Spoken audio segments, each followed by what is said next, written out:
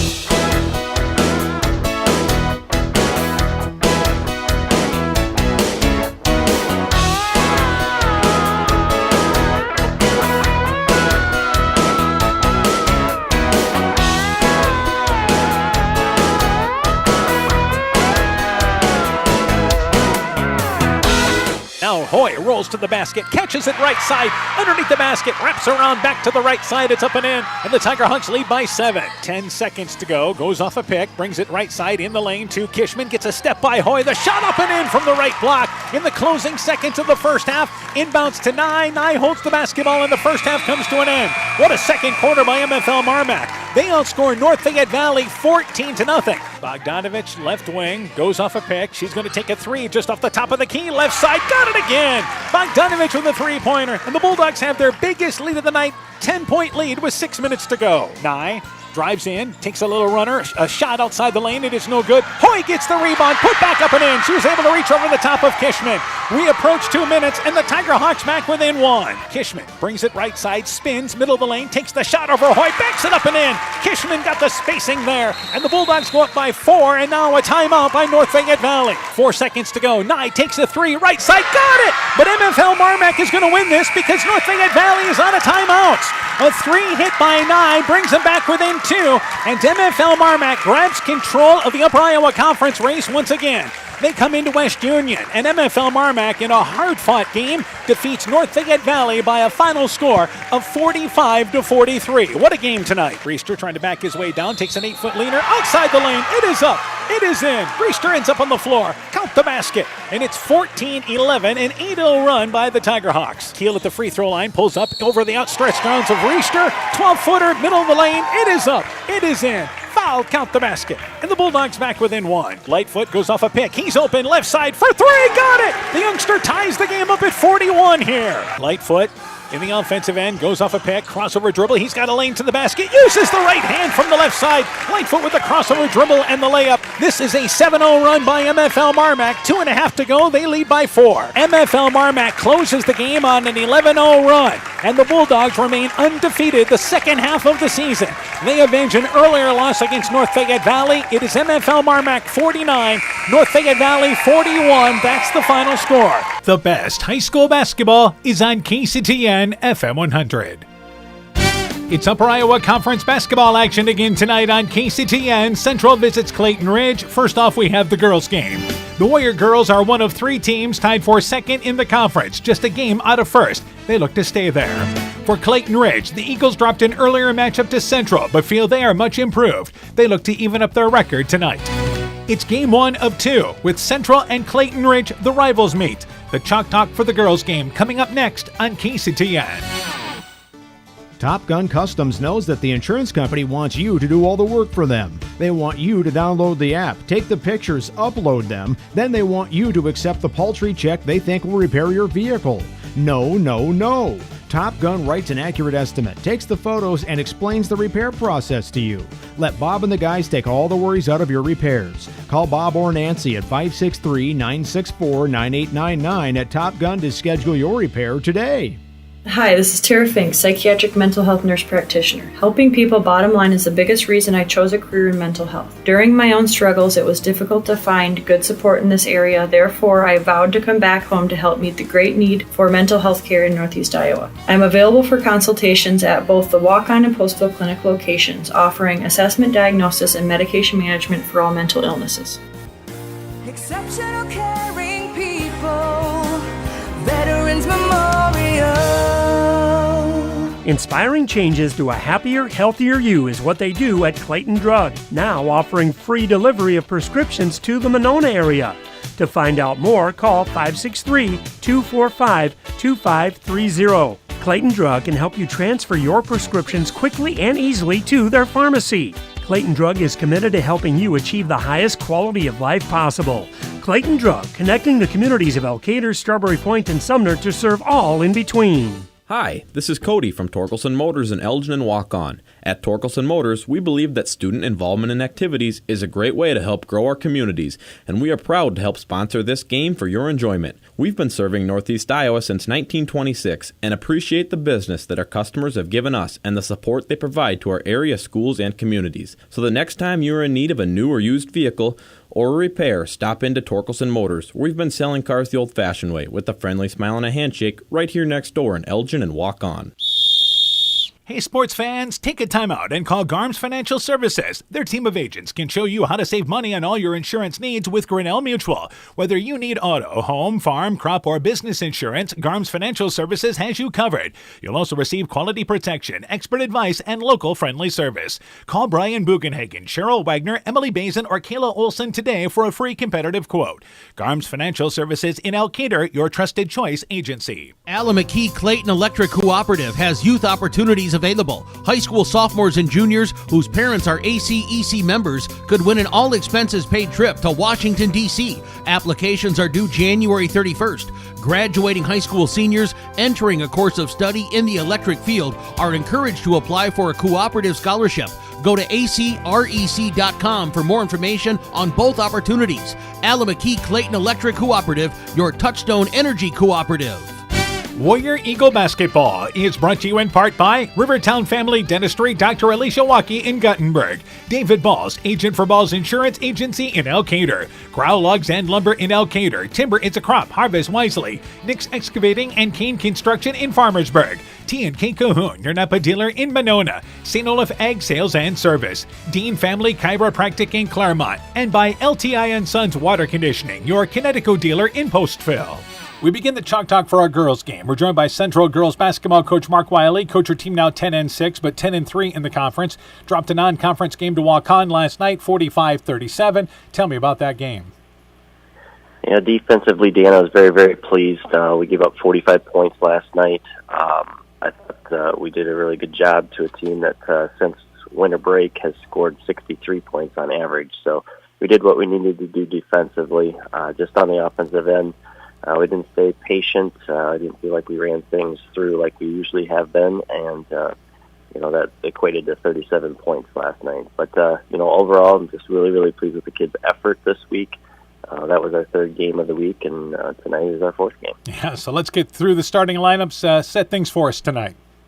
Yeah, we'll continue to start the same five that we have here. But recently, Grace Keel will start for us, along with Briley Erickson, Oakley Armstrong, Ashlyn Sharp, and Gracie Comer. And I know some kids contribute off the bench for you. Yeah, Michaela Erickson and Brooklyn Amston come off the bench for us as seniors. They do a really good job for us, along with our sophomores, Layla Embertson and Katie Royer. All right, played Clayton Ridge early in the season, won a 48-13 decision. What do you kind of remember about that game? I think we dictated things defensively, Dan. Obviously, only giving up that many points, so we got to continue to do that. Got to find our legs tonight and just do a good job of locking them down defensively. They, too, have size like Walk-On did last night, but I thought we did a really good job last night against their size, and that didn't hurt us. So we continue to work on things on the offensive end that maybe we didn't see or do, I guess, against Clayton Ridge the first time. All right, some of the other keys in the ball game for your team tonight then.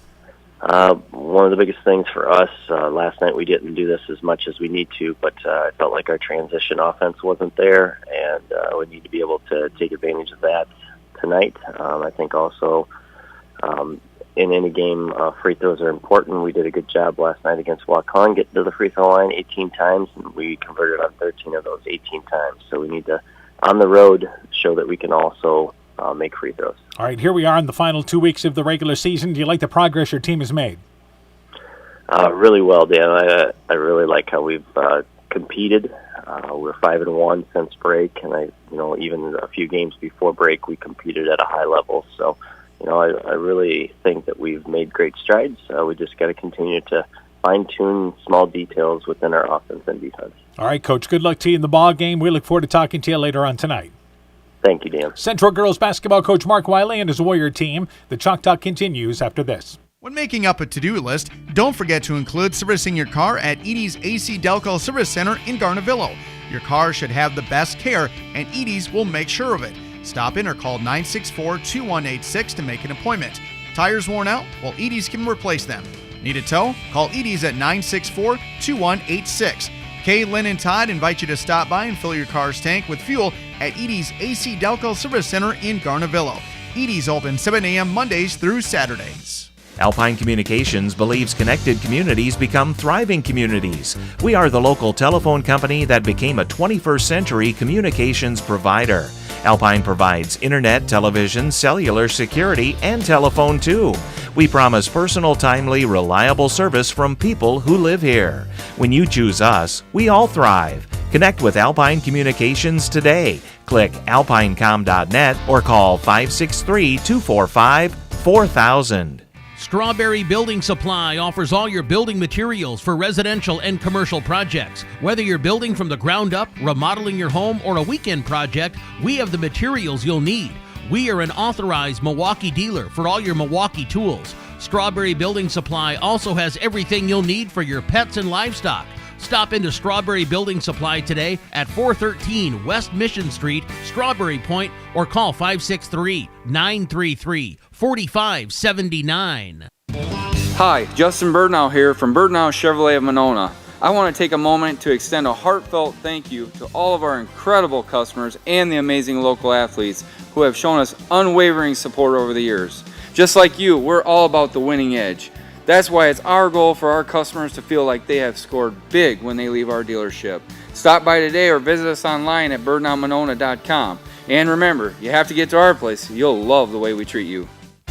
Warrior Eagle Basketball is brought to you in part by Elkader Chiropractic Center, Dr. Jamie Hammersland, Agent Laney Keel, your New York Life Insurance Company agent in Garnavillo, Meyer Collision and Service Center in Guttenberg, Thompson Construction and Monona Overhead Door, TJ's Pizza in Monona and Claremont, Clayton County Recycling of Monona, Farmer Savings Bank of Colesburg, Elkport Garber, Strawberry Point, and Arlington, member FDIC, and by Fisk Farm and Home in Monona, Cresco, and Decorah. We continue the Chalk Talk for our girls game. We're joined by Clayton Ridge girls basketball coach Savannah Czar. Coach her team now 7-9, 5-6 in the conference. Dropped a non-conference game earlier this week to a pretty good Maquoketa Valley team, 57-13. Tell me about that game. Yeah, well, to start the game off, we didn't have two of our normal starters, so it was really hard to come off right away trying to figure out how we were going to play without those two. And we ended up really having some other girls step up and step into their place, but it just wasn't enough. All right, who are those two kids we're talking about there? Alyssa Willie and Morgan Pierce. They were both out for some personal reasons. Yeah, so certainly two of your guards there. Will they be back for tonight's ball game? They will, yes. All right, so some positive there. Let's go through the starting lineup for your team. I will have Katie Geiter, Alyssa Willie, Lola Reimer, Kamaya Millard, and Amira Millard. And some of the kids off the bench for you then. Morgan Pierce and Alyssa Sodawasser have been really good. Morgan will be coming off the bench for us tonight, so something a little different. And then Avery Dean has really stepped up defensively when we need her to, and it's been great. All right, turning our attention to Central. I know you played them very early in the season, dropped a 48-15 decision. What do you kind of remember about that game?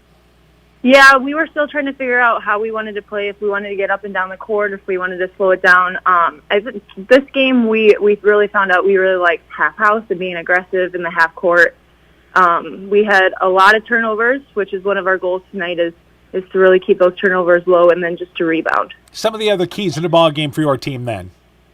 We have been working really hard on being aggressive. We need to start pulling people to stop us to get someone else open. All right. Now, as far as progress, I mean, this is a team that's won 7 ball games so far, 5-6 in the conference. Do you like the progress this team has made? Yeah, it's amazing to see how much we have grown since the beginning of this year, and we've had some different lineups going, but the girls have really bought in and listening to us coaches, and it's great. All right, Coach, keep on moving forward. We look forward to talking to you later on tonight. Thank you. Clayton Ridge girls basketball coach Savannah Czar on her Eagle team. The Chalk Talk continues after this. Mom, yeah, put that on my to-do list. There is more and more on my to-do list every day. I can hardly keep up, and I have to make sure everyone is paid. But who has time for the bills? You know who can help with that? Who? Alcator Tax and Bookkeeping. They not only do taxes, but specialize in bookkeeping services as well. Has your to-do list gotten too long? Want help? Give Alcator Tax and Bookkeeping a call at 563-245-2154.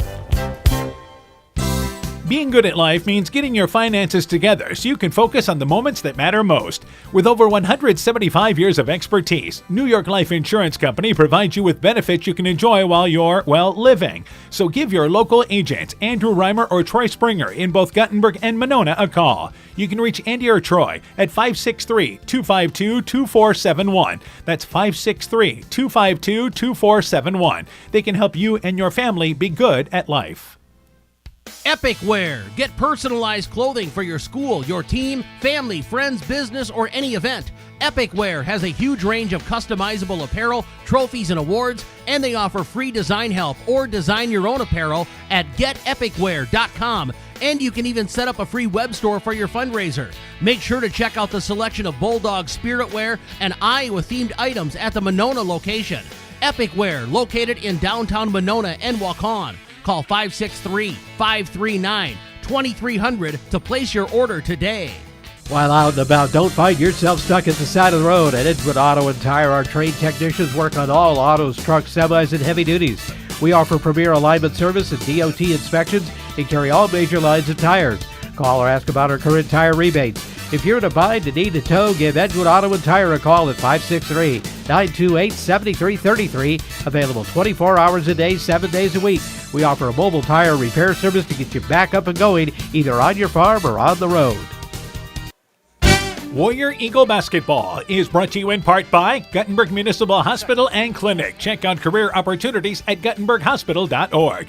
TD Sports Bar and Grill in downtown Elkader. Innovative Ag Services in Elkader, Monona, and Waukon. Adverse Weather Insurance. Jim Furman of Volga, your independent crop insurance agent. Norby's Farm Fleet in Northeast Iowa. Furniture Showcase in Allwine. Lighting Showroom, Flooring, Furniture, and Window Treatments. And by Bacon Concrete in Postville. Good evening once again, everybody. How you doing? Dan Barnes along with Coach Aaron Hammond. Welcome to Clayton Ridge. And it's Upper Iowa Conference basketball tonight with Central and Clayton Ridge. Couple of rivals meeting here tonight. And we have a packed gymnasium for this game tonight. Pee Wee basketball. We've had the Clayton Ridge Central drill team perform already tonight. And yet we're starting on time. But what an atmosphere. We are. We're starting on time, but it's still a full house. All those folks stuck around. So we hope to have a great atmosphere here tonight for a couple of ball games. Central girls a game out of first place, trying to keep their conference title hopes alive. Though MFL Marmac has a favorable schedule down the stretch, but worst case scenario, Central trying to get at least into the runner-up position. They're 10-6, 10-3 in the conference. Clayton Ridge 7-9, 5-6. They've got a chance to get back to 500 in the conference. They do. They've been playing well and getting some victories, and I think they got a tall task tonight. But who knows? If they shoot well at home, Central's off a little bit. Stranger things have happened down here. For Central, they're led by Ashlyn Scharf, who's just continued to increase her scoring, over 14 points a ball game. Briley Erickson, the young freshman, averages 8. Grace Keel chips in with 8. Meanwhile, for Clayton Ridge, they're led by Amira Millard, who did not play in the first matchup. If you remember, she averages over 10 points and almost 9 rebounds a game. Yeah, she's a great weapon for them to have. You've got Alyssa Willie averaging about 8 points, almost 5 rebounds. Katie Geider kicking in about 7 points, 5 rebounds. They've got a lot of girls who can contribute to this, and I think that's what's tough about playing Clayton Ridge. Central averages around 39 points a ball game, but that number has come up as the season has went on, and Clayton Ridge averages 35 points a ball game. As far as turnover-wise, Central, not a bad team. 9 assists, about 13 turnovers. Yes, you like the numbers to be positive, but they're within throwing distance. For Clayton Ridge, they only average about 7.6 assists, but 26 turnovers, and they know that's where it starts for them. Yeah, absolutely. They got to take care of the basketball, and I think that's priority one for them is take care of the ball so you can run an offense and be in this ball game. All right, let's go to Rick Colbert, public address announcer, courtside, with tonight's starting lineups for game number 1 with Central and Clayton Ridge. And he does not have our microphone on. Nope, I don't think he even has it in his hand. Between the Central Warriors and your Clayton Ridge Eagles. At this time, we would like to introduce tonight's kid captains. Our first kid captain is 4th grader Baylin Ludovici. Baylin is the daughter of Melissa and Justin Ludovici. She was selected by her teacher, Miss Hansel. Baylin always shows up ready for the day. She has a positive attitude in the classroom and is always up for a challenge to learn new things. Her hard work ethic and willingness to help others makes her a great example for everyone at Clayton Ridge. Great job showing Eagle Pride, Baylin. Our second kid captain is Brooklyn Schrader. Brooklyn is the daughter of Nicole Richardson and Dane Schrader and was nominated by her teacher, Mrs. Harbour. Brooklyn is such a positive role model for her peers at Clayton Ridge Elementary. Her hard work and determination in the classroom is an example to all. She shows Eagle Pride on a daily basis and is a friend to everyone. Congratulations, Brooklyn. One more round of applause for tonight's kid captains, Baylin and Brooklyn. And now let's meet the starting lineups. For the Warriors, a sophomore, number 0, Oakley Armstrong. And for the Eagles, a senior, number 4, Katie Geider.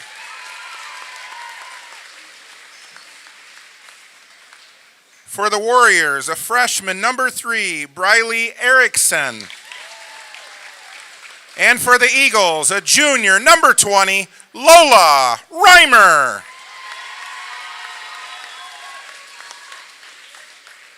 For the Warriors, a senior, number 5, Gracie Kummer. And for the Eagles, a junior, number 22, Alyssa Willie.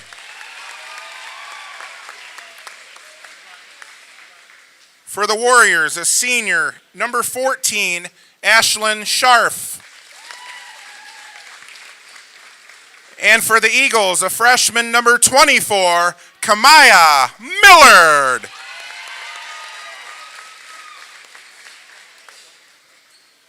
For the Warriors, a senior, number 15, Grace Keel. And for the Eagles, a junior, number 42, Amira Millard. The head coach of the Warriors is Mark Wiley, assisted by Ashley Funk. The head coach of the Eagles is Savannah Czar, assisted by Casey Czar. Ladies and there gentlemen. There you go. Starting lineups, opening action coming up next with Central and Clayton Ridge. Wilkie's in Elkader is Iowa's oldest family-owned grocery store. You'll find Wilkie's 2 blocks south of the Keystone Bridge in historic downtown Elkader. Stop in and enroll for a Wilkie's reward card and receive points every time you shop. Then log on to their website at wilkiesgrocery.com to view the weekly specials, check out your reward points, make out a shopping list, and more. Wilkie's in Elkader, open Monday through Saturday, 8 a.m. till 7 p.m.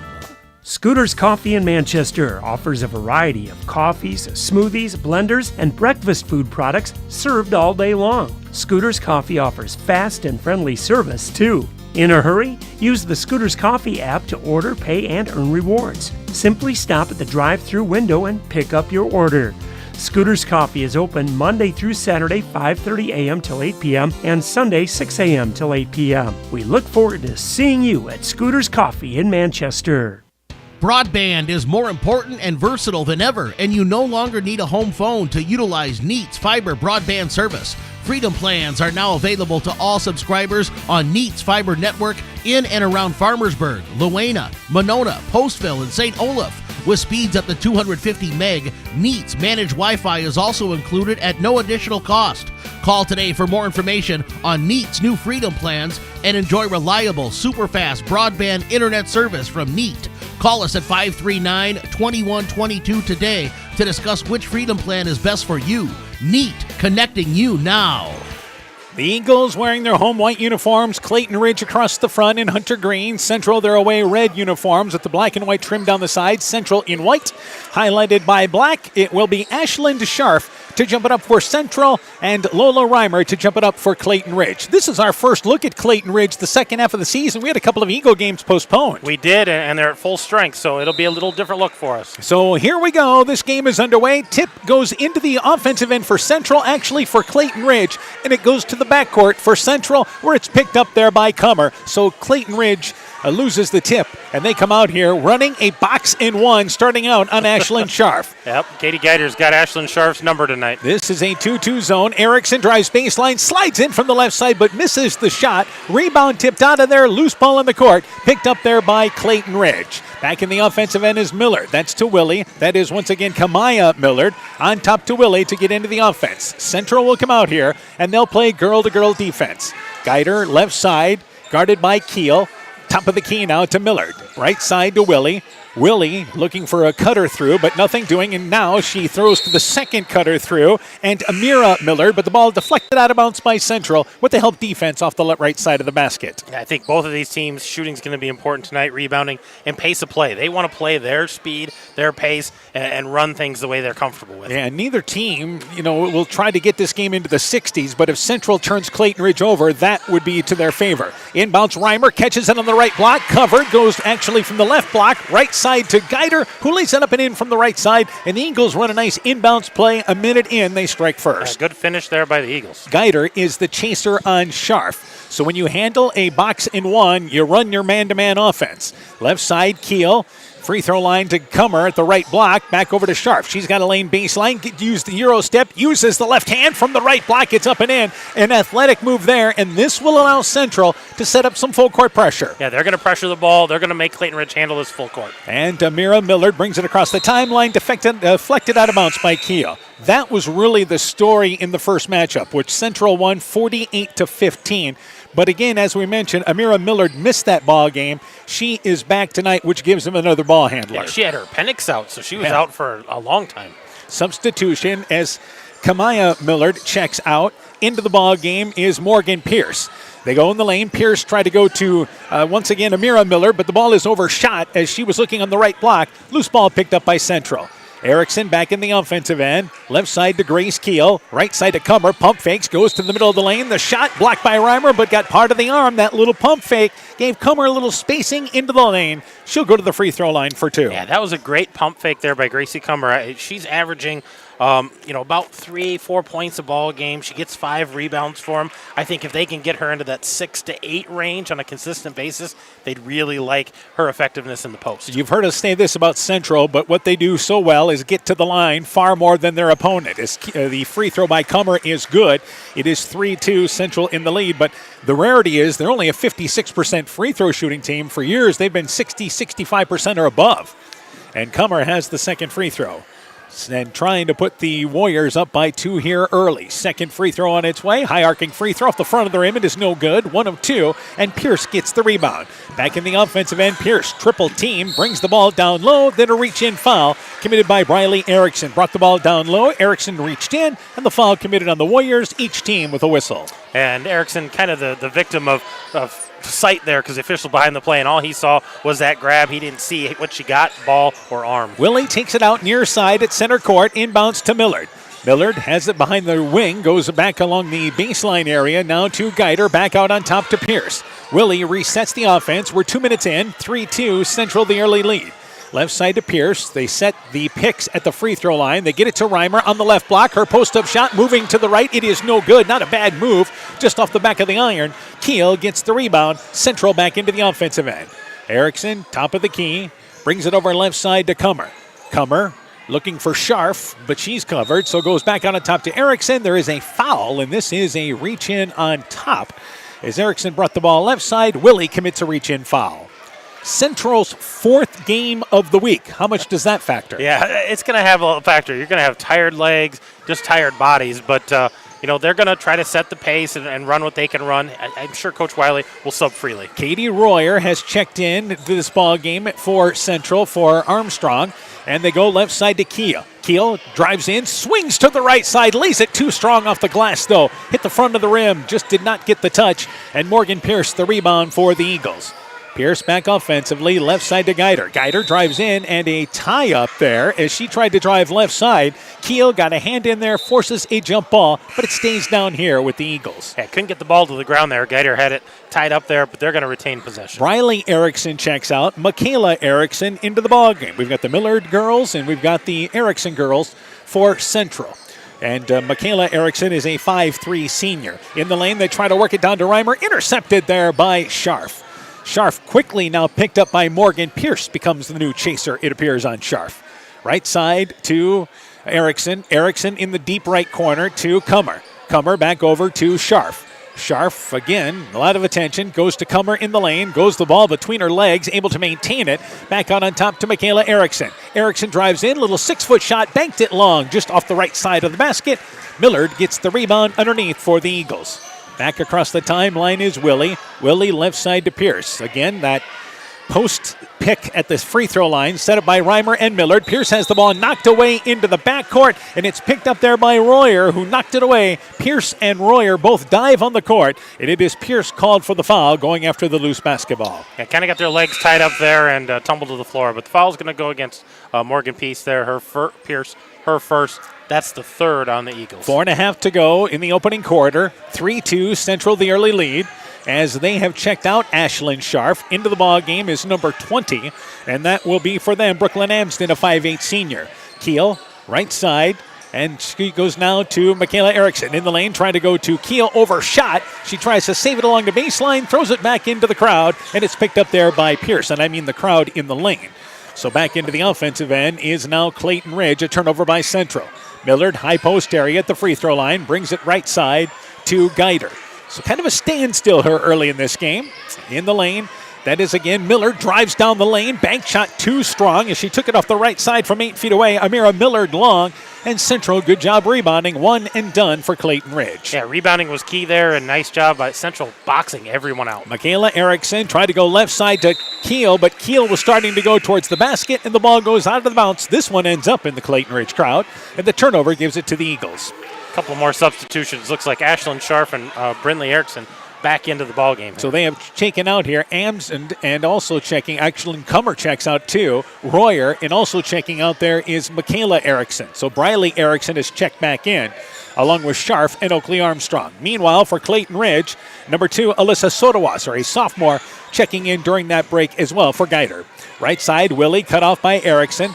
Back over to Amira Millard, right wing. Willie drives baseline, stops, goes left side to Pierce, who's guarded there by Keel along with Armstrong, brings the ball down low and is quickly tied up there. As again on the floor is Pierce along with Armstrong. It is a jump ball. This time the Warriors force the turnover. Both of these teams kind of feeling each other out here. The offense has been just a little sluggish, one and done. Not really a lot of flow here. Somebody's got to get things going, get some offense up on the board. With Ashlyn Scharf back into the ball game, here's the third chaser on her in, once again, Sotawasser. So otherwise it's a 2-2 zone. Left side, Briley Erickson for 3. Popped in and out. Rebound to the left side by Amira Millard for Clayton Ridge. 3 minutes left in our first quarter. We've been standing at 3-2 since the early minute of this game.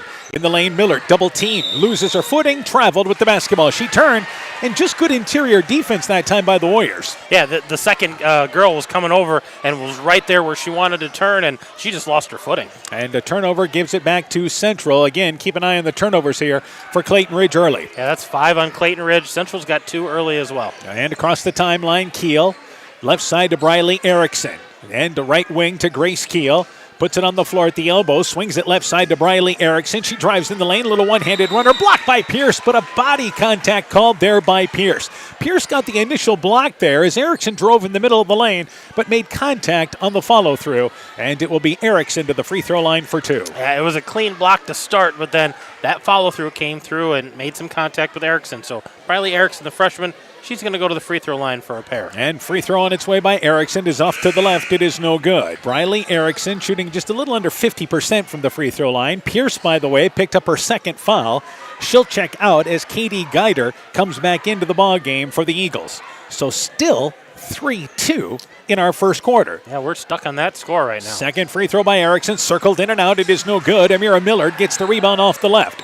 So a good look on that shot by Erickson, but only got it to pop out of there, did not make it. Back out on top to Willie.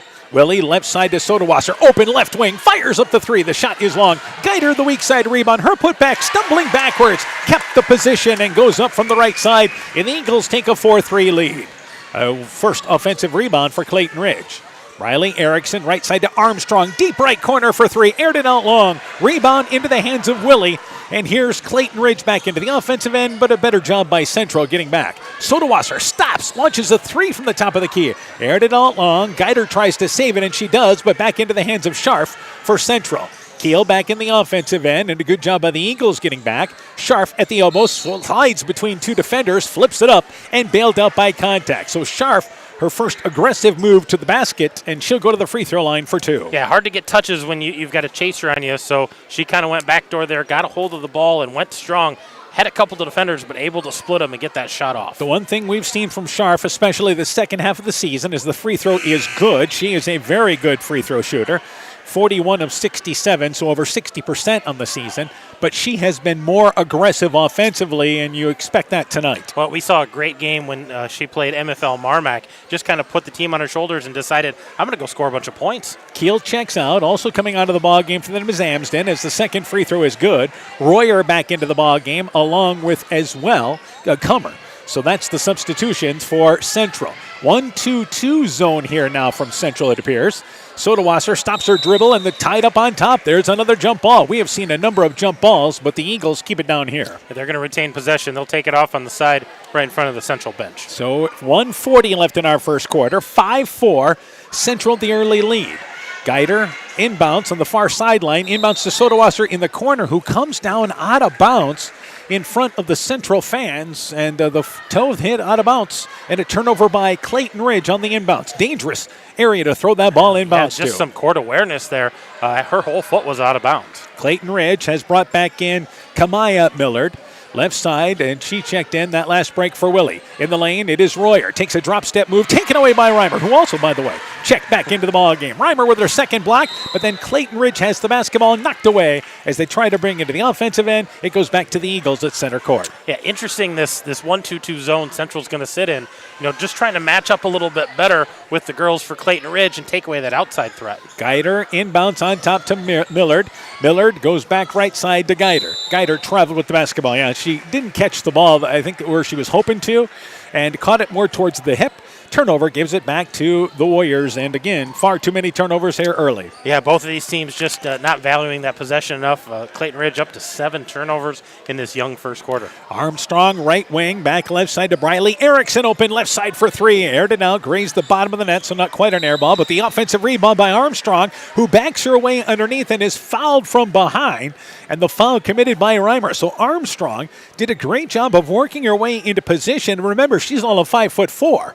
Yeah, she kind of got herself in there to get the shot off and got rewarded with a couple of free throws here. And a chance to add on to the early Central lead. Free throw, it is short off the left. The Warriors getting to the line, but so far not cashing in on a ton of opportunities. That's the second foul on Lola Reimer. That's the 5th team foul here for the Eagles. 1:07 to go in our first quarter.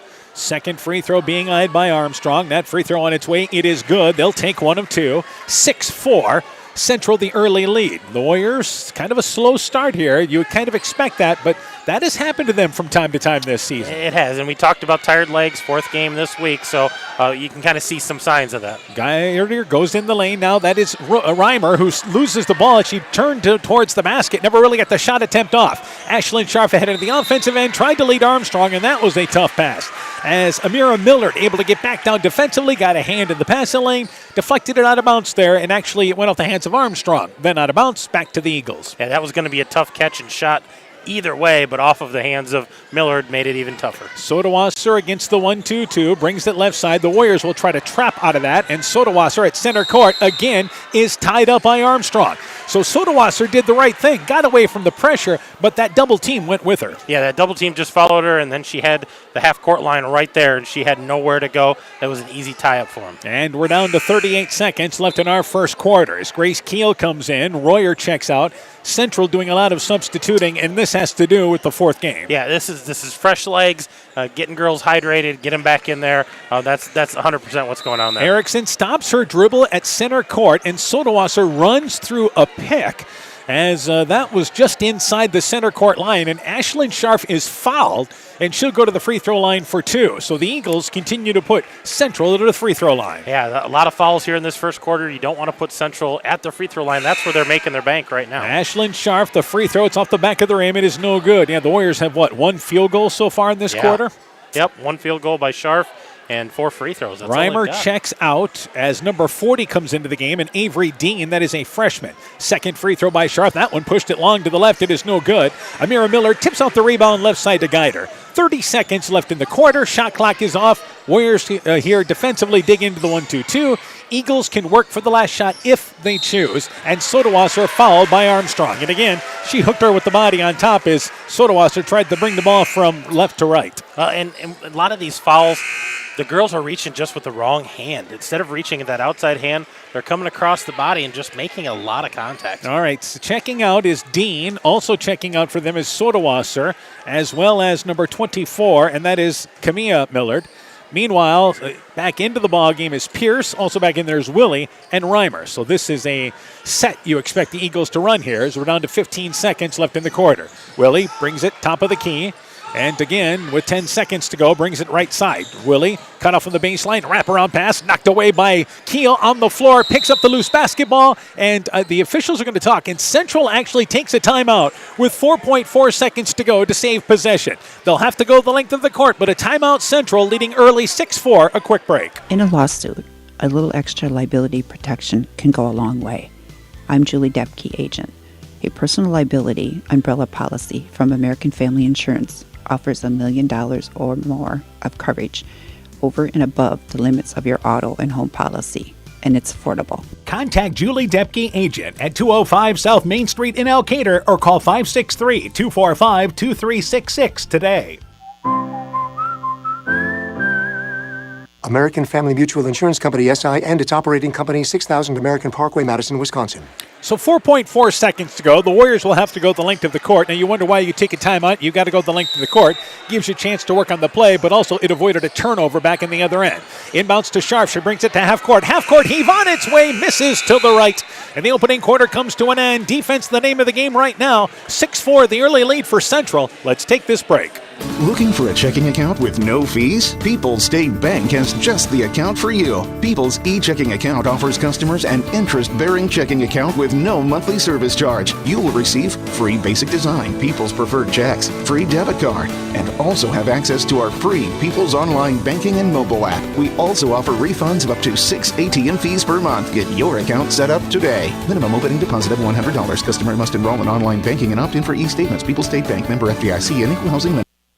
Warrior Eagle Basketball is brought to you in part by Culligan Water Conditioning in Elkader, the Loena Savings Bank, member FDIC, Myers Auto Service in Monona, Bruins and James Insurance, your Grinnell Mutual agent in Monona, Car Auto Group, online at karautogroup.com, and by Rivals Inc., custom gear, screen printing, embroidery, and online shopping at rivalsinc.com. You're listening to Upper Iowa Conference Basketball on KCTN, Garnavillo, Elkader, Iowa.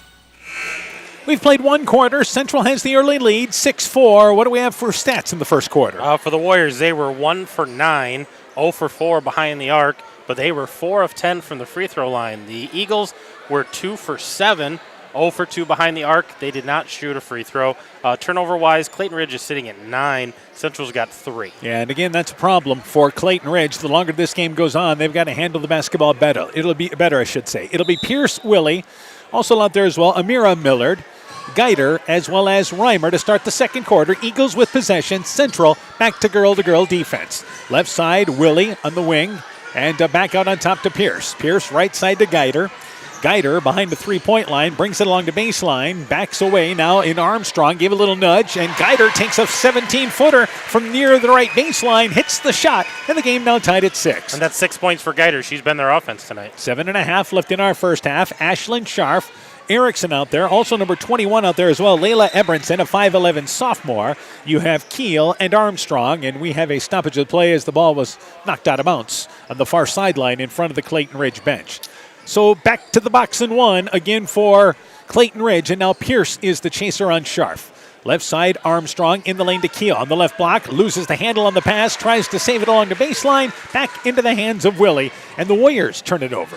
Willie in the backcourt, pressured by Keel, and brings it right side in the offensive end, then bumped into by Armstrong. So Armstrong commits her second foul, and both of them have been hooking a defender, just not getting the feet moved over right defensively. Yeah, Armstrong's got 2, and for the Eagles, Pierce has 2, Reimer has 2. So a few foul concerns out there to start the second quarter. Armstrong checks out as Michaela Erickson checks back in for the Warriors, and inbounds to Amira Millard.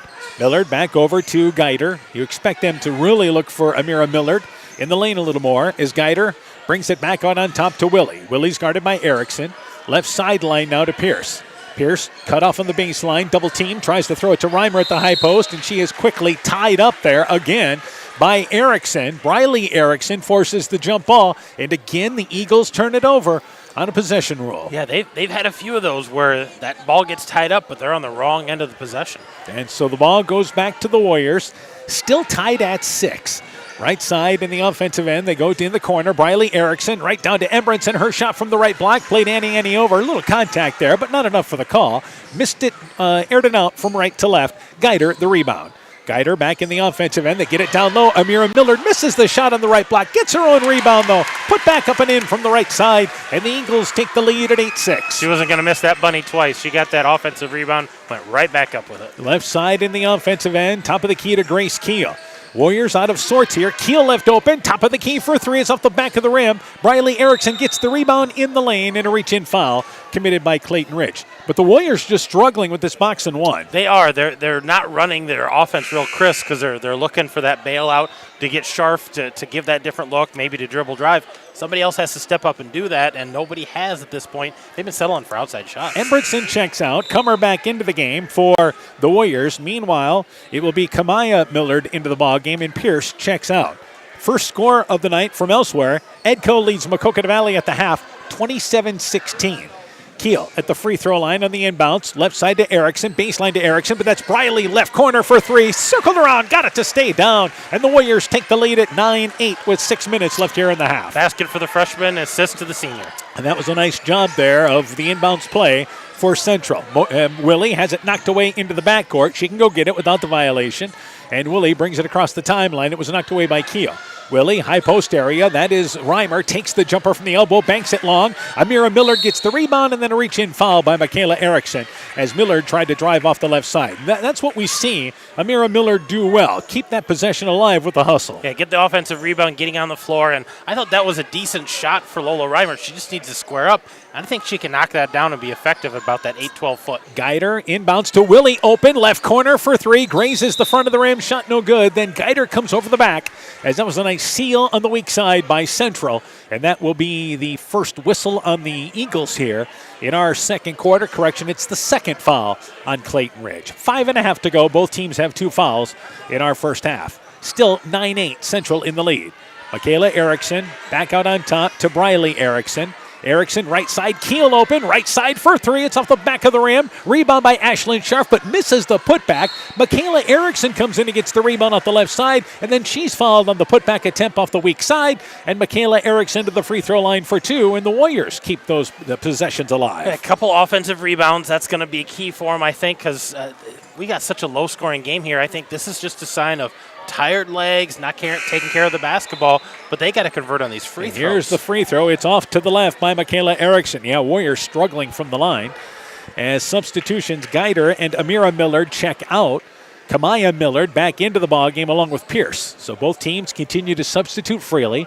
Second foul, by the way, on Amira Millard. Second free throw. It is no good, and Reimer with that length able to go up and get the rebound off the right side. So Pierce brings it back across the timeline, then traveled with the basketball. And those are the turnovers that will drive you crazy. Very light pressure. Wanted to go right side, but just took an extra step trying to get into the offense. Well, picked up that dribble, wanted to get it to a guard, and just drug that back foot before she turned the ball over. And right side, Michaela Erickson in the offensive end for Central. Michaela Erickson lost a handle on it, able to pick it up. Back out on top to Grace Keel. Keel left side to Briley Erickson. Erickson right side to Keel on the right wing. Puts it on the floor. Cut off at the elbow. On top, Michaela Erickson. Top of the key for three. Flat off the back of the rim. Rebound deflected out of there. Ashlyn Scharf gets the rebound. Put back up and in from the right side. And for Ashlyn Scharf, that's been her first basket of this game, correct? Second basket. She had the first basket of the game. That's been her second, but not a lot of opportunities. And that off an offensive rebound. So 11-8 Central in the lead. Right side, Willie. Willie pressured well by Keel. And they go in the lane to Reimer, just off the left block. Reverses it right side to Sodawasser. Back out on top to Willie now here. Willie, high post area, intercepted by Grace Keel. Yet another turnover. Keel leads Briley Erickson, overshoots her, and the Warriors just give it right back. And again, that pass was not there. Yeah, that's a tough pass, even on fresh legs. And back out on top, Clayton Ridge with it, down by 3. 4 minutes left in the half. In the lane to Reimer, keeps it high. Good job. Right side to Sodawasser. Cut off on the baseline, then goes to the wing to, once again, Kamaya Millard. Top of the key. There's Pierce for 3. Airs it out short. The shot is no good, and the ball goes back to the Warriors. So that will allow them to check out Michaela Erickson, and Ashlyn Scharf checks out. Into the ball game for them will be Brooklyn Amsden back in, along with Royer. So 11-8, Central in the lead here as we just kind of plod along in our second quarter. Yeah, nobody really taking charge out here. Nobody, trying to establish anything. Just kind of going through the motions, and here's a foul. Just Sodawasser. Sodawasser. Reaches in and commits. Is that just her second foul? I think that's her second. So it's still the fourth foul on Central here, or by Clayton Ridge. So the Warriors will be in the bonus the rest of the half. Briley Erickson has it left side. In the corner to, once again, Amsden. The ball knocked away, and Amsden dribbled it out of bounds. Good defense by Clayton Ridge in the corner. And, again, too many turnovers for Central as well. Yeah, Central averages about 12, 13 turnovers a game. They're halfway there already with 6, so they need to clean things up a little bit in this game, too. So either team yet to get a good flow going offensively. Sodawasser across the timeline, brings it left side. Cut off on the baseline as Central will switch everything. There's Willie open, top of the key for 3. It's off the back of the rim. Rebound deflected out of there, picked up by Amsden along the baseline. And as Erickson tried to outlet it, there's lots of hands there, and Clayton Ridge deflects the ball away. They steal it away. Sodawasser stops on the wing for 3. Aired it out, and getting the rebound was Pierce trying to save it along the baseline. And that is an errant shot by Clayton Ridge off the mark. And I think the Eagles would rather work the ball a little quicker. Well, that was a great turnover that they got and got it back in the offensive end. But they didn't really have numbers, so they didn't have rebounders, and it was a quick shot. Didn't really have her feet under her. Ashlyn Scharf back into the ball game for the Warriors. And right side, Scharf goes off a pick. Left wing to Amsden. Inside 3 minutes to go here in our half. They try to go in the lane to Keel, and here's an errant pass again. Another turnover by Central. And back in the offensive end is Willie. We are close to having more turnovers than points. Absolutely. Left side, Sodawasser in the lane to Reimer. Double teamed on top to Millard. Right side to Willie. Willie brings it along the baseline. In the lane to Pierce. Pierce double teamed, able to get a little spacing, and they're going to call an offensive foul on Pierce. She brought the elbow up, and Cummer took that one there to the face. And that is the third foul on Morgan Pierce. Yeah, she's probably going to come out of the game here. Geider's going to check in. Pierce is going to check out with those 3 fouls. Yeah, it was inadvertent. It wasn't by any stretch of the imagination malicious as Amsden checks out. Embretson comes back into the ballgame. It's still 11-8. But again, that's the 5th foul. We're not shooting because it was an offensive foul. Cummer in the corner, on top to Scharf, deflected right back into the hands of Cummer. Cummer with it now, brings it back out on top to Embretson. Embretson to Keel. Keel, right side, trying to go in the lane, and again, Embretson was cutting one way, the ball went the other, and the Warriors turn it over again. Guider back in the offensive end to Willie. 2 minutes left in a sluggish first half. Willie drives right baseline, cut off there, wrap around pass to Guider on the left block, goes towards the middle of the lane, but traveled going into the shot. And stop me if you've heard this before, another turnover. Well, the score up there says Central has 11 and Clayton Ridge has 8, but on my score sheet, Clayton Ridge has 14 turnovers, Central has 10 turnovers. So as I mentioned, it has been a turnover-plagued first half. Across the timeline is Keel, which surprises you here as we're in game number 17 for both these teams. Grace Keel, right side. That is Royer open. Right side for three. It's off the back of the rim. Rebound knocked away there, I believe, off the hands of Clayton Ridge as it goes out of bounds in the far left corner. And the Warriors will take it out of bounds in front of the Clayton Ridge cheerleaders. Well, and I know we keep talking about tired legs, but at this point in the season, you should have your wind, you should have your legs, you should be able to just go out and play, and it's just been sluggish on both ends. Amira Millard checks back into the game for the Eagles. Meanwhile, for Central, they have brought back into the ball game for them in number 3 and Briley Erickson. So 90 seconds to go in our first half. Back out on top, it is Briley Erickson against the 2-2 zone. Guider, now the chaser on Ashlyn Scharf. Keel drives down to the right side of the lane, flips up the shot. It is no good. A good drive, one of the best drives they've had tonight. Rebound by Clayton Ridge. Back into the offensive end is once again Willie. Willie, left corner area to Guider.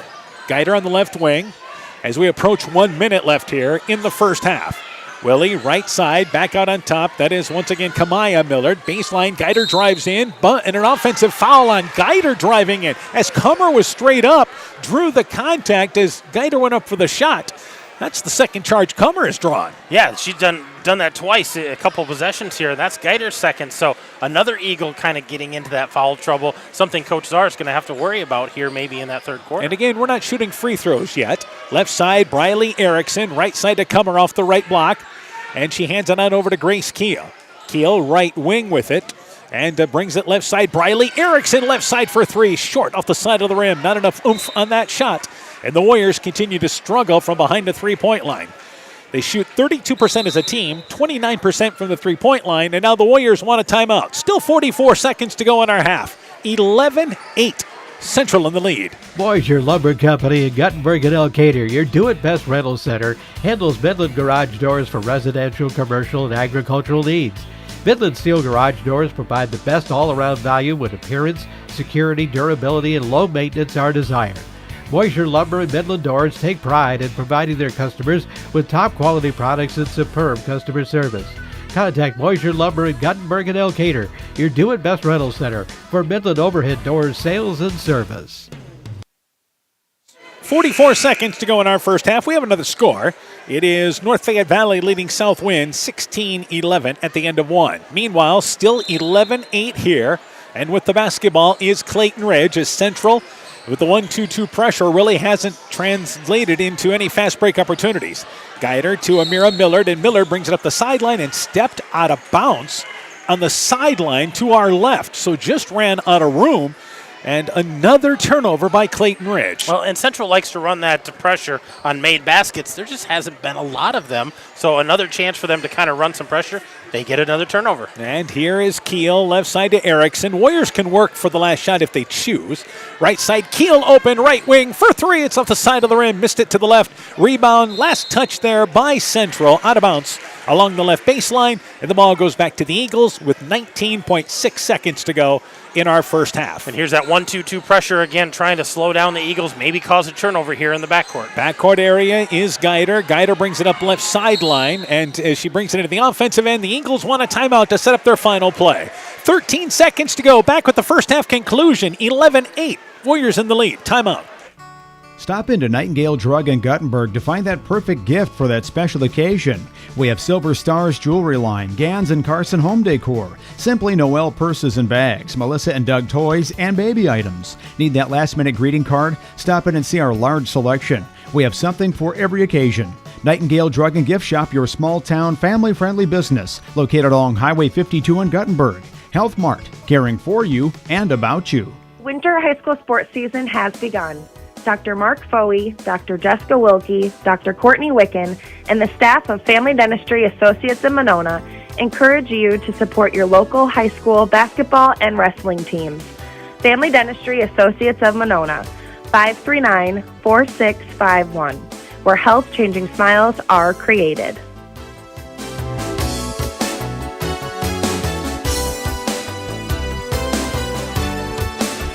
13 seconds to go in our first half. Eagles setting up their final play, and again, a chance to get a little closer here. They'll take it out in front of the central bench. Geider inbounds, has to go to the backcourt to get it inbounds to Willie at center court. Willie loses the basketball, picked up though in the backcourt, and they're going to call over and back, saying that Central did not knock it into the backcourt. So a turnover. Eagles don't even get into their play, and the Warriors maybe the last shot with 7.9 seconds to go. I think that was the contact between Grace Keel and Willie that caused that ball to jar loose. Not a touched ball. Inbounds to Keel, 7 seconds to go. Keel goes off a pick, right side covered. Ashlyn Scharf brings it over on the right wing, fires up a three. It's off the side of the rim, and the first half comes to an end. Central leads Clayton Ridge 11-8 at the half. When we return, first half stats and more. You're listening to high school basketball from KCTN Sports. We know that potential is greatly enhanced through hard work and dedication. At Viafield Cooperatives, we promise to provide innovative products and dependable service to help you meet and exceed your potential. From agronomy to energy, grain to feed, Viafield is excited to provide growing opportunities for both producers and consumers at 18 locations throughout northern Iowa and southern Minnesota. Want to learn more about Viafield? Go to viafield.com. Viafield is a proud supporter of our local student athletes. Stronger, farther, faster. It all starts with good nutrition. Clayton County Farm Bureau is proud of our livestock farmers who provide high-quality protein needed to fuel our young athletes. The ultimate pre- and post-game fuel-up can be found in meat and dairy foods grown right here. Meat and dairy are natural sources of essential vitamins that support health, energy, and performance. We know our student athletes are the real deal, and Iowa's livestock farmers are committed to helping them reach their goals. To learn more, visit realfarmersrealfoodrealmeat.com. It's pretty unusual for a bank to be 100% employee-owned. And Freedom Bank wouldn't have it any other way. Employee-owned means we're not just your bank. We're your friends and neighbors. We value being active community partners, and we believe in donating generously to local causes. We empower success, not just for our customers, but for our communities as well. Visit Freedom Bank in Elkader, Monona, Postville, Waukon, and Decorah, or online at freedombnk.com. Member FDIC. This is Chris Holbert, General Manager of Hall Roberts Son Incorporated in Postville. We would like to wish the area student athletes both a safe and successful sports season. We have been a community-based company since 1864, servicing and supporting the area ag industry with products necessary for daily success. We look forward to continuing to serve and support both the ag industry and high school athletes in our surrounding communities. Thank you and good luck from the families at Hall Roberts Son.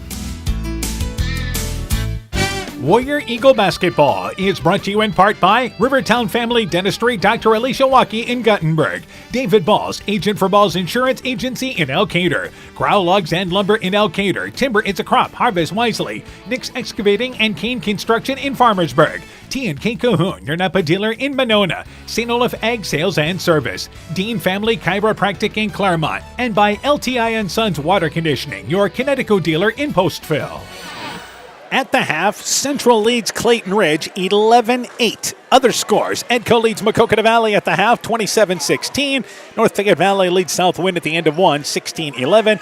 We expect updates from West Central and MFL Marmac, Keyhigh Postville, and also Starmont Springville tonight. We turn things over to Coach Aaron Hammond. Let's go through the individual totals. Let's start with Central. Central's led by Ashlyn Scharf with 6 points, Riley Erickson with 3 points, 1 point each for Oakley Armstrong and Gracie Kummer. They shot 1 of 12 behind the arc, 2 of 9 inside. Overall, 14% from the field, 4 of 12 from the free throw line for 33%, and 9 turnovers. Yeah, so for Central, they've had some opportunities to expand on this lead, but they've taken far more three-point shots than two-point shots in this ballgame, 12 threes compared to 9 two-point shots. And Ashlyn Scharf has earned all of her 6 points. Absolutely. She's only taken 4 shots and made 2 of them. So she's doing what she can do. Let's go to the totals for Clayton Ridge. 2 girls in the scoring column. Katie Gator's got 6 points, and Amira Millard's got 2 points. They are 4 of 15 overall, 0 of 6 behind the arc. So 4 of 9 from the field is 44%, 22% overall.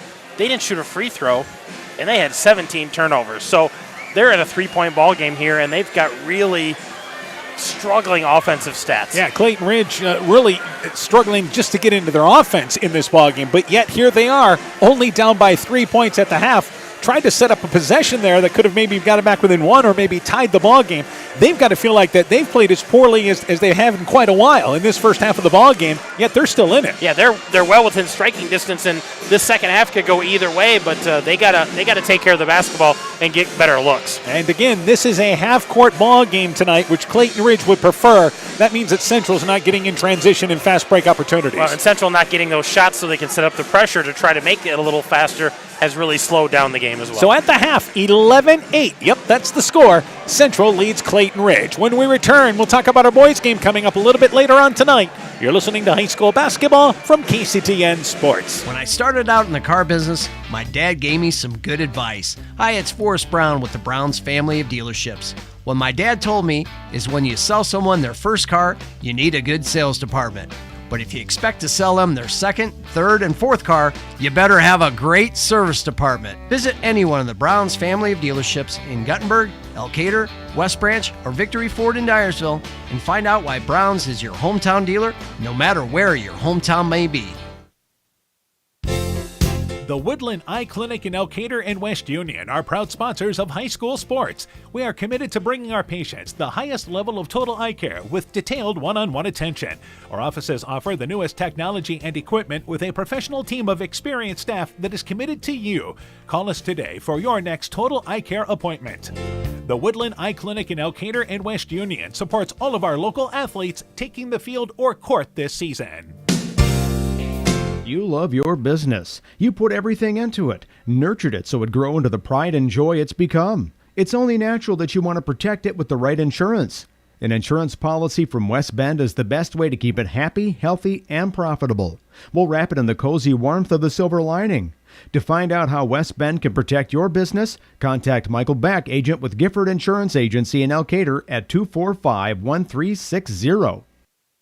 No trip to Northeast Iowa is complete without a visit to the Turkey River Mall in Elkader. Browse and shop through 4 levels with over 14,000 square feet of purely unique shopping. You'll discover an eclectic mix of old and new, including antiques, jewelry, high-end and resale clothing for kids and adults, furniture, art, books, toys, crafts, rocks and minerals, and think custom apparel. Visit our updated website at turkeyrivermall.com or like and share our Facebook page. Top Gun Customs knows you can fill the deer tag well out of season. If you've tagged that prize buck, pull up to the stoplight at Top Gun in Garnavillo. That's it. Bob and his technicians have been repairing vehicles for over 45 years. We write the estimates, take the photos, and deal with the insurance company for you to ensure your vehicle is repaired quickly and, most importantly, safely. We also have free loaners or rental vehicles. Call Bob or Nancy at Top Gun to schedule your repair today. 563-964-9899.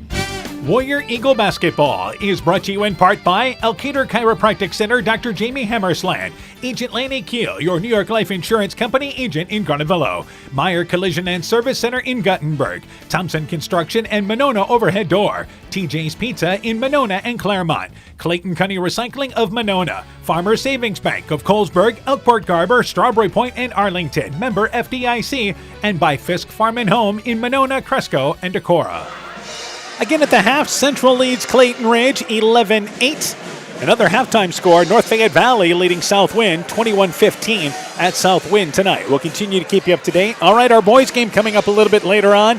And that was a ball game that Central won 32-29 over Clayton Ridge, which they hit a 3 in the closing seconds to force overtime and then hit the only three-pointer in overtime to win 32-29 in a hard-fought first matchup. Yeah, that's one of those where the Clayton Ridge boys had things kind of under control for the majority of the game, and it just kind of started slipping, and Clayton Ridge tied it to go into overtime, and their first lead legitimately was that overtime win. So look for another exciting matchup between those two teams again. The Eagles, they're a team that they've struggled offensively, and Central has too from time to time, but both teams are so young. Eagles have really dealt with some injuries this year as well, which hasn't helped out them.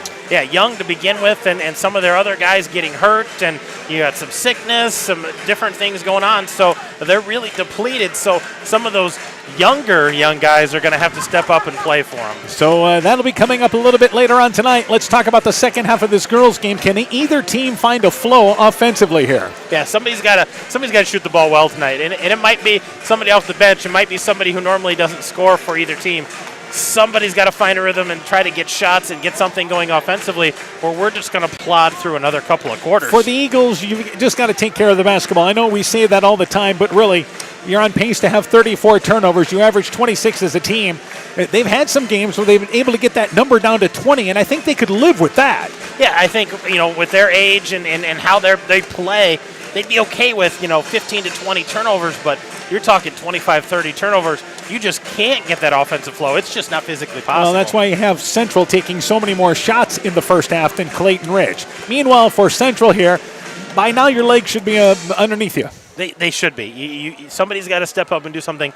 And Sharp's they're doing a nice job shielding her. Clayton Ridge has been hounding her, so somebody else has to knock down a basket.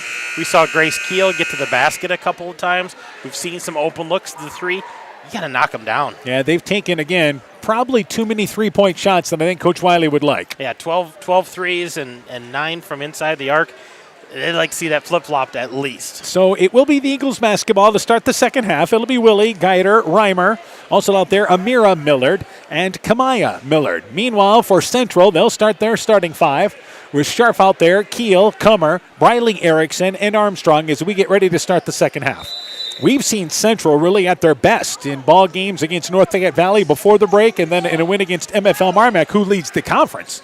In the lane, they go down low. That is, again, Amira Miller trying to back her way down. Covered, goes in the middle of the lane to Reimer, who misses the 6-footer. Facing the basket, just pushed it to the right, but that was a good look on offense. That was a good look. That was a little high-low there, just not able to finish. But again, you got it into the lane to get to where you wanted to offensively. Left side, Armstrong, as they continue the box and one. They run an alley-oop screen to Kummer, catches it right side. Nice set by Central as they run a set out of the break. And it's 13-8, the alley-oop work to the right side. Nice little pass there. Great job screening for Kummer to get her open on the backside. So a 5-point lead is the biggest for either team here. And Kamaya Millard knocked away by Armstrong, then back into the hands of Millard, who travels with the basketball. And again, you didn't get into your offense, and there's a turnover. Yeah, just not able to get that, got that pass back and kind of gets flustered, shuffled the feet there and not able to do anything. Substitutions as Kamaya Millard and Geider check out. Into the game is Sodawasser and also Morgan Pierce. Keep in mind that Pierce has those 3 fouls, so keep an eye on that. Yeah, she needs to play clean here in the second half. And by the way, left side in the offensive end, Sodawasser's now the chaser on Ashlyn Scharf. Driving in, Briley Erickson takes the shot, partially blocked by Reimer, gets the rebound, put back, blocked by Reimer. That's her 4th block. Rebound pulled down by Clayton Ridge. Left side, Pierce in the offensive end, and guarded by Keel. Warriors have pretty much went girl to girl much of the night. Sodawasser, right side to Pierce, over the top. They get it in the lane. That is Amira Millard. Spins back right side, but misses the shot. Again, nice move towards the right side, but probably drifted a little bit. Pushed it to the right. Warriors the rebound. Yeah, she had to gather herself, and it took her out of good position to shoot it. Keel, right side. Briley Erickson on the wing. Ashlyn Scharf trying to post up, and she's really being double-teamed on the block. Back left side, the pass to Keel. Overshot, but it was deflected by Clayton Ridge. Warriors will take it near the end of their bench. And again, Sodawasser's the chaser on Ashlyn Scharf, and again, doing a good job of keeping the ball out of her hands and limiting her touches tonight. Back out on top, Grace Keel as the Warriors get into their set. And right wing to Briley Erickson. Erickson, you really see them trying to look for Ashlyn Scharf in the lane, but again, she's doubled. Scharf drives right baseline, feeds it back to Armstrong, but too close. The ball deflected into the hands of Willie. The Warriors turn it over, so too close, too hot to handle. Back right side, the Eagles turn it right back over. As Willie tried to go right side, and it was intercepted by Central. Keel drives in, gets a step by Reimer that time, brings it back towards the left, lays it up and in, and the Warriors some breathing room now at 7. And here's their full court 1-2-2. Put some pressure on the Eagles again. And a 7-point lead in this ball game as a timeout's taken by Clayton Ridge. A 7-point lead seems huge right now. In a good timeout taken by the Eagles. Suddenly down by 7 as we start the third quarter. Let's take this break. We are happy to announce we are once again performing cataract surgery right here at home. This is Jessica Jones, surgery supervisor. We welcome Dr. Cancel from Gunderson, who performs this surgery monthly at our local surgery suite and holds consultations at Gunderson Eye Clinic, Waukon. Dr. Cancel is a wonderful addition to our surgery team, and we're so happy he's here. Call us today for more information. Inspiring changes to a happier, healthier you is what we do at Clayton Drug. We are committed to helping you achieve the highest quality of life possible. We are a full-service pharmacy offering services such as med packing to your home or mail delivery and online prescription refill. We also offer a cash pricing program on name brand and generic prescriptions. Call 563-245-2530 to find out more. Clayton Drug, connecting the communities of Elkader, Strawberry Point, and Sumner to serve us all in between. Timeout taken by the Warriors as Central, really the first time in this ball game that we've got some flow going, and it is the Warriors scoring 4 points in the first 2 minutes plus of our third quarter. Yeah, kind of taking control a little bit, and Coach Czar says, let's take a timeout, let's regroup here, get the ball on the side, run some kind of offensive set, try to get back into this. Another score to pass along at the end of 3. Edco's lead was 11 at the half. It's been trimmed to 2. 32-30, Edco leads Maquoketa Valley as they start the fourth quarter there. Meanwhile, we're in the third quarter here. Willie in the offensive end. So the Eagles down by 7, needing a basket. Amira Millard traveled with the basketball. Caught it off the left block towards the middle of the lane, outside the lane, but then moved the feet as she tried to back her way to the basket. And just to shuffle the feet, and there's your offensive set gone, and you got to start us from scratch again. Keel back in the offensive end, right side to Briley Erickson. Erickson brings it over, top of the key, left side to Keel. Keel, and again, right side to Briley Erickson. Puts it on the floor. It's Armstrong. Takes a little 15-footer from the elbow. A running shot that was well short. Aired it out, and the ball goes back to the Eagles. I think you like that shot if she stops and fires it. Get your feet under you and go up and elevate. Don't try to shoot it on the run. And that's the old 6-on-6 days type shot there. Right. Backcourt area, Mira Millard knocked away by Armstrong, but picked up by Millard. Millard brings it into the offensive end for the Eagles. Right side to Willie. She's open right side. Fires up the 3. Got it. First basket of the second half for the Eagles. And they're back within 4 at the 5-minute mark here in our third. And good recognition there by Millard. Seeing Willie, nobody had picked her up in the corner. Gets a wide open look. Back offensively Central with Briley Erickson. On top to Armstrong. Armstrong right side to Grace Keel. Keel brings it right baseline. Goes to the left sideline to Erickson. Knocked away by Willie, but Willie got her on the arm. Foul there on the diagonal pass along the baseline area. And the ball goes back to Central at the left side of the basket. Well, and that was a great pass for Willie just to take away, but she stuck that other arm out right on Briley Erickson. That's what got the call, not the steal. It was the body with the other hand. And the third foul on Alyssa Willie, so she'll check out along with Sodawasser. Kamaya Millard into the ball game. Back in there as well is Geider. Inbounds to Armstrong in the corner. Briley Erickson, deep left corner for 3. Got it! And the Warriors equaled their biggest lead of the night at 18-11 here in the third quarter. These two teams exchanging threes there, so we're right back to a 7-point They ball try to lead Amira Millard in the offensive end, but overshot at center court. Loose ball picked up by the Warriors. Grace Keel goes left side to Briley Erickson. Erickson at the right elbow, pulls up, little one-handed runner, got it to settle down just inside the right elbow area from about 12 feet away, and the Warriors extend it to a 9-point lead. And here's that pressure again that slows down the Eagles, speeding them up, but slowing them down as far as their offense. Pierce double-teamed to the backcourt, falls down, but is able to somehow get the ball to Geider, then a reach-in foul committed by Grace Keel. So that's the best we've seen the Central defense kind of dig in there, and the Eagles will take it out of center court. It's like Coach Wiley maybe challenging those girls, hey, we're struggling offense. We don't have legs. Go out and do it with defense. Play with some heart out there. Maybe you get some turnovers and some runouts and extend this lead. Armstrong checks out. Royer into the game for Central as we approach the halfway point of our third quarter. 9 points put on the board by Central in the first 4 minutes of the third quarter after scoring 11 in the first half. Geider left wing to Amira Millard. Millard on top to Kamaya Millard. And back over to Pierce on the right wing. Eagles in the lane. Amira Millard backs her way down. Her shot from the right block circled in and out. Reimer the offensive rebound. Put back. It is up. It is in. Foul. Count the basket. and the Eagles back within 7. And that's the first time we've seen so much flow out of the Eagles. Running their offense, reversing the ball, cutting to the basket, got a good look out of Millard. That thing rimmed in and rimmed back out, but a great offensive rebound by Reimer, getting her first 2 points and a chance at a three-point play. Free throw, it is off the side of the rim. It is no good, and the rebound pulled down by Comer, so it remains a 7-point lead. Scharf passing a lot of traffic, but it's caught there by Royer, who banks it up and in off the left block. Royer kept the ball high, and the Warriors answer back in the offensive end up by 9. Pierce stumbles. Geider getting an inbounds, throws it away, intercepted by Keel. Geider knew the 5-second violation was coming quick. Scharf, top of the key, left side to Briley Erickson. Erickson against the 2-2 zone, left side to Grace Keel. In the lane, Comer on the right block, swings it top of the key. That's Briley Erickson for 3. It's off the back of the rim, had a good look. Comer tipped out the rebound there for the Warriors, but into the hands of Geider. It remains a 9-point lead for Central. Back across the timeline here is Clayton Ridge, right sideline, and having the ball taken away is Kamaya Millard, taken away by Erickson. She's got a layup, left-handed layup, good form.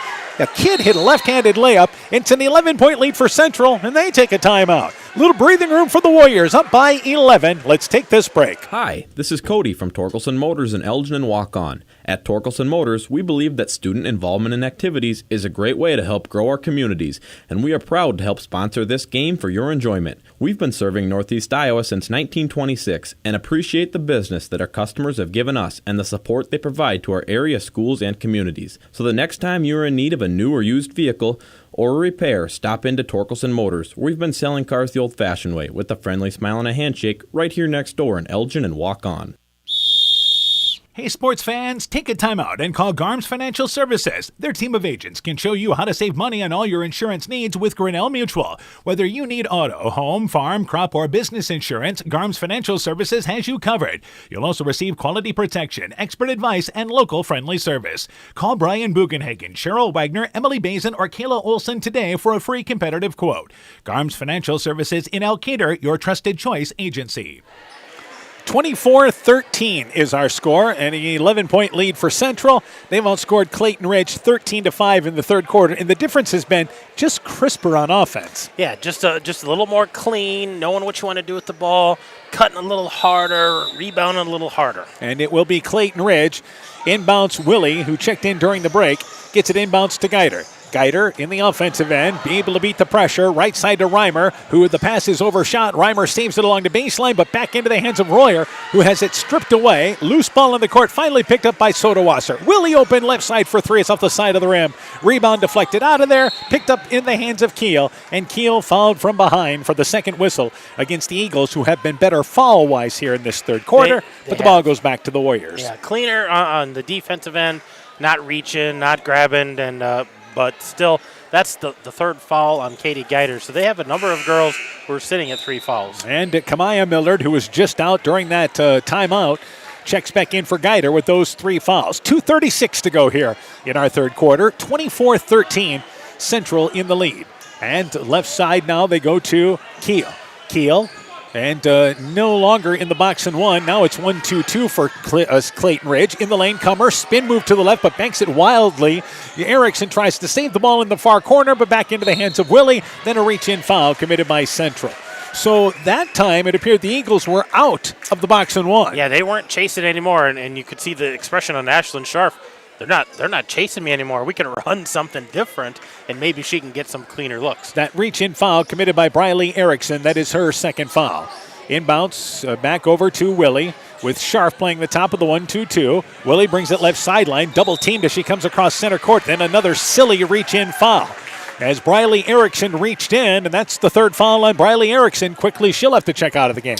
Yeah, that was a quick 2 fouls for her, so that's going to send her to the bench probably for the rest of this quarter. All right, substitutions. Royer, Comer all check out along with Briley Erickson. Michaela Erickson back in there. Embretson back into the ball game, as well as number 20, and that once again is Brooklyn Amsden.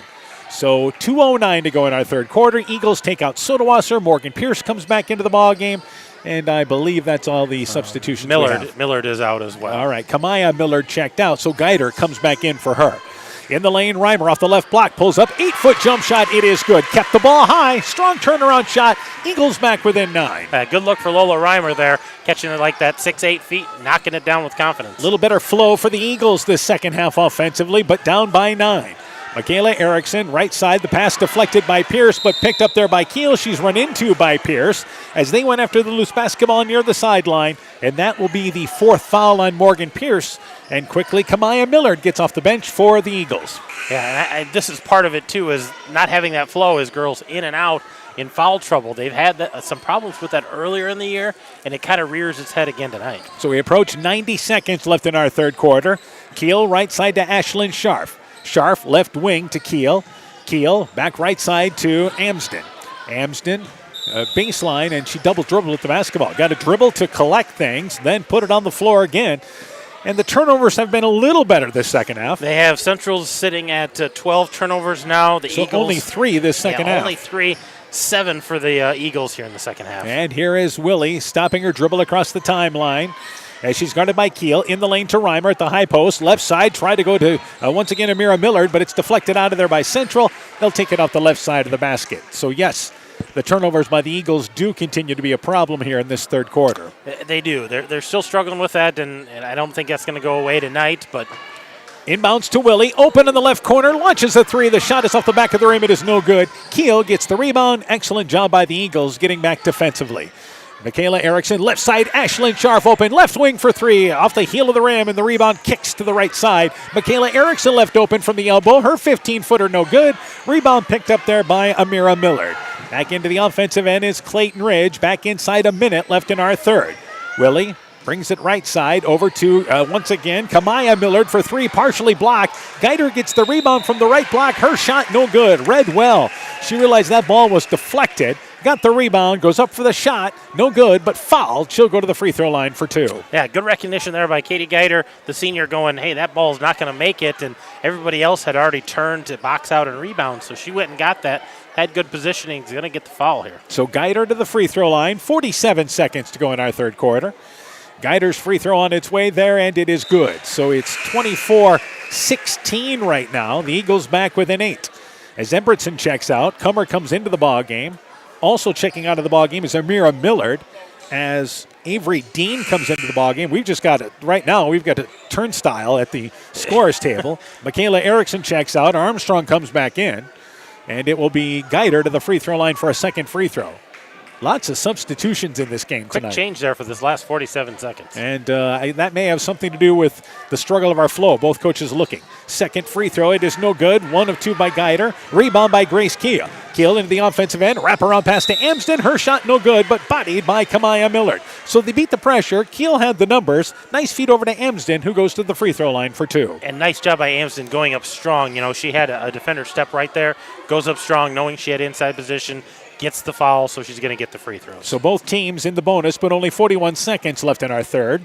And Amsden to the free throw line on its way. It is good, and it's 25-16.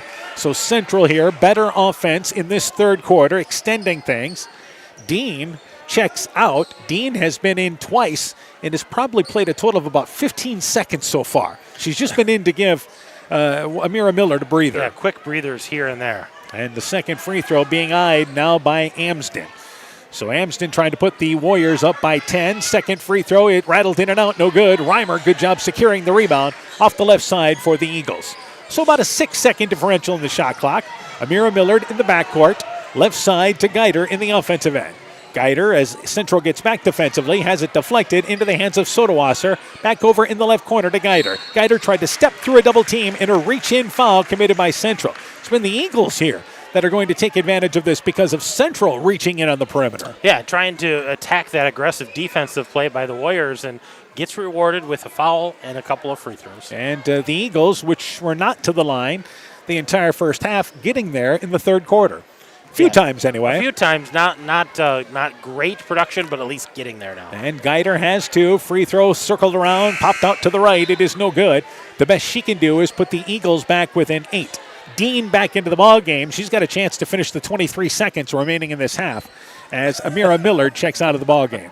And the Eagles are 1 for 4 so far in this third quarter. So they've left a couple of points on the line. Guider will try to bring them back within 8. Second free throw on its way. Pushed it to the left. It is no good. And it looked like Reimer got her hand on the rebound, but Kummer able to keep her at bay. Scharf gets the rebound ahead to Keel. The right-handed layup. It is up. It is in. Foul. Count the basket. And the Warriors go up by double digits here late in the third. Yeah, and you look at a double-digit lead and go, that's probably pretty monumental to overcome, but both of these teams keep fighting back, keep trying to get into this. 11-point lead now for Central as Kamaya Millard back into the game. Guider checks out. That is the 4th foul on Guider. Michaela Erickson comes in, and Armstrong checks out. Second free throw being eyed by Grace Keel. Number 32 has come in for Clayton Ridge in Kiera Willett-Gaw. Free throw is good. 12-point lead. Let's see if the Eagles can get the last shot off in this third quarter. Sodawasser brings it up the near sideline into the offensive end. We're down to 10 seconds left in the quarter. On top to Willett-Gaw. Back over to, once again, Kamaya Millard. Millard drives right side in a reach-in foul committed there by Central. And again, it was a blocking call. This time it's on Ashlyn Scharf. 5.3 seconds to go. The Eagles go back to the free throw line. Being in that bonus, getting those 5 fouls and being in the bonus means every foul from here on out is free throws. So a nice job there by Kamaya Millard. She's going to go to the free throw line.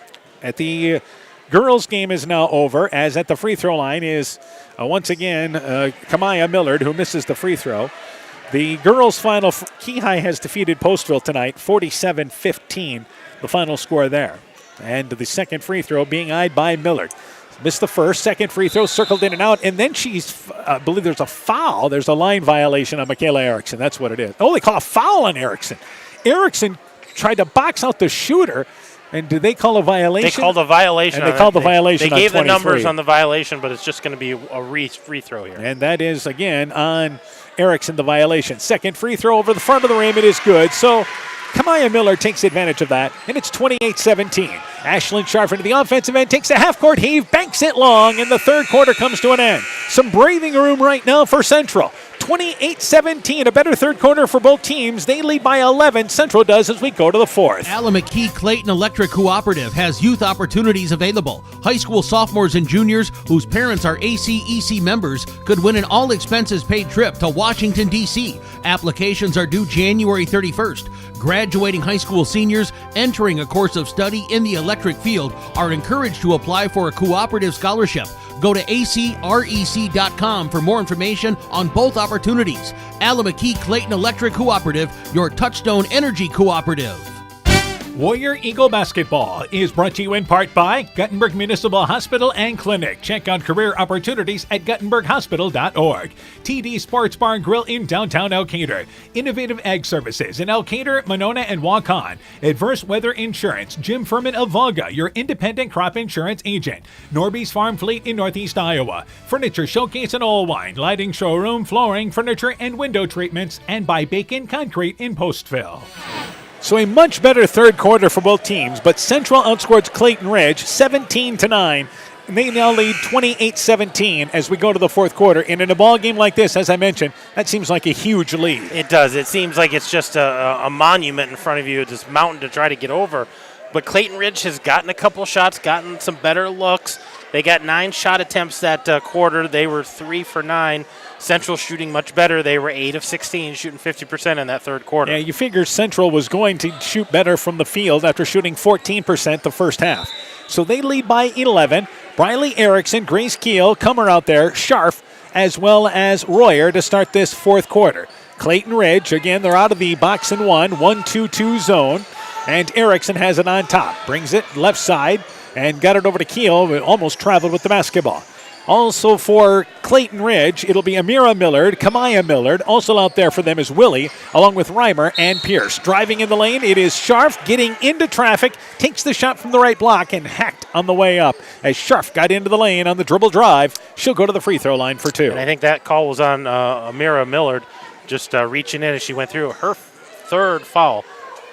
Free throw on its way there. It is short by Ashlyn Scharf. Warriors, usually a pretty good free throw shooting team, but they've struggled tonight. Yeah, they're 6 of 16 now at the free throw line. A lot of points left out on the court. Second free throw being eyed there, and that one's off the back of the rim, and the rebound deflected out of there, but picked up by Pierce for Clayton Ridge. So the Warriors come up empty. Back across the timeline is Willie. Willie again is Central. Now to their zone, and losing the basketball is Kamaya Millard. Loose ball on the court is Keel down there and Scharf on the floor. Lola Reimer reaches in down there as well. It is a jump ball that keeps it down here with the Eagles. Yeah, Eagles are going to retain possession there, but just a slip of the ball there, slipping out of the girls' hands, and a couple of girls diving out on the floor. Central, that 1-2-2 zone, as I say that now, they're girl to girl, but that 1-2-2 zone they ran against MFL Marmac caused the Bulldogs some problems in a win. Here's Willie open, top of the key for three, got it! And the Warriors here see the lead cut to 8 on the 3 by Willie to start the 4th. Back offensively, Briley Erickson tried to catch the ball, tried to move without catching the ball, slips through her hands, and it goes out of bounds. And the Eagles back within single digits. You know, and the Eagles have been doing an okay job of handling this pressure, but once it gets in the half court, Central's been coming and trapping and trying to get those steals. So can the Eagles heat up a little bit here at the 7-minute mark, down by 8?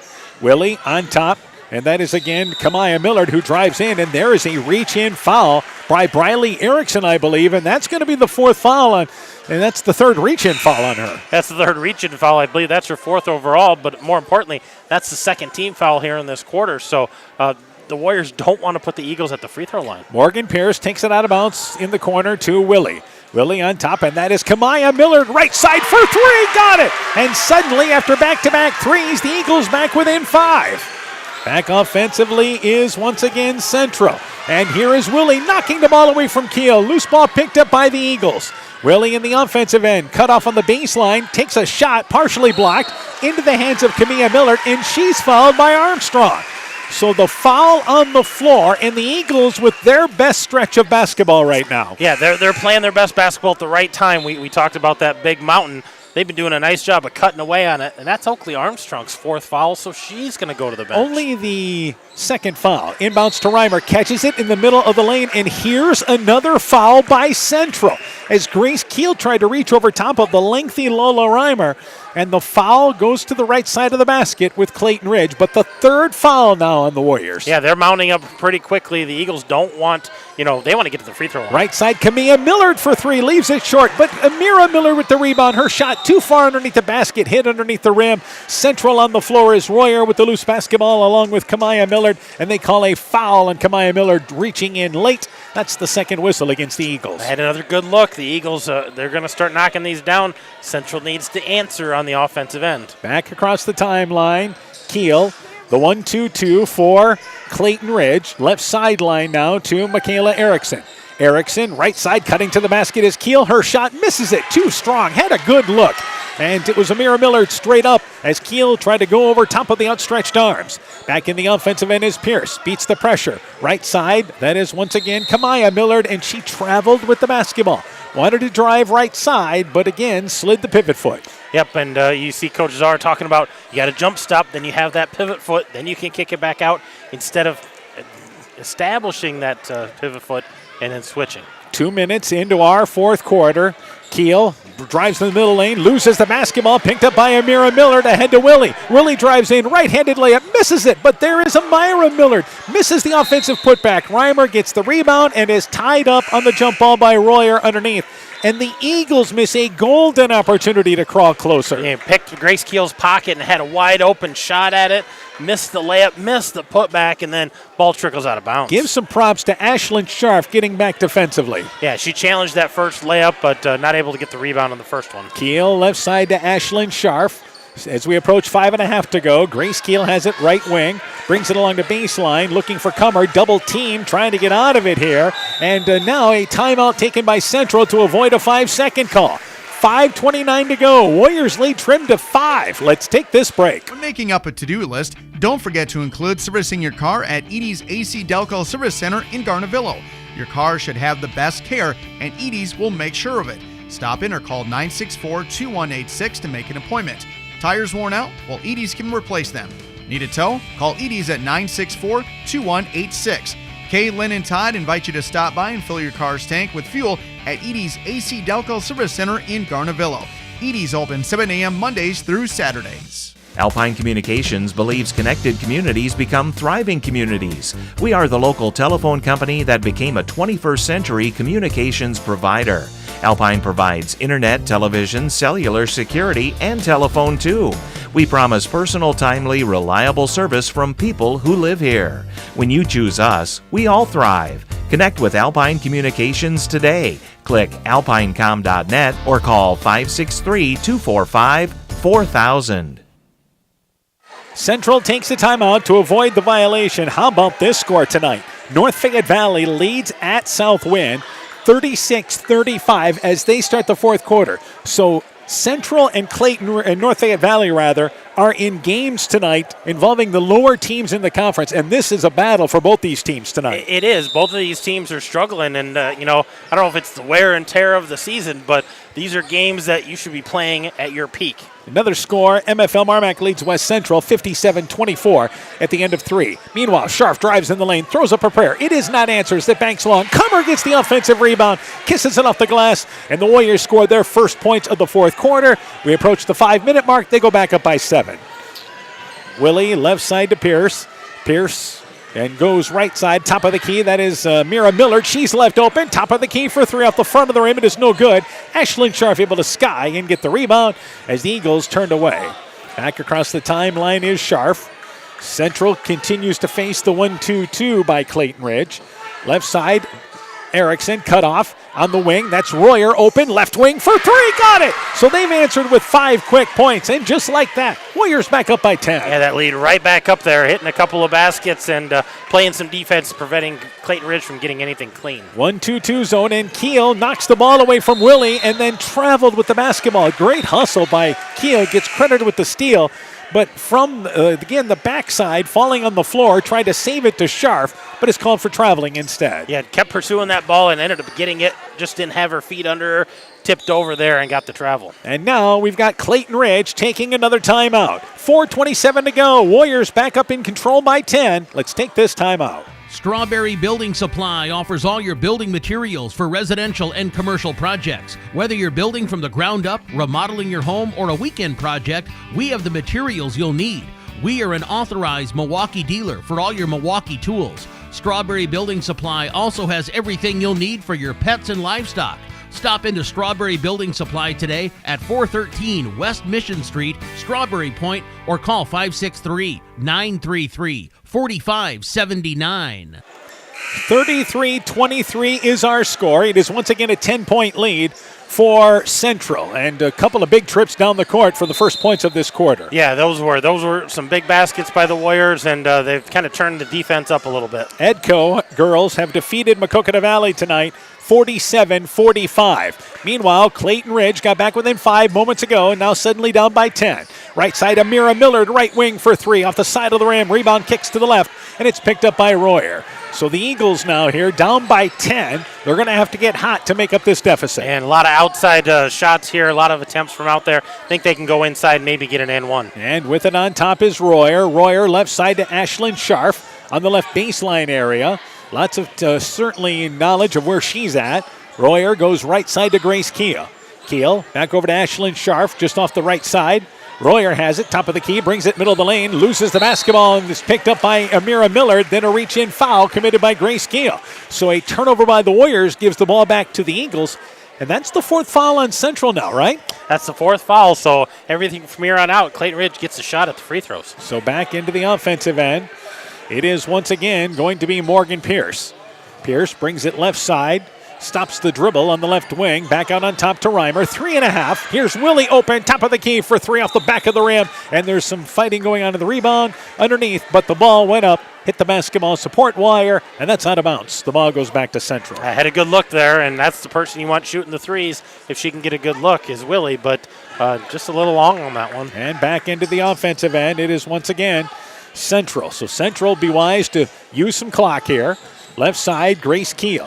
Keel loses her footing and traveled with the basketball. Stumbled to the court as she went left side. Oh, she's fouled. So bailed out there by the foul. That's the reason why she fell to the floor. Yeah, they're going to say that contact is what caused that. The foul's on number 22. That's on Alyssa Willie. That's going to be her 4th as well. So we've got lots of players approaching foul trouble here.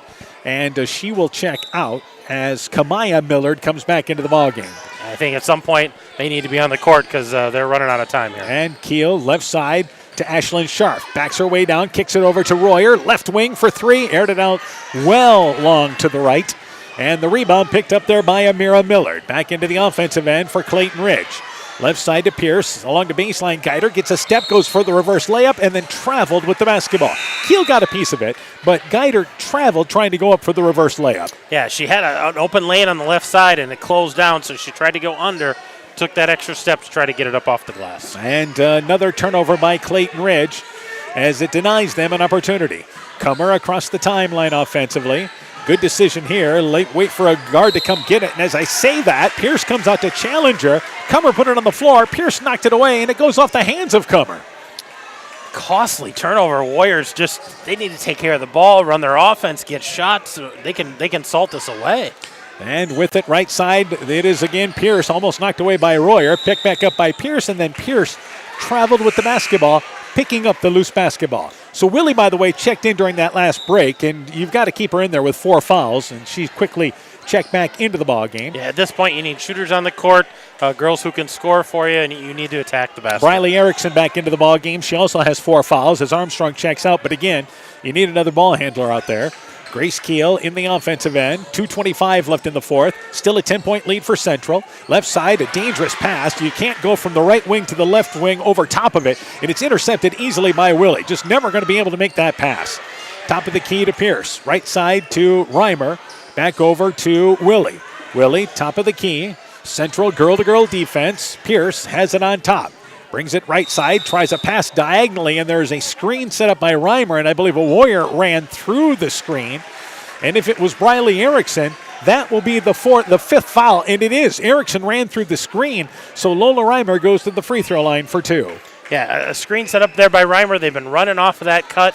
They set that high screen up there by the wing, and they came right off that, and Briley Erickson went right through Lola Reimer. So she's going to get a couple of free throws here because they're in the double bonus here for the rest of the way. And this would be the best thing that can happen to the Eagles, but as I say that, they push the free throw far to the left. It is no good. They'll have another opportunity, but you've got a chance to score without the clock moving. Yeah, this is huge. This is what they need to do right now.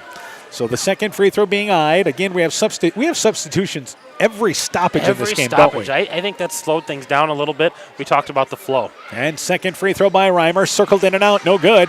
Ashlyn Scharf gets the rebound. 2 minutes to go in our fourth quarter. Warriors maintain a 10-point lead.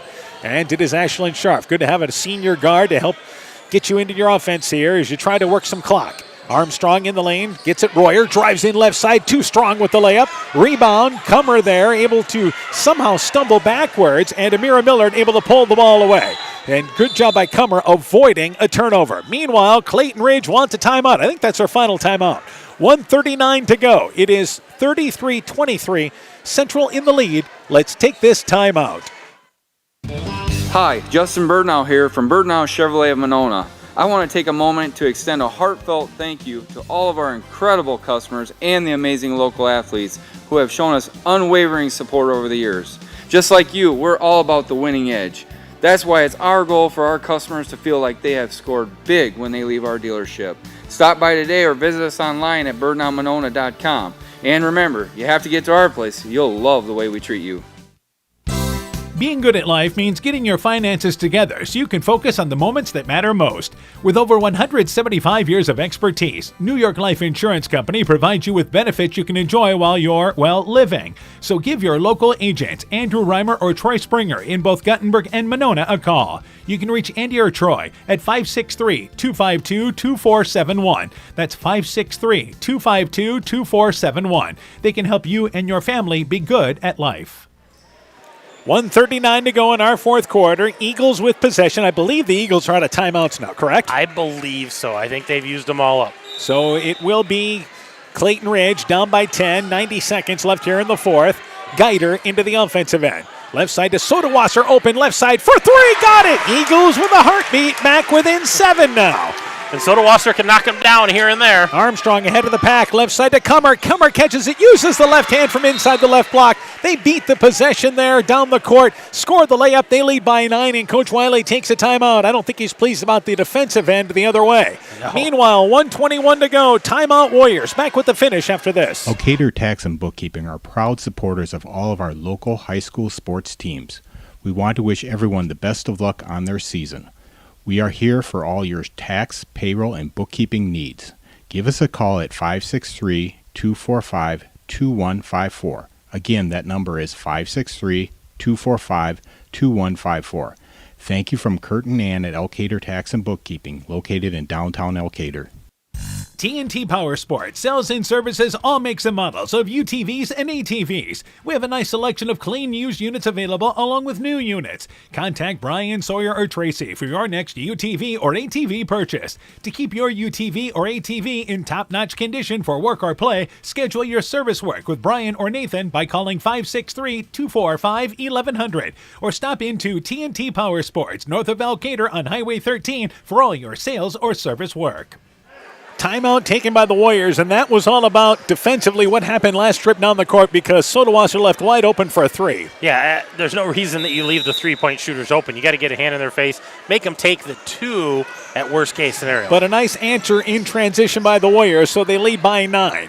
Right side, it is again Millard. That's Amira Millard in the lane to Geider on the right block. Backs her way down. Her shot banks it long. Played Annie over. Kummer gets the rebound off the left. We approach the minute mark in our fourth quarter. Ashlyn Scharf across the timeline, and if you're the Warriors here, eat some clock unless Ashlyn Scharf has a lane to the basket, and she does.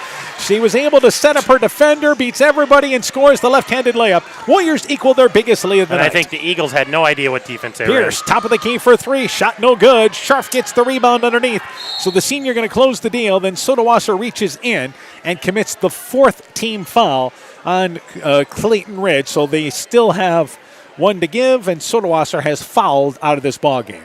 Yeah, they still have 4 up there, so Central's got to take this out. They actually have 3 fouls on Sodawasser. I thought she had 4 already, but she's only got 3, I guess. But it's only the 4th team foul, so that they still had 1 to give. Meanwhile, wide open down the court is Kummer. Nobody sees her. They throw it into the backcourt to Michaela Erickson. Kummer just demanding it. She was in the front court under the hoop just calling for the ball. And they didn't see her. And now Ashlyn Scharf is hand-checked there by Sodawasser, which will now be her 4th foul. It is now the 5th team foul committed by Clayton Ridge, and that will put Ashlyn Scharf to the free throw line for 2. Another final tonight. Springville has defeated Starmont tonight, 66-27 the final score. Ashlyn Scharf, free throw on its way. It is good. Warriors, not one of their better nights offensively, especially since the Christmas break. But again, 4th game in 5 days plays a factor probably. It does, and does. Second free throw on its way. Scharf, it makes it good. 39-26, so the Warriors pulling away here late in this 4th quarter. Back across the timeline, Geider. Geider on top to Pierce. Pierce fakes the 3, now moves over to the right, takes an off-balance 3. Geider gets the rebound. Her put back up and in from the right side.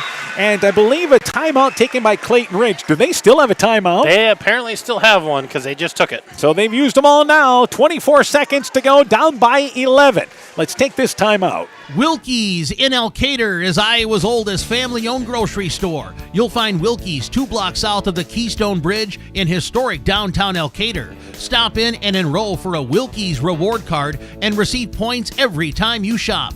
Then log on to their website at wilkiesgrocery.com to view the weekly specials, check out your reward points, make out a shopping list, and more. Wilkie's in Elkader, open Monday through Saturday, 8 a.m. till 7 p.m.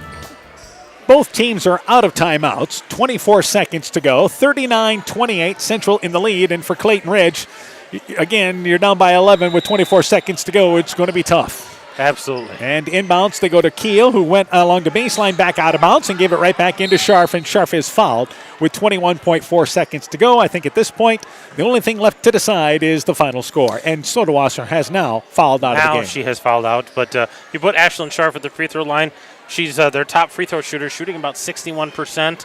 Not that strong tonight, but, a good effort. 4th game in a week. You know Central. Legs are tough. Yep, and she's in double figures tonight. Ashlyn Scharf is.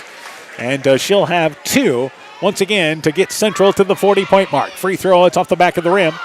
We didn't know if we were going to get to 25 in this ball game for either team with an 11-8 Central lead at the half. Yeah, that halftime score, we were worried we were going to get into the 30s. And the second free throw on its way by Scharf. Short, missed it to the right. Geider gets the rebound. So back in the offensive end, Geider pushes it ahead Down by 11, the Eagles are here. Let's see if they can get another basket. They look in the lane to Amira Millard. She's overshot. Ball goes out of bounds. Unable to track it down was Kamaya Millard. And with 10.8 seconds to go, the Eagles turn it over. And that has been the story of the game for Clayton Ridge. Just far too many turnovers tonight. That has been their problem. Inbounds to Kiel. Warriors, it looks to me like they're just going to be able to dribble out the clock as Woolley just kind of stays away. Kiel brings it across the timeline, holds the basketball, and the game comes to an end. Central had to battle for this one. Their fourth game in 5 days. Took them a bit to get their legs underneath them. They only led by 3 at the half, but they pull away late.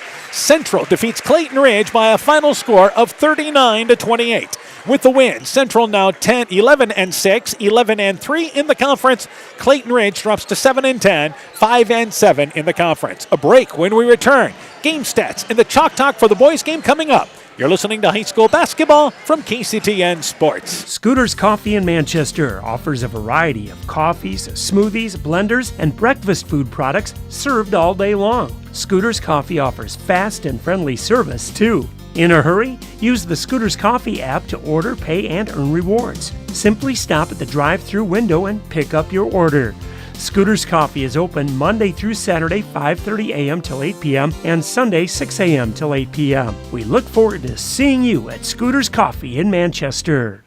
Broadband is more important and versatile than ever, and you no longer need a home phone to utilize Neat's fiber broadband service. Freedom plans are now available to all subscribers on Neat's fiber network in and around Farmersburg, Luena, Monona, Postville, and St. Olaf. With speeds up to 250 meg, Neat's managed Wi-Fi is also included at no additional cost. Call today for more information on Neat's new Freedom plans and enjoy reliable, super-fast broadband internet service from Neat. Call us at 539-2122 today to discuss which Freedom plan is best for you. Neat, connecting you now. At American Family Insurance, protecting farms is at the heart of what we do. After all, it's where we got our start, more than 90 years ago. We understand it's more than a farm, it's your life. And that's why we offer customizable policies that protect what you've worked for.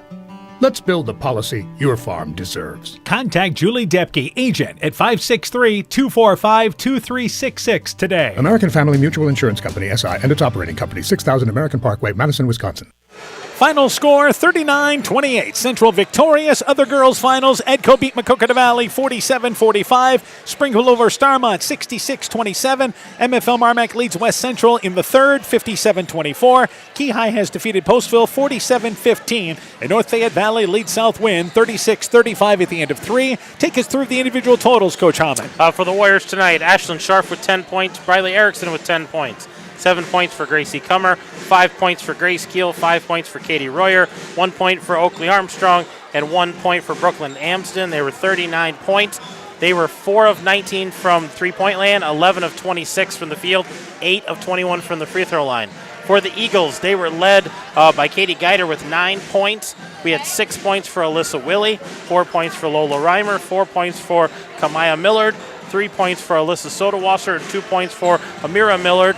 They were also 4 of 19 from behind the arc, only 7 of 16 from inside, and 2 of 11 from the free throw line. Difference in the ballgame. 39-28 the final score. It is Central victorious. A quick break. The Chalk Talk for the boys game next.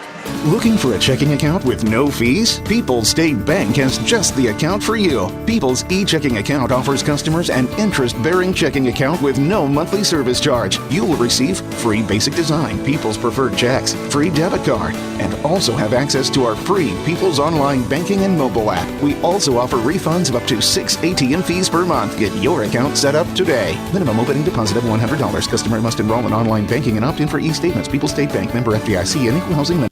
Boisier Lumber Company in Guttenberg and Elkader, your do-it-best rental center, handles Midland garage doors for residential, commercial, and agricultural needs.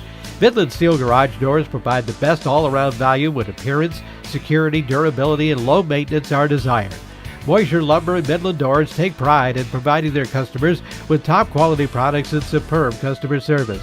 Contact Boisier Lumber in Guttenberg and Elkader, your do-it-best rental center, for Midland overhead doors sales and service.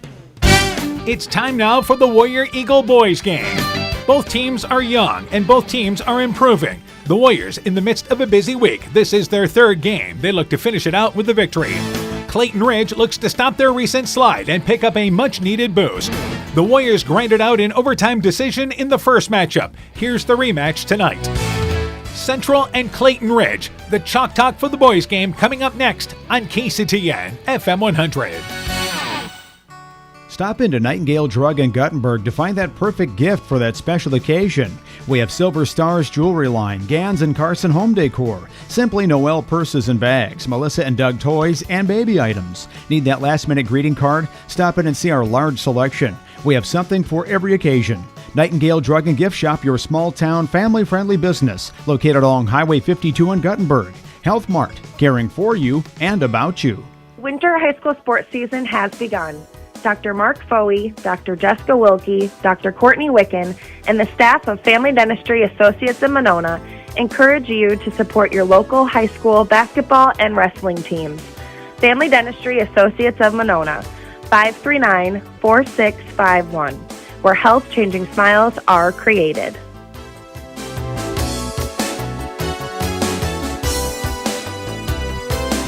Warrior Eagle Basketball is brought to you in part by Culligan Water Conditioning in Elkader, the Loena Savings Bank, member FDIC, Myers Auto Service in Monona, Bruins and James Insurance, your Grinnell Mutual agent in Monona, Car Auto Group, online at karautogroup.com, and by Rivals Inc., custom gear, screen printing, embroidery, and online shopping at rivalsinc.com. You're listening to Upper Iowa Conference Basketball on KCTN, Garnavillo, Elkader, Iowa.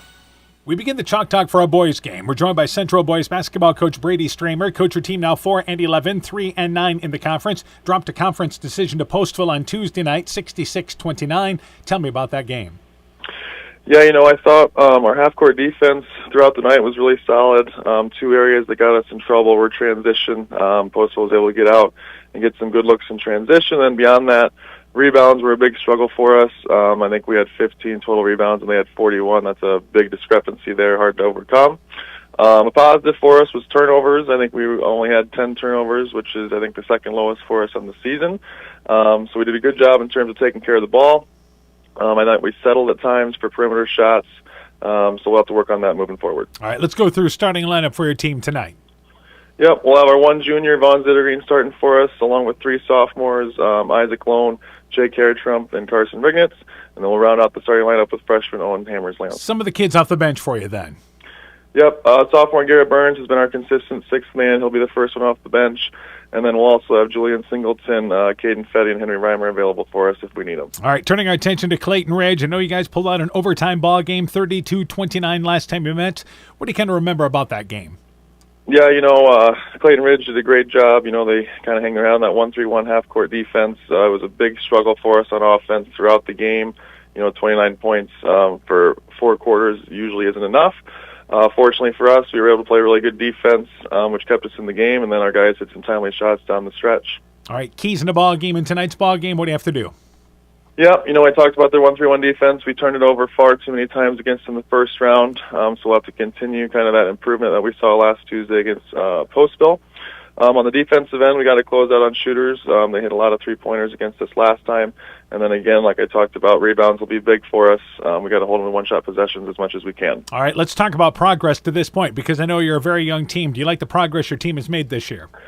I've been very pleased with the improvements we've made. The one thing we still haven't been able to do is put together a strong 4 quarters. It seems like we always have kind of that one dud quarter. Tuesday against Postville, we had 1 point total in the fourth. I know the first time we played Clayton Ridge, we had a quarter where we only scored 2 points. So we're going to look to be a little bit more consistent tonight and not have those dud quarters that makes it hard to come back. All right, Coach, good luck to you in the ball game. We look forward to talking to you afterwards. I appreciate it, Dan. Central boys basketball coach Brady Stramer on his Warrior team. Chalk Talk continues after this. We know that potential is greatly enhanced through hard work and dedication. At Viafield Cooperatives, we promise to provide innovative products and dependable service to help you meet and exceed your potential. From agronomy to energy, grain to feed, Viafield is excited to provide growing opportunities for both producers and consumers at 18 locations throughout northern Iowa and southern Minnesota. Want to learn more about Viafield? Go to viafield.com. Viafield is a proud supporter of our local student athletes.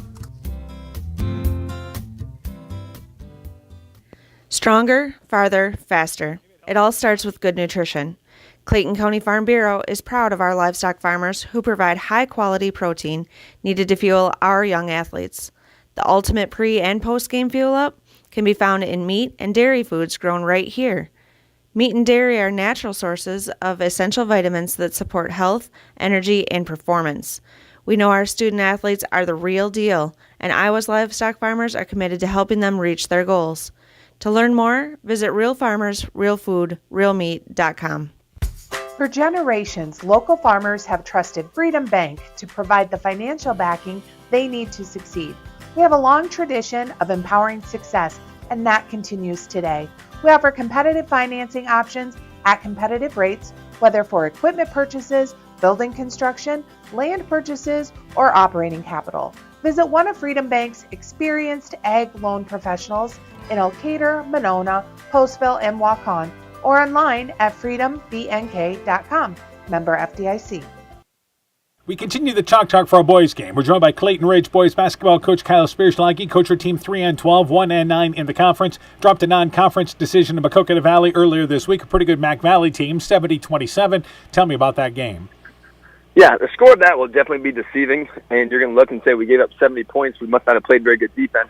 But actually our half-court defense was super, super good. I'm going to say probably 30 points for Mac Valley were layups off of our turnovers. So we played really hard defensively. We really did. I know people might not believe that by the score, but they worked hard. And Mac Valley's got a really nice team. They changed defenses, and but we worked hard. All right, I know you have a very young team. Let's go through starting lineup for your team tonight. Yeah, so things have looked different throughout the year. Still a few question marks for tonight, but the consistent ones we do have is Gabe Cook will be starting. He's played really, really well since Christmas break. We also have Colton Hanger, who I believe has started every game from a guard position. And then the other two guys who have started at times, Maddox Mosier, who's really finding his role and doing some nice things. And then Chris Gebhardt has been doing a nice job stepping in as a sophomore. And then after that, we've had between William Rote, Randy Sarazua, and then we're getting Seth Cradle back. We're being optimistic. He'll be in there tonight. So kind of between one of those three, we'll fill the lineup, and that's kind of our top seven right now. Yeah, and the story right now is your team's kind of had to battle some injuries in the second half. Yeah, we have. I know Carson Dudley rolled an ankle about, I think, a week ago yesterday. Casey Teasy, unfortunately, has been out for since before Christmas.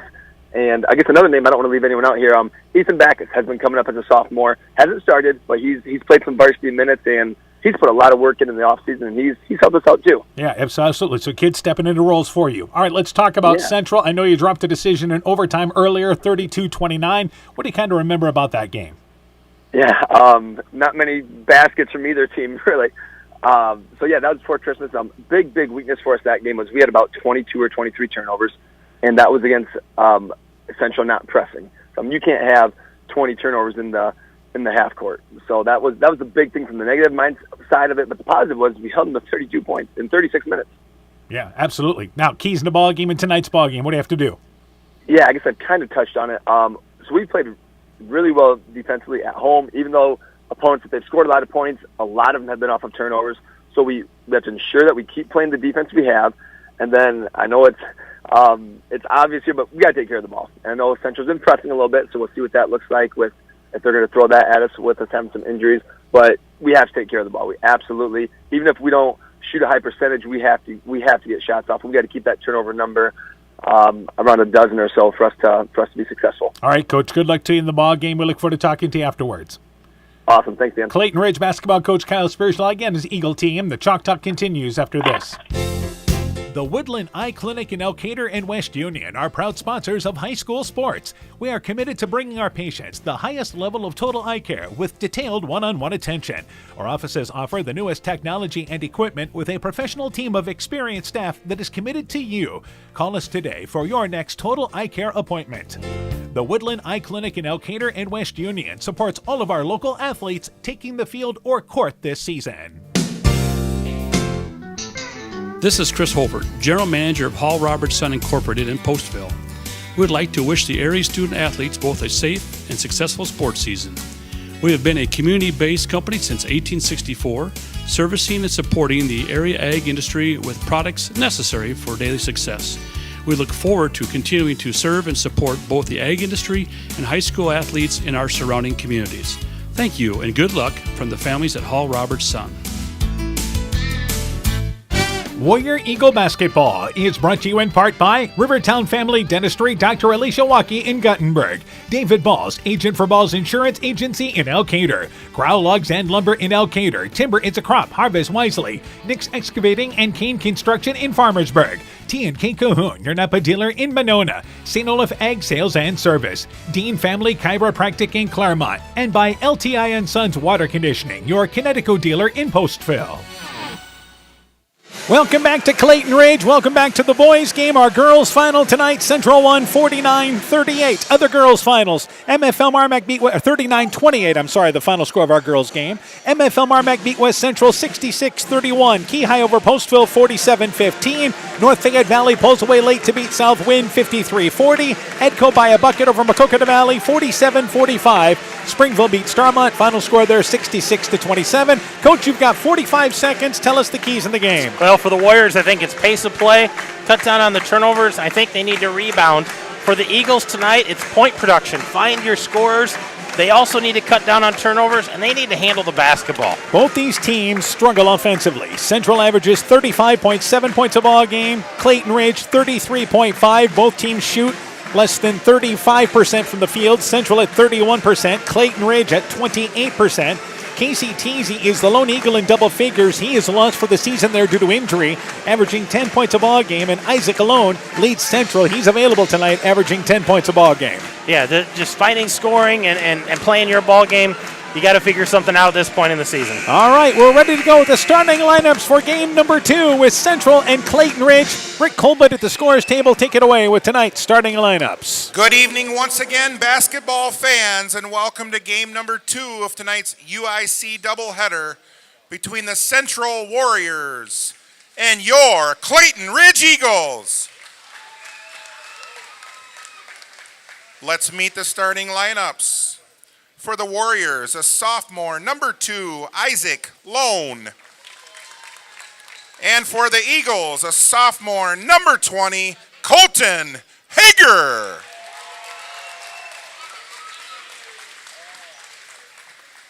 For the Warriors, a junior, number 20, Vaughn Zittergreen. And for the Eagles, a sophomore, number 22, Chris Gebhardt.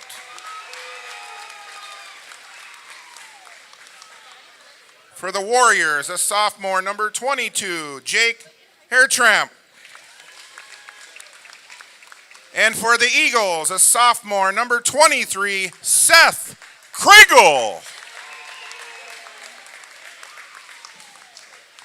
For the Warriors, a freshman, number 24, Owen Hammersland. And for the Eagles, a junior, number 50, Maddox Mosier. For the Warriors, a sophomore, number 25, Carson Rignetz. And for the Eagles, a sophomore, number 54, Gabe Cook. The head coach of the Warriors is Brady Stramer, assisted by Blake Rodenberg. The head coach of the Eagles is Kyle Spearsloggy, assisted by Ben Backus. Thank you very much, Mr. Colbert. Ready to go with game number 2. As we mentioned, it was Central winning a hard-fought first matchup between these two teams, 32-29 in overtime.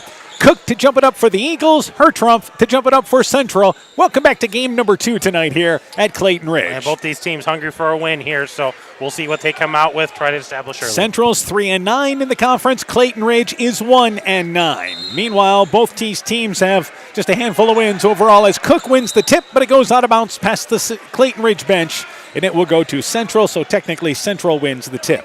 Central is 4-11. Clayton Ridge is 3-12 on the season. So taking it inbounds will be Vaughn Zittergreen. Goes to the backcourt to Lone. Here's that 1-3-1 by Clayton Ridge. Hammersland right side to Zittergreen. Zittergreen back in the corner to Hammersland. Double team in the corner. Back out on top. And to right side, there's a reach-in foul by Kriegel. Speaking of Kriegel, he's averaged around 9 points a ball game for the Eagles. He did not play in the first matchup with Central and Clayton Ridge. Yeah, he was injured for that matchup, so he's back healthy here again. Not quite 100%, but feeling a whole lot better. And he's going to be a difference for the Eagles tonight. The Eagles, quite a different starting lineup than what we saw last time. Malone drives to the basket, flips it up there, tried to lay it over the rim, leaves it short. It is no good. And the rebound pulled down there by Hager. Eagles back in the offensive end. He looked like he flipped it up with two hands, didn't he? Kind of just threw it up with her two, and it left it short. Hager on top to Craigle. Central comes out. They'll play 2-3 zone. As again, both these teams challenged from the outside, especially with the Eagles not having Teasy. Mosier, deep right corner for three. And as I say that, Mosier steps to the right corner, hits a three, and the Eagles strike first. Yeah, got his feet set and just knocked one down in the corner. Maddox Mosier, 3 of 17 from the three-point line to start out the season. Back out on top, Lone. Lone in the lane, hammer slant, post up from the right block, uses the right hand, he's left-handed, kisses it off the glass. A minute in, Warriors on the board, and it's 3-2. Back across the timeline, right side, Hager throws it away, intercepted by Hertrump as the Warriors some light pressure. Yeah, a little bit of three-quarter pressure there and caused a turnover. Hammersland open, right wing for three. Shot no good. Rebound, he's able to track it down at the top of the key. Good hustle by Hammersland to maintain possession. Zittergreen to Hertrump. Hertrump in the corner. On the left wing now with it. Goes back to Zittergreen, but he throws it away. Picked up by Hager. Hager drives in, spins on the right block. Good job by Central getting back, and then Hager is reached in from behind. And the foul committed there by Rignitz. Warriors did a good job getting back, but Rignitz greedy with the hands. Yeah, great job getting back on defense that time and stopping the fast break, but then just reaching and bailing him out when he had nowhere to go with that. And they'll take it off the right side of the basket. Craigle takes it out of bounds underneath. Craigle tried to go in the lane to Cook, but not there, so the ball goes towards center court. Well, it's picked up by Hager, so the Eagles avoid a turnover. Important for Clayton Ridge to try to get the ball down low if they can in this ball game. Yeah, they want to try to establish something inside if they can. That'll open up the outside. Hager tried a bounce pass there. It's intercepted by Hammersland. He drives in, uses the left hand, but blows the layup. Missed it left side. Lone takes the rebound away from Craigle, but then he loses it out of bounds. It was such a nice move the last time with the right hand by Hammersland, but he decided to go to the left that time. Yeah, crossed it over there, tried to finish that layup, and wasn't able to do it. Here's a little 2-2-1 pressure out of the Warriors. And again, he's left-handed, so that's natural, but he'd have been better off taking that from the right side. Back offensively, Mosier, right side to Gephardt in the offensive end. And to the Eagles here, now set up possession on top to Craigle. Hager likes those baseball passes. Craigle just tries one here, and it goes to Cook. Baseline to Mosier. Baseline 15-footer. Shot no good. Rebound picked off the left there by Hammersland for the Warriors. But those baseball passes that you try to throw one-handed without the guide hand on there, you're leading for trouble. Zittergreen lowers the head, drives in, and a reach-in foul committed by the Eagles. May look pretty, but in the NBA you can do that. Those one-hand passes, though, if you change your mind or if somebody steps in, there's no bringing it back. Yeah, and if he slips off that hand one way or the other, up, down, left, right, it can sail on you in a hurry. He's certainly missing the fundamental pass there. Mosier checks out. First substitution of the game is number 40, and that will be William Rote, a 6'1 junior. Meanwhile, inbounds, the Eagles get the ball to who in the inbounds? That was to Hertramp at the block, and nobody guarded him. He decided to put it up, get the basket. And now here's another of those one-handed passes again, and guess what? It's a throwaway. Hager tried to go right side, and the ball ends up at the scores table, and I've always said, any turnover that ends up by your bench is not a good sign. Well, that ended up in Coach Spursлагy's hands. That's even worse. This isn't where it's supposed to be. Zittergreen, right side to Hammersland, back over to Lone, deflected out of there. Loose ball picked up by Hager. Hager drives in, spins, a little fadeaway, 6-foot shot off the glass. It is up and in. Good job by Hager, actually getting stop and pop shot there. Yeah, getting his feet under him and going up, finishing strong. Nice little bank shot. And left side, Zittergreen, top of the key. Stops the dribble, back over to Lone, baseline to Hammersland, back in the corner, Lone. Lone puts it on the floor, pulls it from outside the elbow, blocked by Cook. Lone crashes to the floor, didn't get the call. Hager gets the rebound, Eagles back across the timeline. Played a little over 3 minutes, 5-4, Clayton Ridge the early lead. Craigle, left side, top of the key, goes off a pick, fires up the three, short off the front of the rim. Rebound pulled down there by Rignitz off the right side for Clayton Ridge, or for Central. Zittergreen dribbles into trouble. Right side to Hammersland and traveled with the basketball. Went up in the air, passed it late as his foot came down and touched the ground, and he passed it before, actually not in time. And an unforced turnover, hopping up and down with Hammersland. Well, we've talked about these teams possessing that ball and taking care of it. They both average around 20 turnovers, so those are the reasons why. Maddox Mosier back into the ball game. Rote checks out, and with it, right side Gephardt to Hager. Hager on the right wing goes on top to, once again, Craigle. Craigle, top of the key, and I believe he carried the basketball. He did, yeah. Good job there by Central. Turnover by the Eagles. Yeah, good job by the official. Right on top of that, a good call there. They've been doing a great job working hard tonight. Last time, both these teams turned it over far too much, and they really have this year. Clayton Ridge is a team averaging 22 turnovers, Central at 20, so they want to cut those numbers down, and especially when you expect to be a low-scoring game. Zittergreen, right side to Hammersland in the offensive end, halfway through the first quarter. Back out on top to Zittergreen, who drives, kicks it over, right corner, Hammersland, deep right corner for three, shot off the back of the rim. Nice seal on the weak side by Hager. That's his third rebound. And the Eagles bring it back into the offensive end. Central extends that 2-3 zone into the half court. Left side, Kregel, top of the key, and looking to set up shop now here for the Eagles. Goes off a pick. Trying to go baseline, deflected, right back into the hands of Kregel, drives in, 8-foot runner, it is no good, and the Eagles have a couple of guys crash in Gephardt and Mosier. Pick or choose who the foul's on there as they both crashed hard. Going after the rebound, it's committed by Gephardt. Yeah, they're going to give that to Gephardt, just crashing the boards, one-handed, no chance of getting that ball. They just need to go up with two, try to secure it. Ethan Backus, a 5'9 sophomore, makes his first appearance for Gephardt, so this is where the Eagles, again, you've just kind of had some guys step in. Dudley's on the bench there along with Teasy, a couple of starters that you leaned on this year, experienced players for them, at least at the varsity level. Zittergreen drives in and he's fouled on the shot attempt by Backus.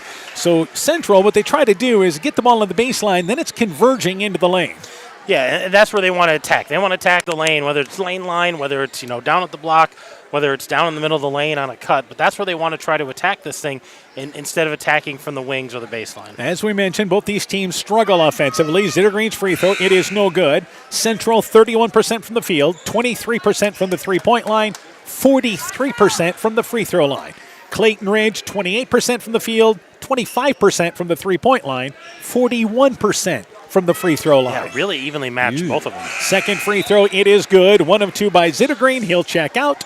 Into the ball game is Rignitz back in there, and it's 5-5 with 3:23 to go in our first quarter. Also for Clayton Ridge, number 52 has checked in, Randy Sarazua, a 5'11 junior. Yeah, Maddox Mosier checks out with those 2 fouls. Hager back left side to Teasy. Teasy in the offensive end. Correction, I should say that is Kregel. Teasy's on the bench watching the ball game, and there's a reach-in foul committed by Central. And you saw Seth Kregel try to bait that and then dribble through it, and that closed really fast. So the Warriors are getting there, but a little handsy there, so they're going to get a call there. That goes against number 24. That's Hammersland's first. By the way, Zittergreen quickly back into the ball game as Rignitz checks back out. So that was just a quick in and out. Some instructions from Coach Stramer. We approach the 3-minute mark of our first quarter. Left side, Kregel off the top of the key. And it goes off a pick, swings it over to Hager. He's open, right side for 3, short off the side of the rim. Rebound deflected out of there. Loose ball picked up by Garrett Burns, who just checked in for Central. Back to Lone. Lone, nice crossover dribble, drives in the layup, blocked by Kregel. Recovering defensively, and the rebound pulled down by the Eagles. Back offensively, it is Hager. Hager on top to Kregel. Kregel 22 feet away, left side, got it! Hits the three-pointer, and the Eagles take the early 8-5 lead. Yeah, big bucket there by Seth Kregel. Just spotted up, shot it with confidence, even had that hand in the face. And back right side offensively, it is on top to Lone. Lone, high post area, her trump off the elbow. In the lane to Zittergreen. Cutting backdoor is Hammersland, but too far underneath the basket, and he traveled with the basketball. Hammersland didn't quite get the handle on the pass, driving in right side. The shot attempt was no good anyway, but a turnover by the Warriors. Well, I think he heard the whistle and thought maybe he could get a shot off, but he had traveled before he gathered himself. Her trump checks out for Central. Rignitz back into the ball game. Rignitz has been in and out of this ball game, 4 times already? Okay, we saw that a lot in the girls' game. It kind of interrupted the flow. Hager, one of those one-arm passes that's dangerous. Gets it over to Backus. Backus back over to Hager in the offensive end. And again, they go right side to Sarazua. Sarazua back out on top to Hager. Left side to Kregel. 2-minute mark of our first quarter. Kregel, right side. Here's Hager open. Right side for 3. Circles around. Got it to stay down. Eagles, and they don't shoot well from outside, but they've hit a couple of threes here, and they lead 11-5. Yeah, they put the Warriors kind of in a hole here. They need to answer with something strong offensively. And back offensively, it is in the lane. Central driving in, and there's a reach-in foul. And that foul committed there by Clayton Ridge on the reach-in. And that will be the 5th foul committed by the Eagles, so the Warriors will get free throws. Yeah, for the last minute 49 here, the Warriors are going to shoot some free throws. A couple of scores to pass along. At the half, the Keyhigh boys lead Postville 27-20. That is the Upper Iowa Conference leader, leading by 7. At the end of the first quarter, MFL Marmac leads West Central 26-6. And at the end of one, Edco, a good start at Maquoketa Valley, leading 17-15. Meanwhile, the foul committed on Gabe Cook, his first. Sarah Zua, his first. And Zittergreen to the free throw line. And lots of substitutions here. Zittergreen going to the free throw line for 2. He was 1 of 2, his first attempt at the free throw line. And free throw on its way off the side of the rim. Missed it off the left side. Rebound pulled down there by Cook, who loses it out of bounds. And the ball goes back to Central. So 0 for 2 from the free throw line. 0 for 2 on the second trip there. And again, they will take it, the Warriors will, out of bounds off the right side. Zittergreen just a step to the right of the lane. Back out on top to Hammersland. Back in the corner to Zittergreen. Double team, dribbles through it. Now brings it towards outside the lane. Goes right back to Hammersland. Deep right corner for 3. Aired it out well long from 19 feet 9 inches. That had 22-foot distance. Hager gets the rebound. 90 seconds left in the quarter. Left side to, once again, Kregel. Kregel brings it over top of the key. And back over to Hager. Hager at the top of the key, setting up shop. The Eagles have really been perimeter-oriented here. Kregel open at the top of the key, goes back left side to Hager. He's open, a step behind the arc, left side for 3. It is well long. Cook tips out the rebound, back over to Hager. They maintain possession. Hager stops the dribble on top to Kregel. He's open right side for 3. It's off the back of the rim. Rebound again into the hands of Hager. Pump fakes, goes to the right side, but too far underneath the basket. The ball hit underneath the rim. Zittergreen got the rebound. He was not bailed out by contact. Plenty of opportunities there and came up empty for the Eagles. And Hertrump back into the game. Left side to Rignitz. Baseline 15-footer. Airs it out well long to the right. So back-to-back trips. The Warriors did not draw iron. And the rebound pulled down by Kregel. 40 seconds left in our first quarter. Back offensively, Kregel, right side to Hager. Hager, baseline to Gephardt. Just checked in during that last break. Gephardt back out on top to Kregel at the top of the key. Brings it left side and tried to throw it to Cook, but Cook was coming over to set a screen for Kregel. Kregel got caught in the air, threw an errant pass, and it's a turnover by the Eagles, and Coach Spierschlage not at all pleased with that turnover. No, he's not. They wanted to work for a good shot there. You know, there's a differential on the clock, but they could have worked that pretty late and didn't even get a shot attempt. That's frustrating. So he will check out as William Rote comes back into the ballgame as Coach Spierschlage continues that discussion. Warriors can work for the final shot if they choose. Lone, a soft pass in the lane, and that's trouble. Picked up by Rote, sliding to the floor. Rote saves it back over to a teammate there in Backus. The Eagles have a chance for the last shot. Hager across the timeline into the offensive end. 8 seconds to go. Back out on top to Backus. Backus over to Hager. Baseline to Cook. He pulls up. 8-foot baseline shot. Fouled! Count the basket. And a 3-point opportunity. Cook in a double team took the shot up with 2.2 seconds to go. And he had a guy on his back and a guy in his front. He just elevated, a little taller out there, able to get over top of the defense and knocks down the basket. He's going to get rewarded with a foul shot. So Cook, who has struggled mightily from the free throw line, has a chance to complete the 3-point play. 7 of 37 from the line. Free throw, though, circled around, got it to stay down. Good touch. And it's 14-5. The Eagles the lead. Sarazua comes into the ball game for Clayton Ridge, and Gephardt will check out with 2.2 seconds to go. The Warriors will have to go the length of the court. Hertrump gets it inbounds to Zittergreen. Zittergreen half-court heave on its way. Hit the basket, actually hit the support beams up above. And the opening quarter comes to an end. A good start for the Eagles. They lead 14-5 at the end of one. Let's take this break. When I started out in the car business, my dad gave me some good advice. Hi, it's Forrest Brown with the Brown's family of dealerships. What my dad told me is when you sell someone their first car, you need a good sales department. But if you expect to sell them their second, third, and fourth car, you better have a great service department. Visit any one of the Browns family of dealerships in Guttenberg, Elkader, West Branch, or Victory Ford in Dyersville and find out why Browns is your hometown dealer, no matter where your hometown may be. Warrior Eagle Basketball is brought to you in part by Elkader Chiropractic Center, Dr. Jamie Hammersland, Agent Laney Keel, your New York Life Insurance Company agent in Garnavillo, Meyer Collision and Service Center in Guttenberg, Thompson Construction and Monona Overhead Door, TJ's Pizza in Monona and Claremont, Clayton County Recycling of Monona, Farmer Savings Bank of Colesburg, Elkport Garber, Strawberry Point, and Arlington, member FDIC, and by Fisk Farm and Home in Monona, Cresco, and Decorah. For the Eagles, good start. 14-5. They lead at the end of one by 9. Let's go through the first quarter totals. The Eagles are 5 for 11, 3 of 6 behind the arc, so shooting 50% from three-point land, 1 of 1 from the free throw line. The Warriors, 2 of 11, 0 of 4 behind the arc and 1 of 4 from the free throw line. So again, the Eagles shooting 50% from the three-point line. That is double what they normally shoot for the season. So a good start here at home. Gephardt, Hager, Mosier, Kregel, and also out there is Cook as Central is out of the zone and now man-to-man. Eagles with possession as Hager brings it across the timeline in the offensive end. Hager, left side, going off a pick by Cook, but Cook there has it closed down, and they go back out on top to Hager to get into their offense. Meanwhile, it is Zittergreen, also out there as well, will be Hammersland, Lone, Hertrumpf, and Rignitz. So starting 5 out there for both these teams. Right side, it is Kregel. Shot clock is down to 5. Kregel wants to go one-on-one, takes a step 3. It is blocked, but the rebound goes out of bounds there. Shot clock sounds, and it's a violation either way. The ball is going to go back to Central, and a good change defensively by the Warriors. Yeah, it kind of threw off the Eagles. They had to reset their offense and didn't really get into it. They had to force that shot, so a good start there by the Warriors in the second quarter. Lone brings it across the timeline. They've been hung on 5 for a while. Lone stops at the free throw line to Hammersland, left side to Zittergreen.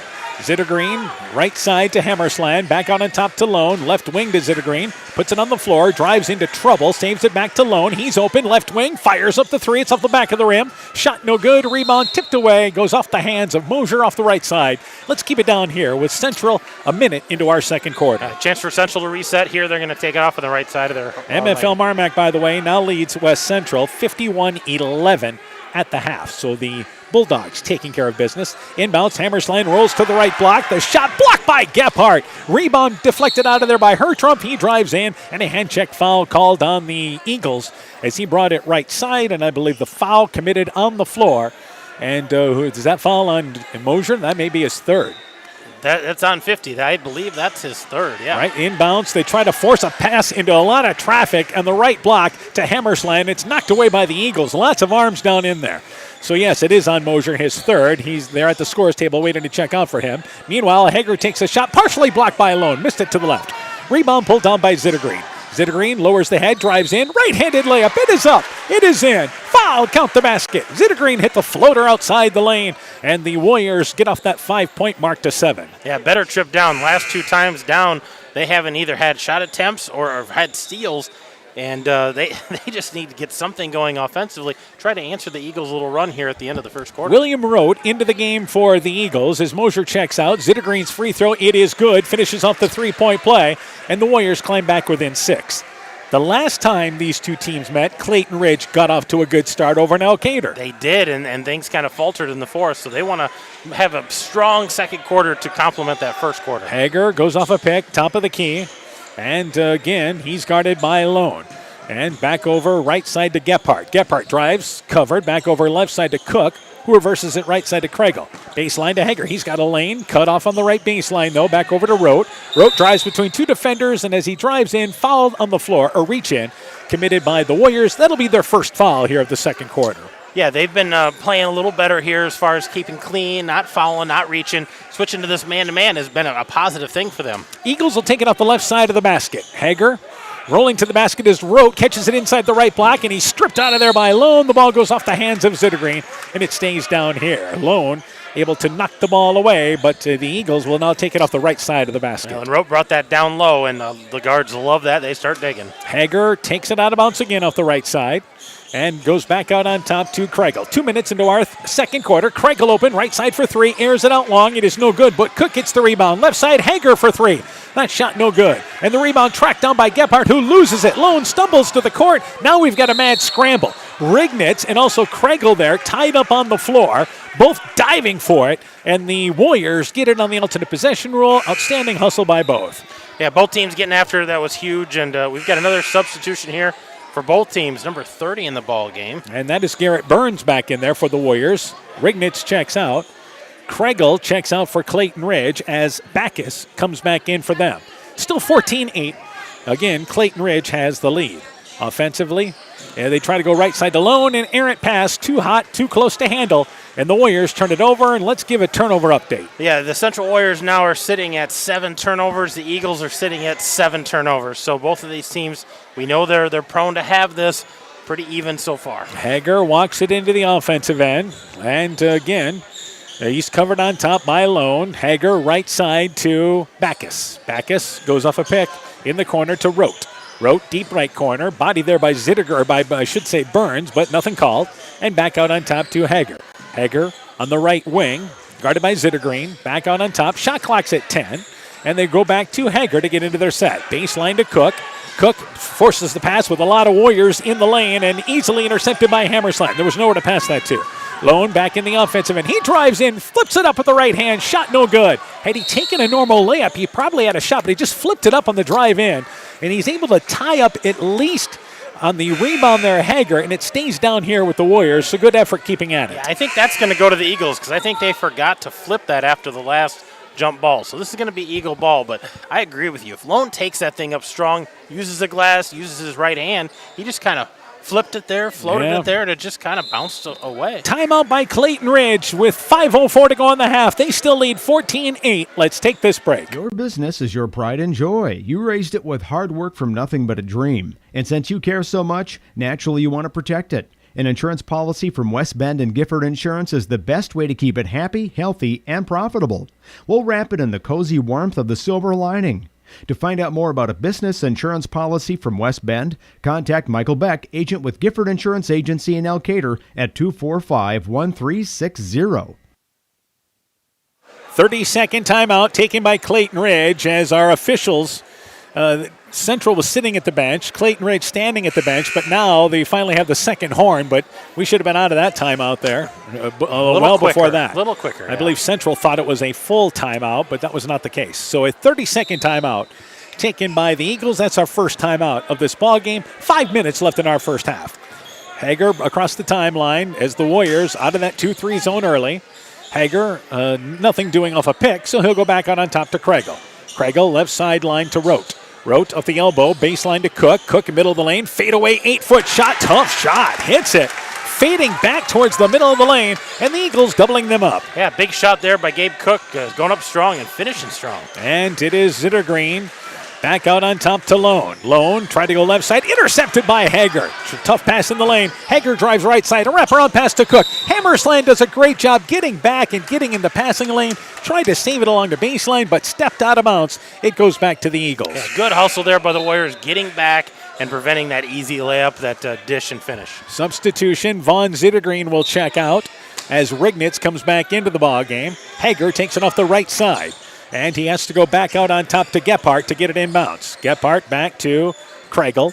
And Kregel gets a step to the basket, drives in, right-handed layup, no good, but he's fouled on the way in. Kregel aggressive getting to the basket, and the help defense late for the Warriors. They commit the foul. Yeah, and that help defense tried to slide over there instead of just taking that charge and maybe getting a call, a 50-50 call, but sticking out that leg, sticking out that arm. Kregel's going to get a couple free throws. Foul committed there by Burns. That is his first foul. Both teams with 2. Free throw by Kregel. It is good. As we mentioned, Kregel missed the last matchup with these two teams. Shooting percentage-wise this year has been solid from the free throw line, but he's only had 4 attempts. And the second free throw on its way graces the front of the rim. It is no good. He was 4 of 4 coming into tonight. Makes 1 of 2 there, and the Eagles equal their biggest lead of 9. Lone in the lane. Entry pass down low to Burns, who loses it in the lane. It's picked up there by Gephardt, and he's fouled by Burns. Where the Warriors are trying some passes with a lot of hands in the lane, converging as Clayton Ridge defensively. Well, and they're making the secure pass. They're throwing a bounce pass, 2 hands on it. But, man, they're trying to thread some needles and trying to get it past, like you said, 2-3 sets of hands, and it's just not going to get there. That's a tough pass. Rote checks out. Sarazua into the ball game for the Eagles. 4 minutes left here in our second quarter. Sarazua high post, puts it on the floor, and there's again hands digging in. Rignitz, who took an elbow to the head, is on the floor along with Lone, along with Sarazua. It is a jump ball, and it will go to the Warriors on the unattempted possession rule. And they will take Rignitz out there as he's kind of got some cobwebs to clear out there. Yeah, he took that right to the head, so he's probably just got a little bit of throb there. He's going to go sit down, get some water, get some rest. I think he'll be fine. Have a little bit of a noggin maybe on that one. So Zittergreen back into the game. The Warriors here down by 9. Zittergreen drives into traffic, left side to Lone, in the corner. Hertrump, deep left corner for 3, got it! And the Warriors needing some life. They get a 3 from Hertrump. They're back within 6. Yeah, he can shoot it out there. If you can't get a hand in his face, he can be dangerous. He hit that 3 to close regulation the last time these two teams met, which forced overtime. On top, Gephardt, left side to Hager.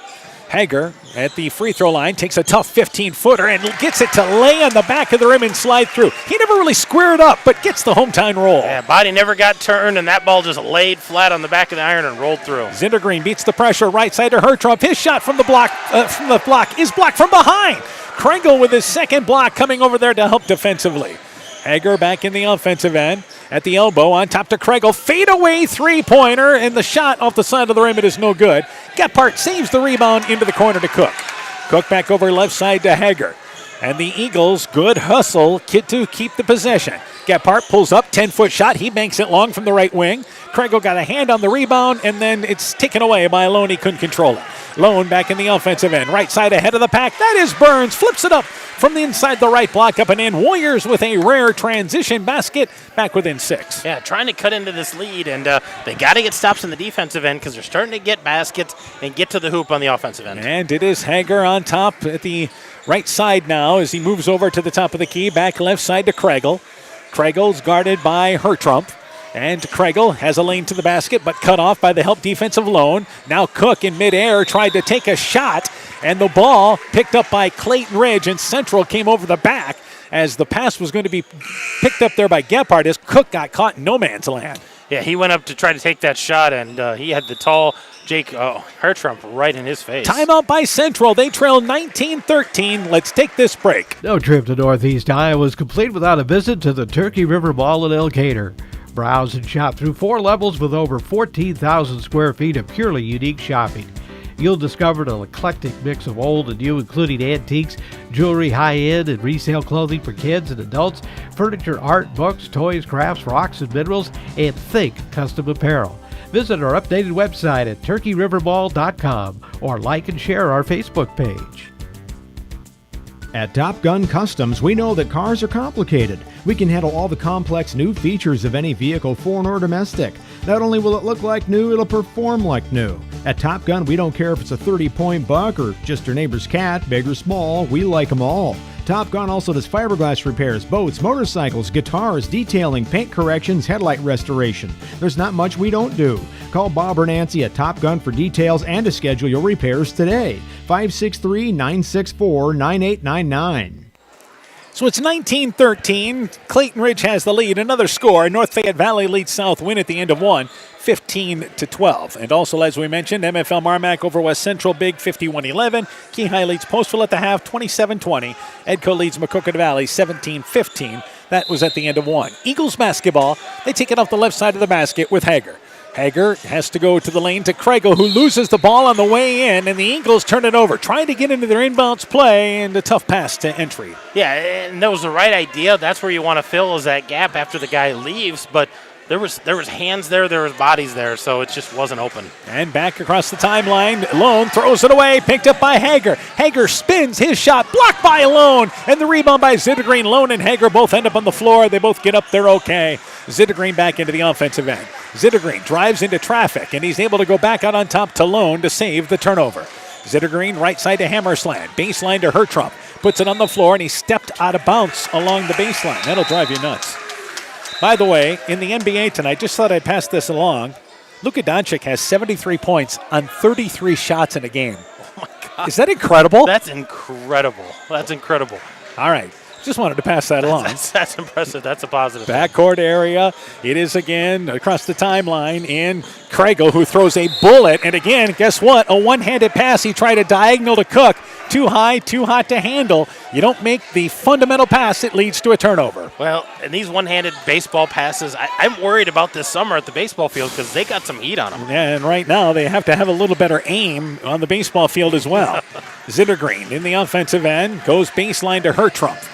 Hertrump, left corner, Lone in the lane, and as he drives in, Sarazua with a 2-point takedown. As Sarazua ends up almost tackling Lone in the lane, just the way they fell, and the ball goes to the Warriors off the right side of the basket. Sarazua's on the backside, had two hands, and just kind of drug Lone down to the ground. Yeah, that's a wrestling two-pointer, isn't it? That's two. That's for sure, a two. Kregel checks out. Gephardt comes in for the Eagles. Rote will also come in. Sarazua checks out. 1:18 to go in our half, 19-13. That was, by the way, the third foul committed by Clayton Ridge. So Hertrump on the inbounds. Stopped at the elbow. In the lane to Rignitz. Rignitz back on top. Her trump open. Right side for three off the side of the rim. Shot is no good. And with the rebound off the right is Backus. A minute to go here in our first half. Hager has it left side to Rote. Rote at the free throw line. Cut off. Back over to Hager. That is Backus, who drives baseline. A wraparound pass to Gephardt. Baseline 15-footer. Leaves it short. 13-foot distance. Rebound by Hammersland. But a good job by the Eagles getting back to thwart a fast break attempt. Zittergreen lowers the head, goes right side to Rignitz. Rignitz back over to Hammersland. 40 seconds left in the half. They try to go to Hertrump, deflected out of there by Cook, and it's tracked down again by Zittergreen.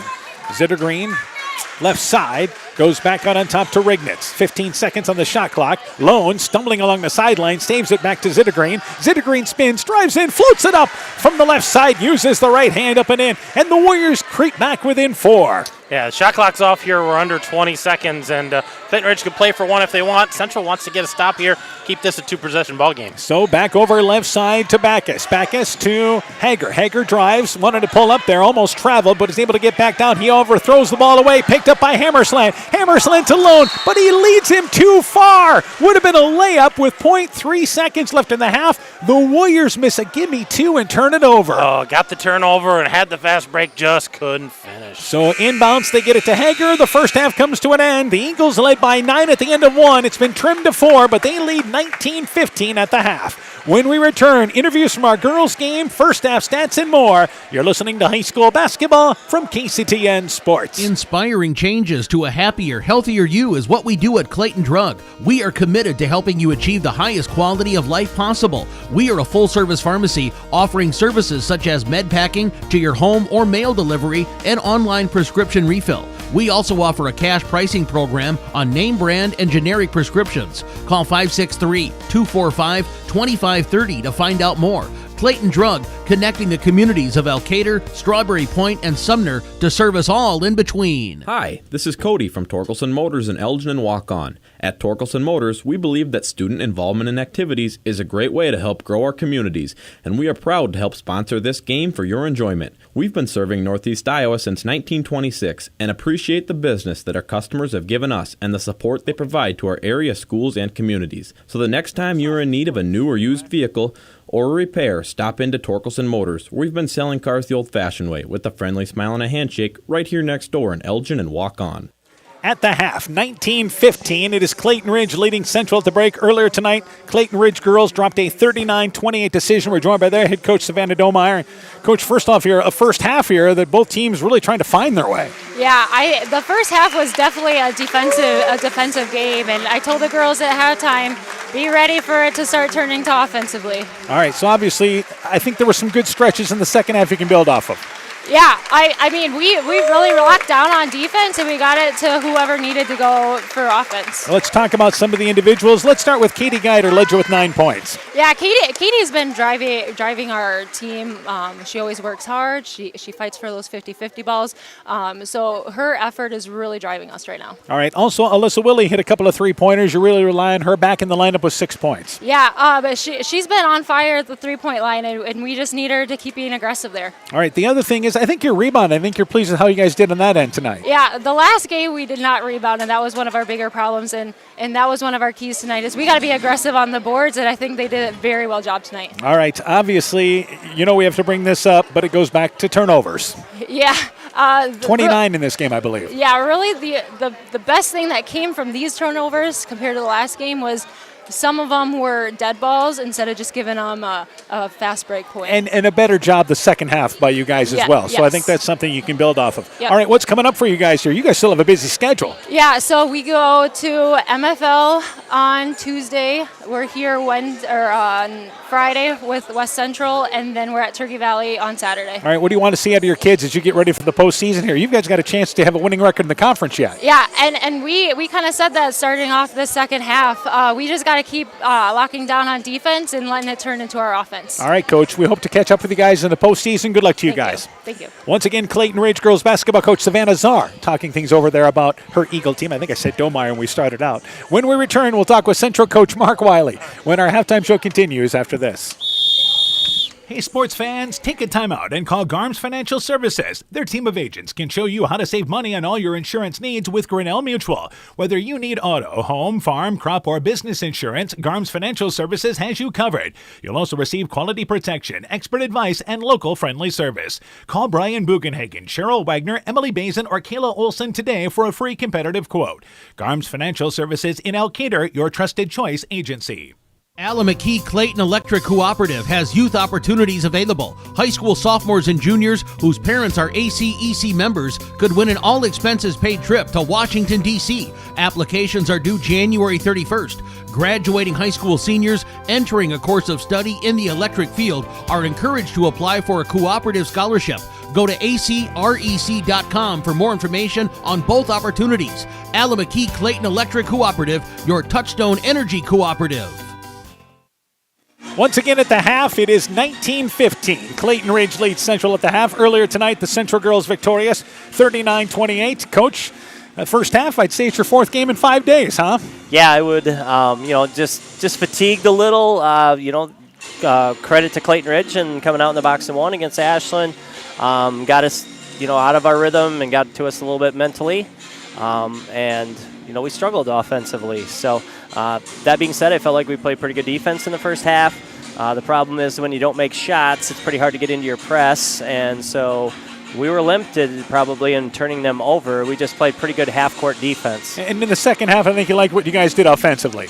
Yeah, and it starts with our defense, Dan. When they do things like that, we got to get things out in transition. I felt like we did that a little bit better in the second half. I said you can't let them get set up in that type of defense. And I felt like we did a better job of that. I thought our rebounding was a little bit better in the second half as a team. We had our moments, but, we had some pretty big shots, too. I thought Katie Royer came up with a big three-pointer there. I believe it was in the fourth quarter. Yeah. They had cut it to single digits again, and she hit a three. No hesitation, drained it. Just turnovers, looked tired, and you knew it was going to be a grind. I knew it was going to be a grind down here, but we came out on top. A little bit of check on our intestinal fortitude. And find a way to get it done. That's the big thing. Ashlyn Scharf and Briley Erickson led you offensively. Ashlyn had to work hard for her 10 points, and Erickson had 10. Right, yeah. And, Ashlyn continued to battle, and, for Briley to score 10 points, she probably played about 16 minutes of the game. She was in foul trouble. So, she's an offensive threat. We got to keep her on the floor because defensively, she does things for us, and she got in foul trouble tonight. So other people stepped up. Michaela Erickson played well for us tonight as well. And then Katie, like I said, Katie Royer stepped out to play guard for us. She's usually been playing post, so she stepped out to play guard for us and did a nice job. All right, what's coming up for you guys here? We play Turkey Valley on Tuesday, so another conference game, but we actually get to practice on Monday, Dan, so that'll be nice. And then we actually finish the season against Starmont over there on Thursday, and then Friday we play NFV to wrap up the season. We'll talk to you a week from tonight before North Fayette Valley. Sounds good luck good, to you Dan. guys. Thank you. Central basketball coach Mark Wiley talking things over about his Warrior team. Victorious tonight, 39-28 the final score. When we return, first half stats, second half action. 19-15 the score here. Clayton Ridge leads at the half. Back with more after this. When making up a to-do list, don't forget to include servicing your car at Edie's AC Delco Service Center in Garnavillo. Your car should have the best care, and Edie's will make sure of it. Stop in or call 964-2186 to make an appointment. Tires worn out? Well, Edie's can replace them. Need a tow? Call Edie's at 964-2186. Kay, Lynn, and Todd invite you to stop by and fill your car's tank with fuel at Edie's AC Delco Service Center in Garnavillo. Edie's open 7 a.m. Mondays through Saturdays. Alpine Communications believes connected communities become thriving communities. We are the local telephone company that became a 21st century communications provider. Alpine provides internet, television, cellular security, and telephone too. We promise personal, timely, reliable service from people who live here. When you choose us, we all thrive. Connect with Alpine Communications today. Click alpinecom.net or call 563-245-4000. Warrior Eagle Basketball is brought to you in part by Guttenberg Municipal Hospital and Clinic. Check out career opportunities at guttenberghospital.org. TD Sports Bar and Grill in downtown Elkader. Innovative Ag Services in Elkader, Monona, and Waukon. Adverse Weather Insurance. Jim Furman of Volga, your independent crop insurance agent. Norby's Farm Fleet in Northeast Iowa. Furniture Showcase and Allwine. Lighting Showroom, Flooring, Furniture, and Window Treatments. And by Bacon Concrete in Postville. At the half, 19-15 is our score. 4-point lead for Clayton Ridge. Other boys' scores. Keyhigh has defeated Postville tonight, 62-35. MFL Marmac leads West Central, 71-18 at the end of 3. North Fayette Valley leads Southwind at the half, 33-25. Maquoketa Valley leads Edco at the half, 30-27. We're joined once again by Coach Hammond. Let's go through the first half totals, starting with Clayton Ridge. Clayton Ridge is led by Colton Hager with 7 points, Gabe Cook with 5 points, Seth Kregel with 4 points, and Maddox Mosier with 3 points. So 19 points for the Eagles. They shot 33% in the first half, 3 of 10 behind the arc, 4 of 11 inside, 2 of 3 from the free throw line. They had those 12 turnovers. The Warriors in the first half, Vaughn Zittergreen leads the way with 6 points, Jake Hairtrump with 5, Carson Rignutz with 2, Garrett Burns with 2, so 15 points. They shot 32%, 1 of 6 behind the arc, 5 of 13 inside, 2 of 5 from the free throw line for 40%, and they also had 12 turnovers. And in the first quarter, Clayton Ridge got off to that great start, led 14-5, but Central got on track in the second quarter, outscoring Clayton Ridge 10-5. Let's talk about this second half. Obviously, turnover is still an issue. That turnover is still an issue, but, I think back to that first matchup, didn't Central go for a long stretch where they just didn't score? Both teams did. And it's like they want to avoid that. So I think both of those teams need to come out in the third quarter here and establish something offensively. Get a bucket, see it go through, try to get back in this. If you're Central, try to extend it if you're Clayton Ridge and kind of put it into a hole. As of right now, we're headed for a game where both these teams score about what they score. Clayton Ridge averages 33.5 points a ball game. It looks like they're on their way to maybe a better total than that. But Central averages 35.7 points a ball game. So this is what you get when you're really young. I mean, both these teams are really young. It's the one thing we didn't talk about. You talk sophomore, freshman, junior, sophomore starts for the Warriors. And for the Eagles, sophomore, junior, sophomore. So, I mean, there's a couple of young teams out here. In the backcourt, Clayton Ridge has the basketball to start the second half. It's Hager, Gephardt, Mosier, Cook, and also Kregel out there as we begin the second half of the starting 5 for the Eagles. Kregel, top of the key, right side to Hager, baseline to Mosier. He's open, deep right corner for 3. Hit the side of the backboard. So the rebound goes back into the hands of Central. It is Rignitz. Lone gets it ahead of the pack to number 20 in Zittergreen, who scores the right-handed layup. Nice lead pass by Lone and a basket in transition. Yeah, nice transition for the Warriors, getting out and getting on top of that long rebound. Lone, Zittergreen, Hertrump, Hammersland, and Rignitz out there for Central as we start the second half. Warriors, once down by 9, back within 2. Hager, baseline to Gephardt, on the left wing actually. Gephardt goes right side to Mosier. Mosier, deep right corner, drives baseline, pulls up, 8-foot leaner, kisses it off the glass. Nice drive by Mosier along the baseline, kissed the glass, used it to his advantage. They're back up by 4. Better bucket that time by Maddox Mosier. Lone in the lane, a lot of traffic, tried to go to Rignitz, and Gephardt dives on the floor, and there is a tie-up. It is a jump ball that, they're going to call a foul, I believe. And it's going to be committed there on Gephardt reaching in. So we do not have a jump ball.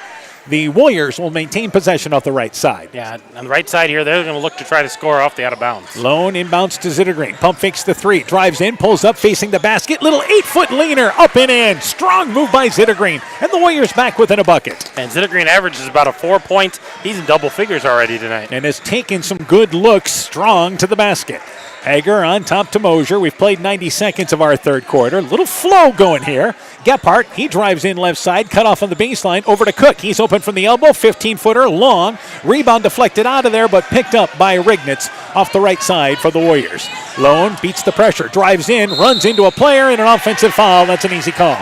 Lone drove in right side, and Gephardt draws the charge. Lone had the right idea initially, but the Eagles did a good job converging. Well, and Lone kind of made up his mind as he crossed that center circle, and you could see the defense was sliding over there. They were already placed, and he just continued through. Outstanding help defense by Gephardt. So Hager back in the offensive end, and right side, cut off back out on top to Mosier. Mosier in the lane to Kregel off the right elbow, has it deflected away. Loose ball in the court picked up by Hager, and then Hager is fouled by Lone. Lone and Hager both went up for the ball, and Lone made some contact with Hager. He's called for the second foul committed by the Warriors, and just his second.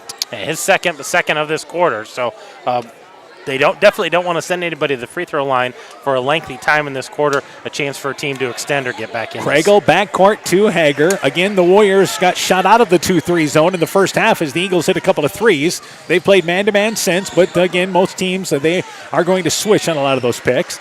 Kregel, top of the key, guarded by Hammerslang. 2 minutes into our third quarter. Shot clock's at 15. Eagles have a lot of time. Gephardt now has it at the left elbow area. Baseline to Hager. Puts it on the floor, pulls up in the wing. 15-footer, no good, but he's fouled. Hager, quick stop and pop shot on the left side. Drew contact. He'll go to the free throw line for 2. Yeah, and he saw Hertram coming from his left, and so that's why he quickly got that shot off, and Hertram comes across, gets a piece of the arm. So we're going to get a couple of free throws here out of Colton Hager. And this will be for the Eagles, a chance to add on to a 2-point lead. Free throw on its way by Hager. It is good. Hager, about a 50% free throw shooter. As we mentioned, both these teams just struggle from the line. It is amazing. When you shoot 43% as a team from the line, that's what Central does. And Clayton Ridge at 41%. These are free points. Yeah, these are easy points, and you can practice them all on your own. Yeah, Hager makes both. So that's a positive for the Eagles. They lead 23-19. Zittergreen drives into the right side to Rignitz, and they go to Lone on the right wing. Back over to Hammersland. Hammersland feeds it back to Lone. Trying to go in the lane to Hertrump. Kicks it in the corner to Hammersland. Deep left corner for 3. Got it from the right corner. Hits the three-pointer. Warriors come back within 1, and they want a timeout. 23-22. Clayton Ridge the lead. Let's take this break. Strawberry Building Supply offers all your building materials for residential and commercial projects. Whether you're building from the ground up, remodeling your home, or a weekend project, we have the materials you'll need. We are an authorized Milwaukee dealer for all your Milwaukee tools. Strawberry Building Supply also has everything you'll need for your pets and livestock. Stop into Strawberry Building Supply today at 413 West Mission Street, Strawberry Point, or call 563-933-4579. 5:27 to go in our third quarter. Clayton Ridge has led really much of the game, as much as 9, but the Warriors have worked their way back within 1 after Hammersland hits the three-pointer. Yeah, kind of a hand-in-the-face 3, but not able to knock it down here. Get it within 1, and they got a hunker-down defense, and looks like they're going back to that 2-3 zone. This has been a hard-fought game. They're looking to trap out of the zone. That's why they took the timeout, but a good job by the Eagles. Hager gave it up right away to Kregel to avoid the double team. Left side, Hager has it on the wing. In the high post area to Gephardt. Back over to Kregel. Kregel, left sideline to Hager. Hager right back to Kregel. The shot clock is down to 10. Kregel off a pick, takes a tough contested 15-footer, airs it out. Cook saves the rebound, but back into the hands of Lone. They've got a fast break. Lone drives in, right-handed layup, blocked by Gephardt. Gephardt gets back defensively. Lone had Hertrump ahead of the pack and didn't see him. Cook drives in, then hammered hard by Zittergreen as the Eagles push tempo the other way. And as Cook tried to go outside the right lane to take the shot, hammered hard by Zittergreen. He'll go to the free throw line for 2. The 4th foul on the Warriors this quarter. Yeah, and we haven't even played half of this quarter, and they're in the bonus for the rest of the way. So let's see if the Eagles can take advantage of this. Cook's free throw is good. We mentioned Cook's free throw struggles. He's been money so far tonight. Hey, he's 2 for 2 with his third one coming right here. So he hit one earlier there on a completion of a three-point play. You bet. Third one on its way. That one no good. Missed it to the left. We jinxed him. Yep. And Burns, who just checked in, got the rebound for Central. So Zittergreen, his second foul. Zittergreen stops in a double team and goes back to Lone. They now go baseline to Hammersland. His shot no good, but bodied by Gephardt on the drive in. They did get it to the high post and then tried to attack that 1-3-1 against the baseline. Yeah, they did the right thing there. They got it at the high post, and Hammersland cut hard right into that short corner and got the ball, but just kind of got into a lot of traffic. Ball goes out of bounds off of the... Sarazua and Backus check into the game for the Eagles. Gephardt checks out with his third foul. It also Mosier checks out. Inbounds, they go to the left block to Burns. He's covered. Back over to Zittergreen. Zittergreen drives in the lane, stripped on the way up. He was hoping for contact, didn't get it. Hager leads the break, stops outside the lane. 8-foot leaner up the glass there, up and in. And Hager able to beat everybody down the court. Eagles go back up by 4. Yeah, big bucket there by Hager on the transition. Zittergreen again walks into a double team, loses the basketball. Picked up by Sarazua. And the Eagles force a turnover. Back out on top to Backus. Backus pulls up at the free throw line. 15-footer grazes the side of the rim. No good. Sarazua tries to save the rebound underneath, but back into the hands of a Warrior in Burns. Halfway through the third quarter. Zittergreen dribbling through everybody again, and this is the third straight trip. They're going to turn it over. Picked up by Kregel. Kregel drives in, scores, misses the layup. He blew it. Cook saves the rebound. Nope, he ran out of room, stepped out of bounds along the baseline, and the Eagles have a fast break turned away as the Warriors 3 straight times have dribbled right into a double team or triple team. Yeah, right into the heart of that 1-3-1, and they just locked down that trap, and they're getting runouts.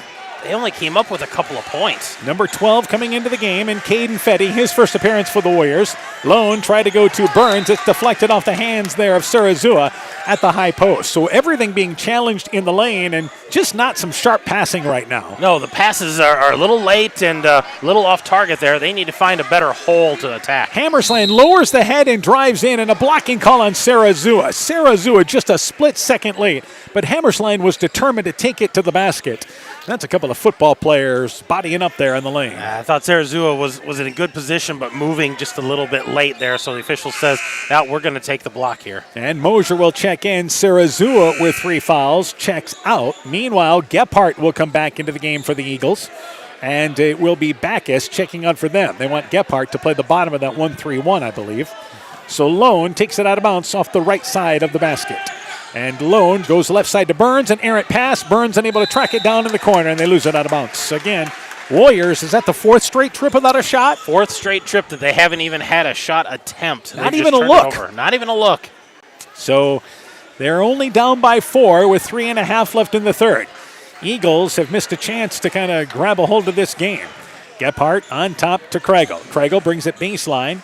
Cut off, deflected by Hammersland into the hands of Cook. Back left corner, Kregel open for 3. It's off the back of the rim. Skying for the rebound is Mosier. Misses the putback. Rebound deflected out of there, and we've got a tie-up as Mosier took an off-balance shot from the right side, but hustled to keep the rebound alive. However, the jump ball gives it back to the Warriors on the alternate possession rule. And 2 really clean attempts again for the Eagles, and they come up empty. So again, trying to extend this, they haven't been able to. Warriors trying to get back into it, not even getting attempts down here. It's been a struggle offensively. Fetty checks out. Zittergreen comes back into the ball game, and this ball game strikingly similar to the first matchup. Hammersland lane to the basket, flips it up with the left hand from the left side, too far away, as he could have taken another step in, missed the layup, and the rebound pulled down by the Eagles. The Warriors, the good news is they got a shot off that time. They did, and found a great lane, just not able to finish. Yeah, should have taken it one more step in. He'd have made himself a nice, easy left-handed layup, but again, he tried it from about 6 feet away.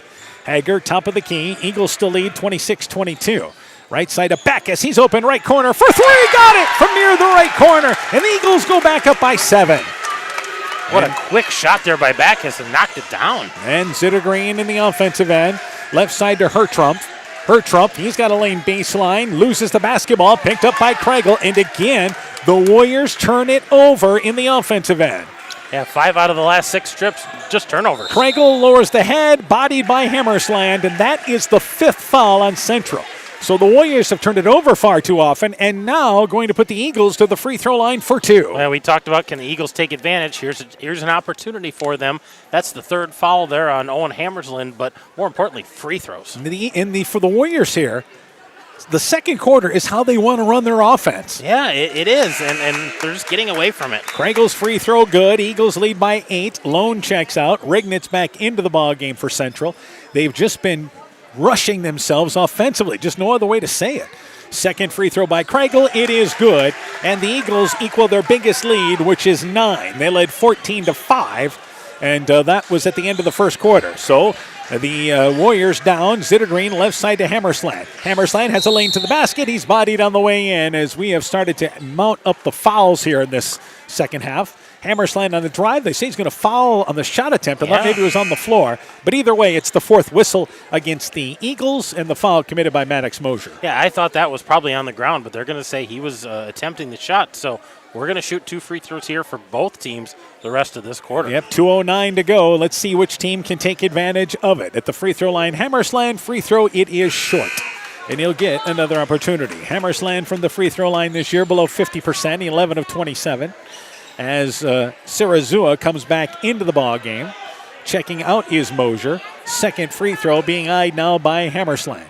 Second free throw on its way, and that one is good. So 1 of 2, and a timeout by Central. 8-point lead right now at 31-23. Eagles in the lead. Let's take this break. Hi, Justin Birdnow here from Birdnow Chevrolet of Monona. I want to take a moment to extend a heartfelt thank you to all of our incredible customers and the amazing local athletes who have shown us unwavering support over the years. Just like you, we're all about the winning edge. That's why it's our goal for our customers to feel like they have scored big when they leave our dealership. Stop by today or visit us online at birdnowmonona.com. And remember, you have to get to our place. You'll love the way we treat you.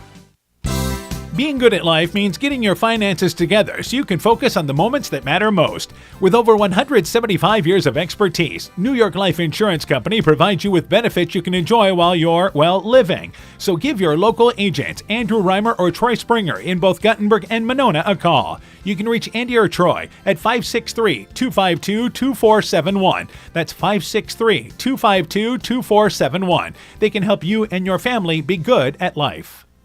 So 2:09 to go in our third quarter. It is 31-23, Clayton Ridge in the lead.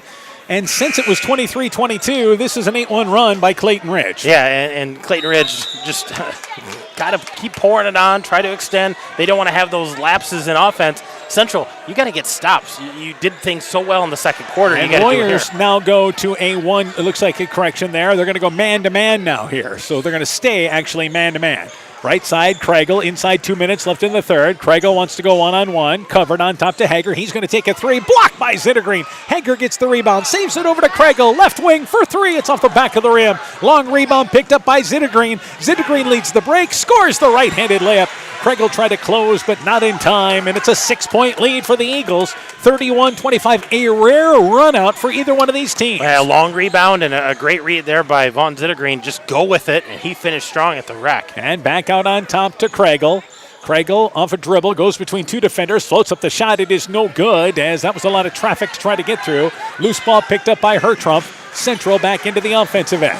Hertrump been a little quiet, drives on the baseline, goes back over to Zittergreen. We approach a minute in our third quarter. Zittergreen, right sideline to Hertrump. Hertrump, again, he's tall so he can oversee everything. Tried to go to Zittergreen, deflected out of bounds by Cook. And the ball goes back to Central. Warriors need some quick movement of the ball. They do. They need to move that ball. They're holding it a little too long, letting the Eagles kind of collapse with that defense. But they've got a minute to play here. They'd love to get a couple of buckets. Rignitz checks out, and on the inbound, Central threw it to center court, but Lone had it in the offensive end. The momentum takes him into the backcourt, and they turn it over.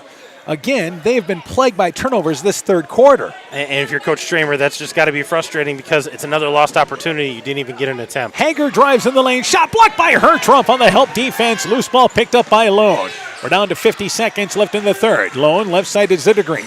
Zittergreen triple team. Somebody's got to be open, right? And he instead has the ball knocked away, picked up by Cook. Cook saves it back to Kregel. And again, you worked right into trouble. That's the problem. Kregel right side to Hager. About an 8-second differential between game clock and shot clock. Hager left side to, once again, Gephardt. They try to go in the lane, and just a silly reach-in foul from behind as Cook was on the left block and Hertrump reached in from behind. That will put Cook to the free throw line for two. Yeah, and that's the thing about those fouls. When you get so many fouls early on in the quarter, something simple like that, it turns into free throws, and that's what Central doesn't want, is Clayton Ridge able to score without the clock moving. 30.9 seconds to go. The third foul committed by Hertrump. Free throw by Cook. It's off the back of the rim. He'll have another opportunity. And Rignitz back into the game. Zittergreen checks out. Gephardt checks out for the Eagles. Sarazua back into the game. Zittergreen out for the Warriors. And a chance for Cook to put the Eagles back up by 7. Second free throw on its way. Cook's second free throw off the back of the rim. It is no good. Long rebound picked up by Hammersland. Hammersland back to Lone in the offensive end. Lone lowers the head, loses the basketball in the lane, and it's picked up there by Hager. And Hager actually, Lone traveled with the basketball. So Lone turned it over either way. Hager picked up the loose basketball, and that negates a Clayton Ridge run out. Oh, that was a frustrating set again because now Clayton Ridge can hold for one if they want, try to extend their lead here. Shot clock's off. 20 seconds left in our third quarter. Let's see if the Eagles can hang on to the ball for 15 seconds and run the shot clock down here, run the game clock down to get the last shot. Hager has it right side. Coach Spierschlag says back it up. Let's start our offense now with 8 seconds to go. Hager drives in, pulls up, double pump shot in the lane, circled around, got it to stay down. And the Eagles go up by 8 as Hammersland goes right side to Hertrump. Half-court heave would not have counted, hits the ceiling anyway. And the third quarter comes to an end. Eagles lead by 8 as we go to the fourth at 33-25. Mom, yeah, put that on my to-do list. There is more and more on my to-do list every day. I can hardly keep up, and I have to make sure everyone is paid. But who has time for the bills? You know who can help with that? Who? Elkader Tax and Bookkeeping. They not only do taxes, but specialize in bookkeeping services as well.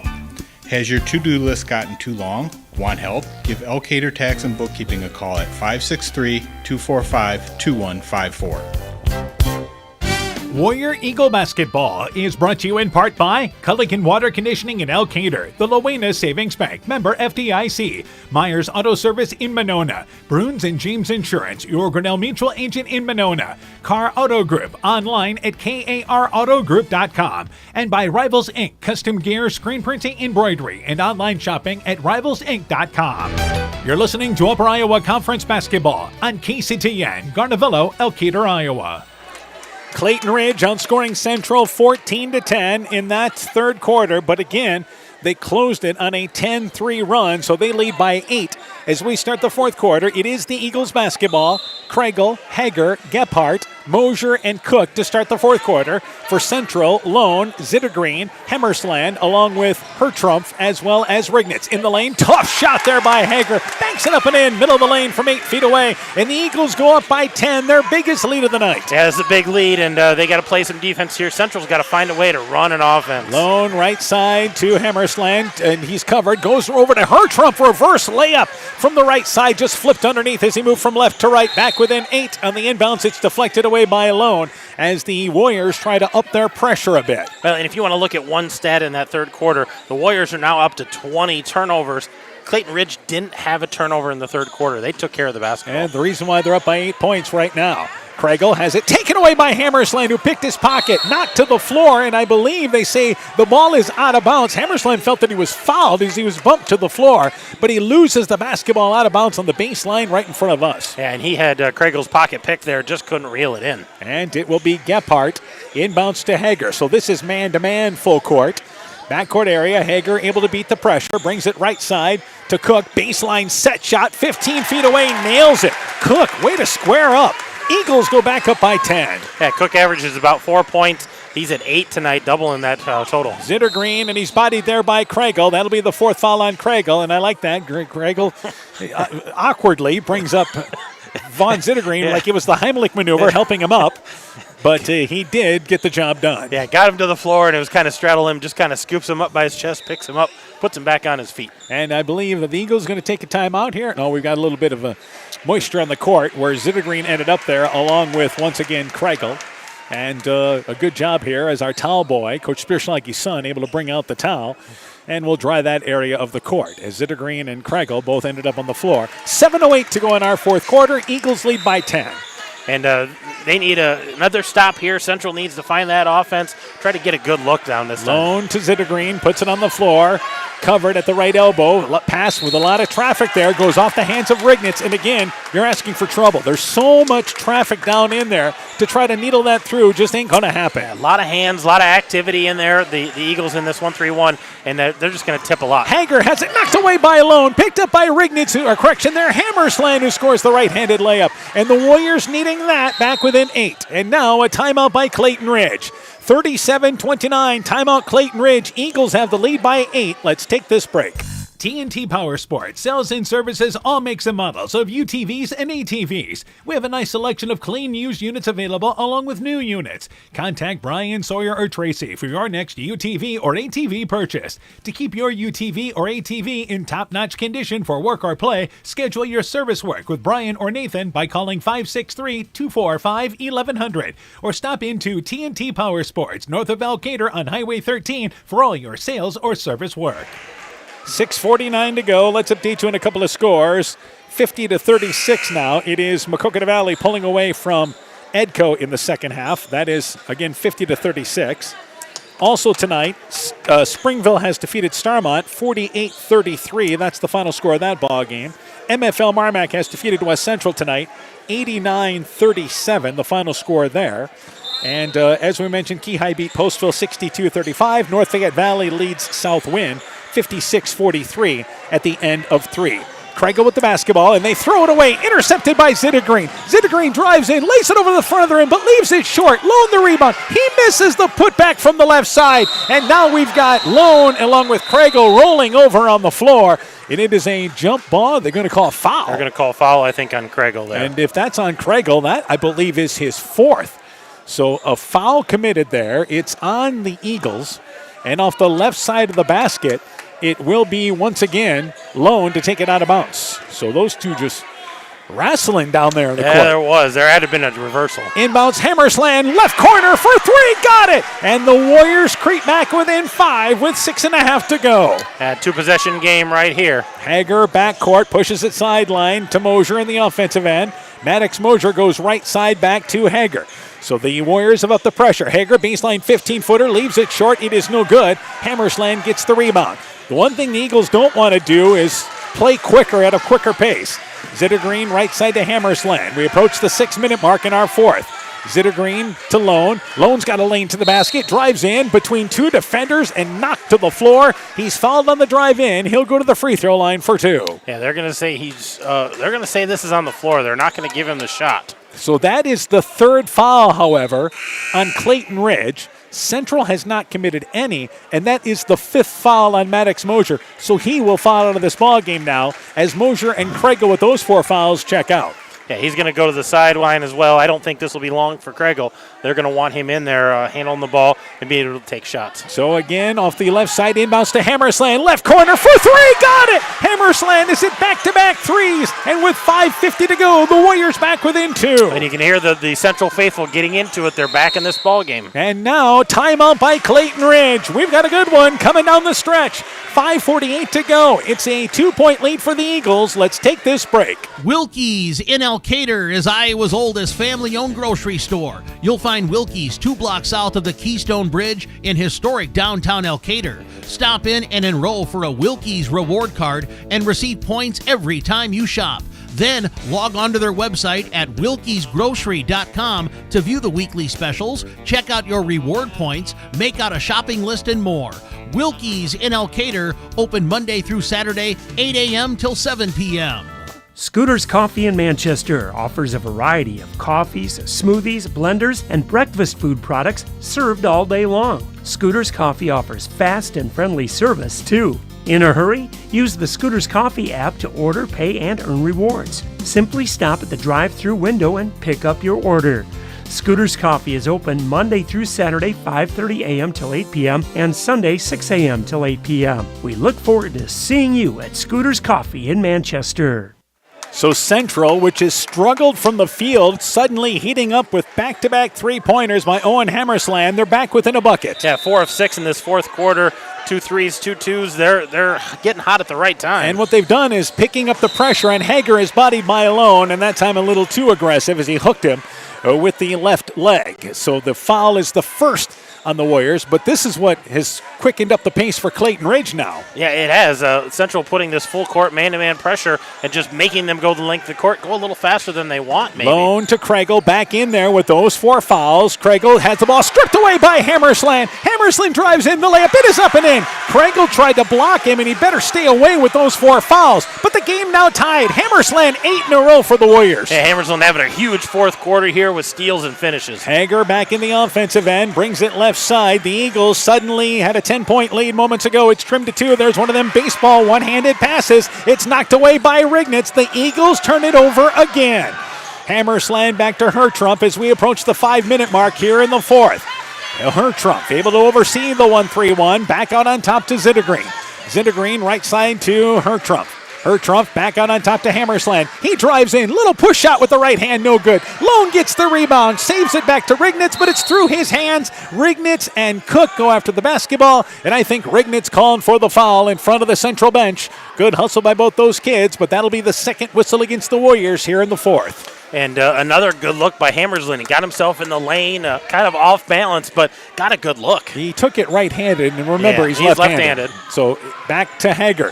Eagles, they need to start taking care of the basketball. Hager beats the pressure, knocked away by Lone. Either way, he double dribbled or traveled, and the Eagles turn it over again in this fourth quarter after no turnovers in the third. Well, and what's happening here is the full court pressure by Central, but once somebody has the ball, everybody's bailing out and kind of leaving Hager on his own, and they're doing a good job of pressuring the ball. Zittergreen back over to Lone. Lone right side, Hammersland right corner for three. Heat check, missed it. Rignitz the rebound, put back, blocked by Sarah Zua. Hertrump got the rebound, and I believe he's fouled by Hager on the floor.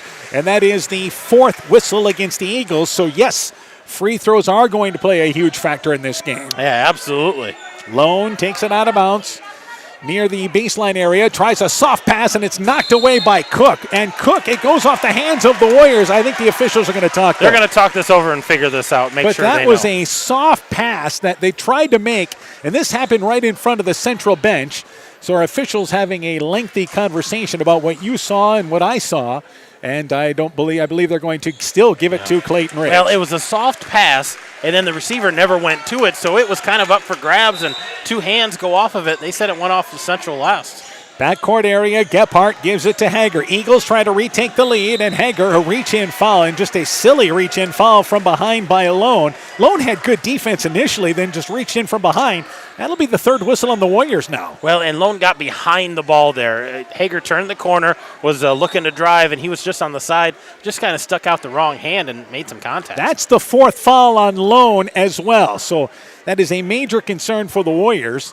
4:25 to go. It is the Eagles basketball, and they'll take it at center court. Yeah, they're going to take that on the side. I think Coach Spurtzlog, he wanted that underneath, but he hadn't gotten below that free throw line yet. So right side, Gephardt on the front of the Clayton Ridge bench gets it inbounds to Hager. Hager, high post area, Sarah Zua. Drops it, takes an off-balance 15-footer, tried a one-handed shot. It is no good. That's not what they were looking for. Hertrump gets the rebound. Warriors back in the offensive end. Hertrump on top to Lone. Lone left side to Zittergreen. Pump fakes the three and then moved the feet before moving the basketball.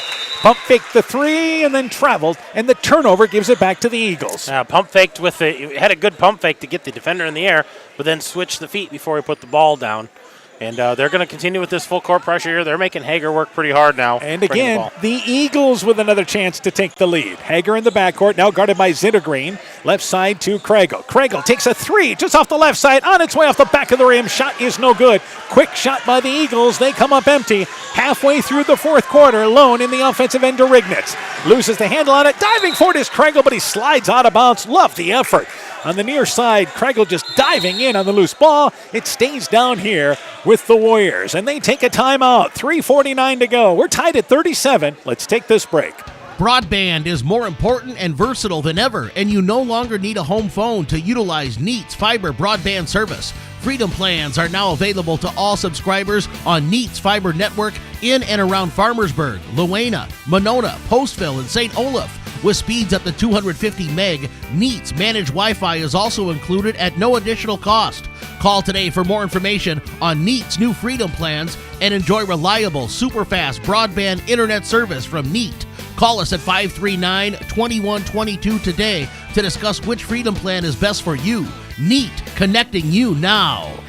So we've kind of hit a stalemate. Now tied at 37. Both these teams fighting hard. Who's trying to take the lead here late? It is Central's opportunity. Yeah, the intensity has really upped in this game this last 3-4 minutes, but the scoring has kind of gotten to a stalemate. 3:45 left in the fourth. Zittergreen near sideline, double team, goes over to Hammersland, and again the ball goes off of Hammersland's legs out of bounds. Zittergreen worked right into some trouble in that double team, just couldn't get out of it. Yeah, got right in that coffin corner there and couldn't get out of it. Backcourt to Hager, Hager to Gephardt, and Gephardt travels with the basketball.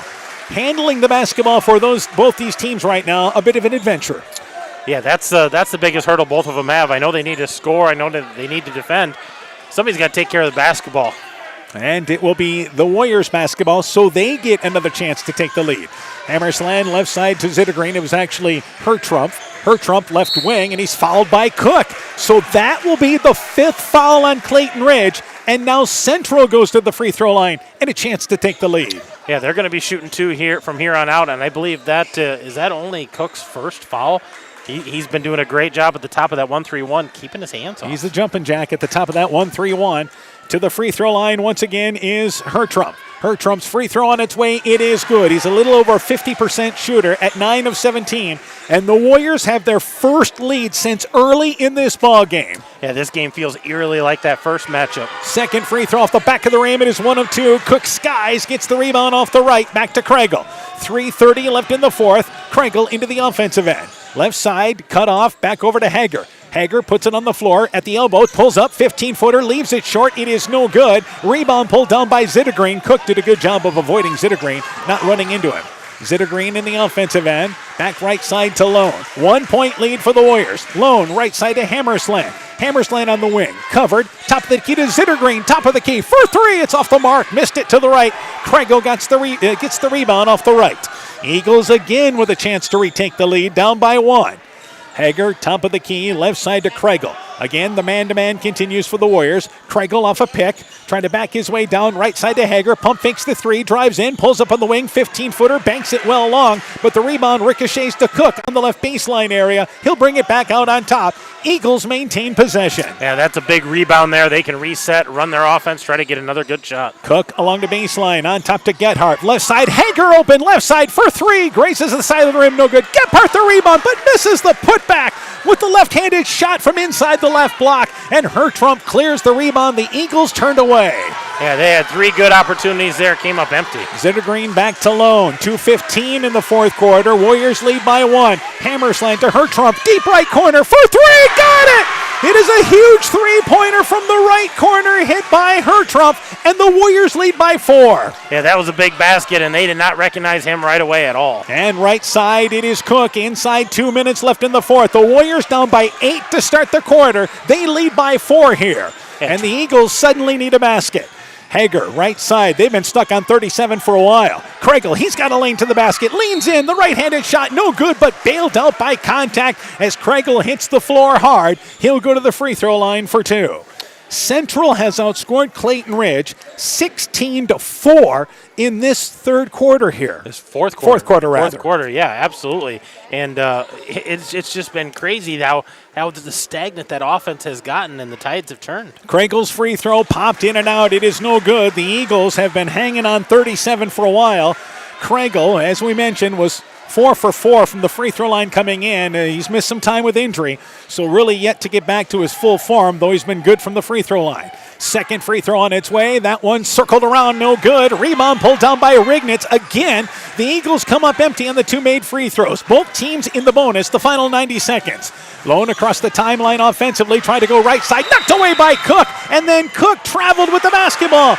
Cook got the steal, tried to pull it out of there, and he gets a high five from Coach Spirschlag, and he should because it was good hustle. Yeah, that was a great steal. He just shuffled his feet trying to gather, but a great steal. Cook, those long arms at the top of this zone. Backcourt area to Lone. If you're the Warriors, you can use the clock, by the way. Right side to Zittergreen. It is again Hertrump.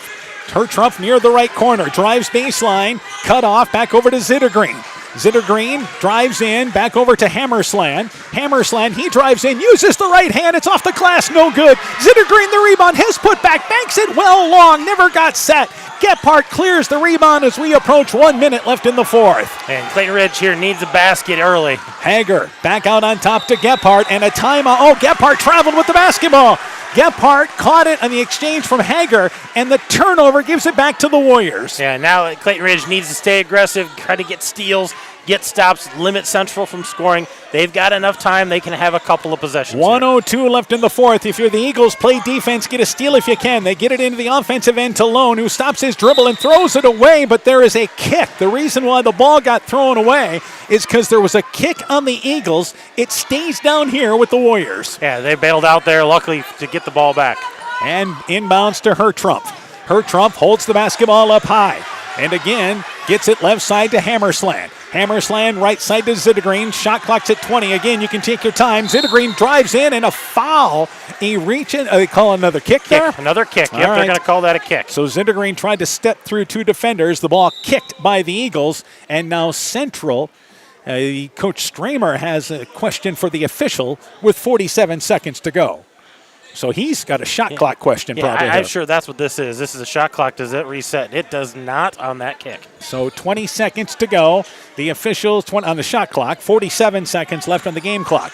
Inbounds to Hammersland. He drives in the lane, uses the right-handed layup. No good, leaves it short. Lone tips out the rebound to Cook.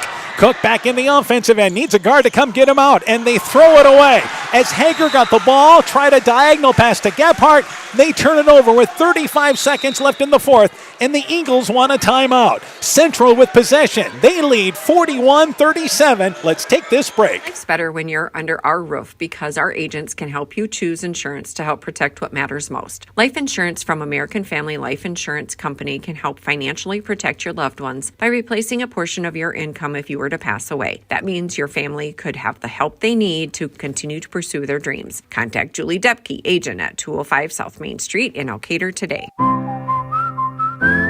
Products not available in all states. American Family Life Insurance Company, 6000 American Parkway, Madison, Wisconsin. Boisier Lumber Company in Guttenberg and Elkader, your do-it-best rental center, handles Midland garage doors for residential, commercial, and agricultural needs.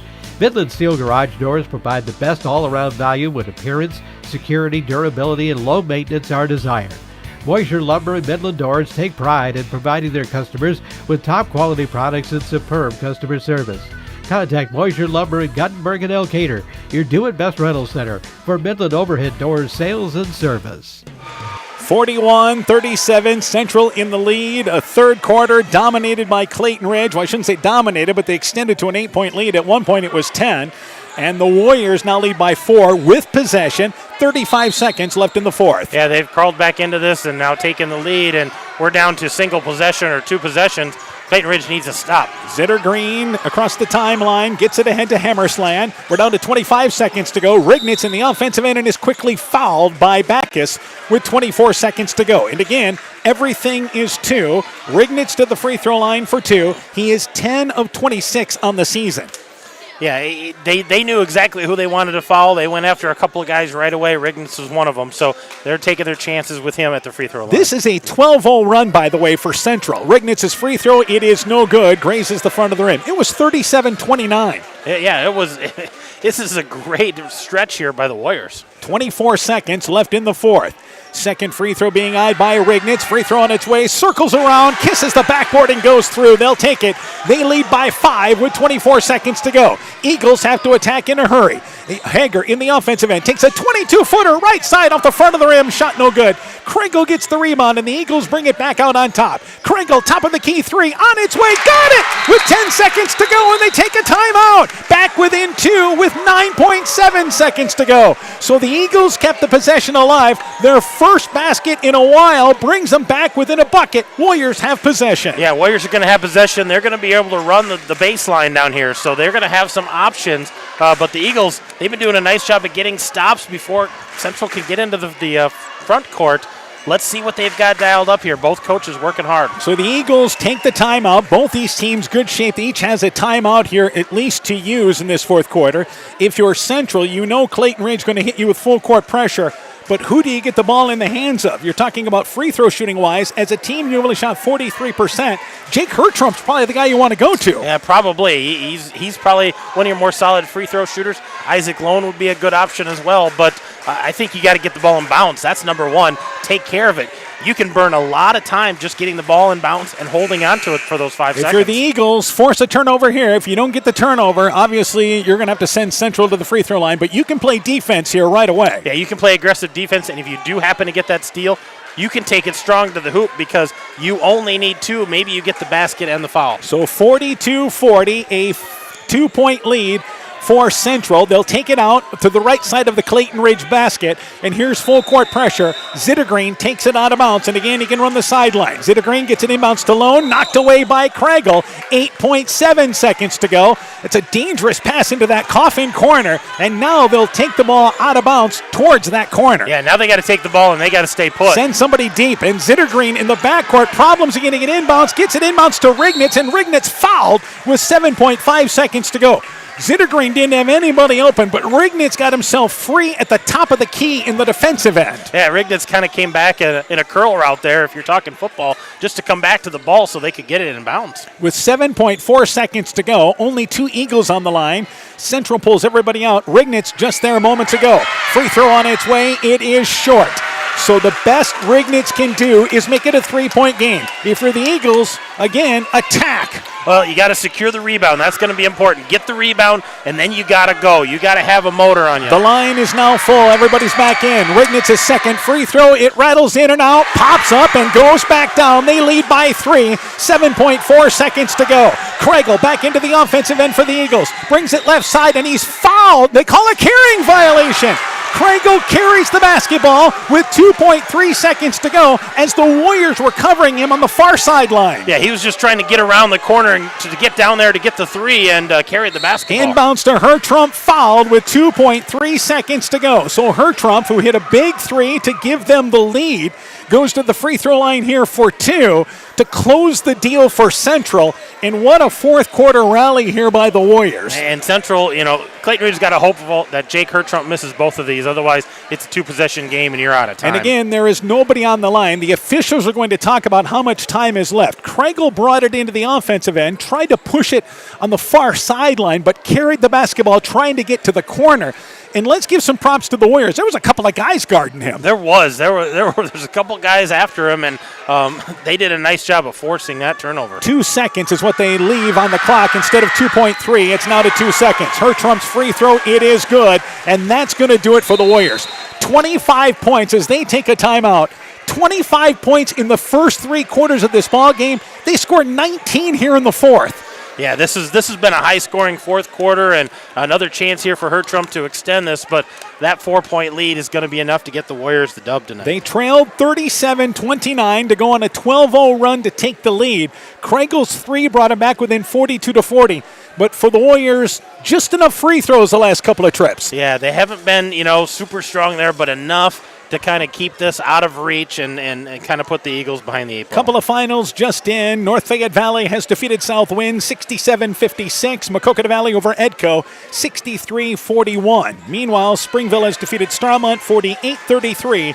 And MFL Marmac over West Central 89-37. But this is the game of the night in the Upper Iowa Conference. We are the late show once again. And at the free throw line is Hertrump, trying to finish it off. The second time that Hertrump's hit a key 3 against Clayton Ridge this season. Yeah, that was a big 3. That was kind of turn the tide, get him over the hump, and just let it roll. But the Warriors' pressure defense in this fourth quarter, the difference. Yeah, that full court man-to-man defense forcing them to handle the ball, and Clayton Ridge just struggling with those turnovers here. No turnovers in the third quarter. 10 in the fourth quarter. So Hertrump to the free throw line, trying to finish it off for the Warriors. Second free throw, it's off the back of the rim. It is no good. Cook gets the rebound, able to hold on to the basketball, and the game comes to an end. Central trailed by 8 starting the fourth quarter. They used a 12-0 run to get the lead. They hit enough free throws down the stretch, and Central sweeps the season series from Clayton Ridge, winning by a final score of 44-40. With the win, the Warriors 5-11, 4-9 in the conference. The Eagles drop to 3-13, 1-10 in the conference. We'll take a break. When we return, game stats, coaching interviews, your post-game show is coming up. You're listening to high school basketball from KCTN Sports. Stop into Nightingale Drug in Guttenberg to find that perfect gift for that special occasion. We have Silver Stars jewelry line, Gans and Carson home decor, Simply Noel purses and bags, Melissa and Doug toys, and baby items. Need that last-minute greeting card? Stop in and see our large selection. We have something for every occasion. Nightingale Drug and Gift Shop, your small-town, family-friendly business, located along Highway 52 in Guttenberg. Health Mart, caring for you and about you. Stronger, farther, faster. It all starts with good nutrition. Clayton County Farm Bureau is proud of our livestock farmers who provide high-quality protein needed to fuel our young athletes. The ultimate pre- and post-game fuel-up can be found in meat and dairy foods grown right here. Meat and dairy are natural sources of essential vitamins that support health, energy, and performance. We know our student athletes are the real deal, and Iowa's livestock farmers are committed to helping them reach their goals.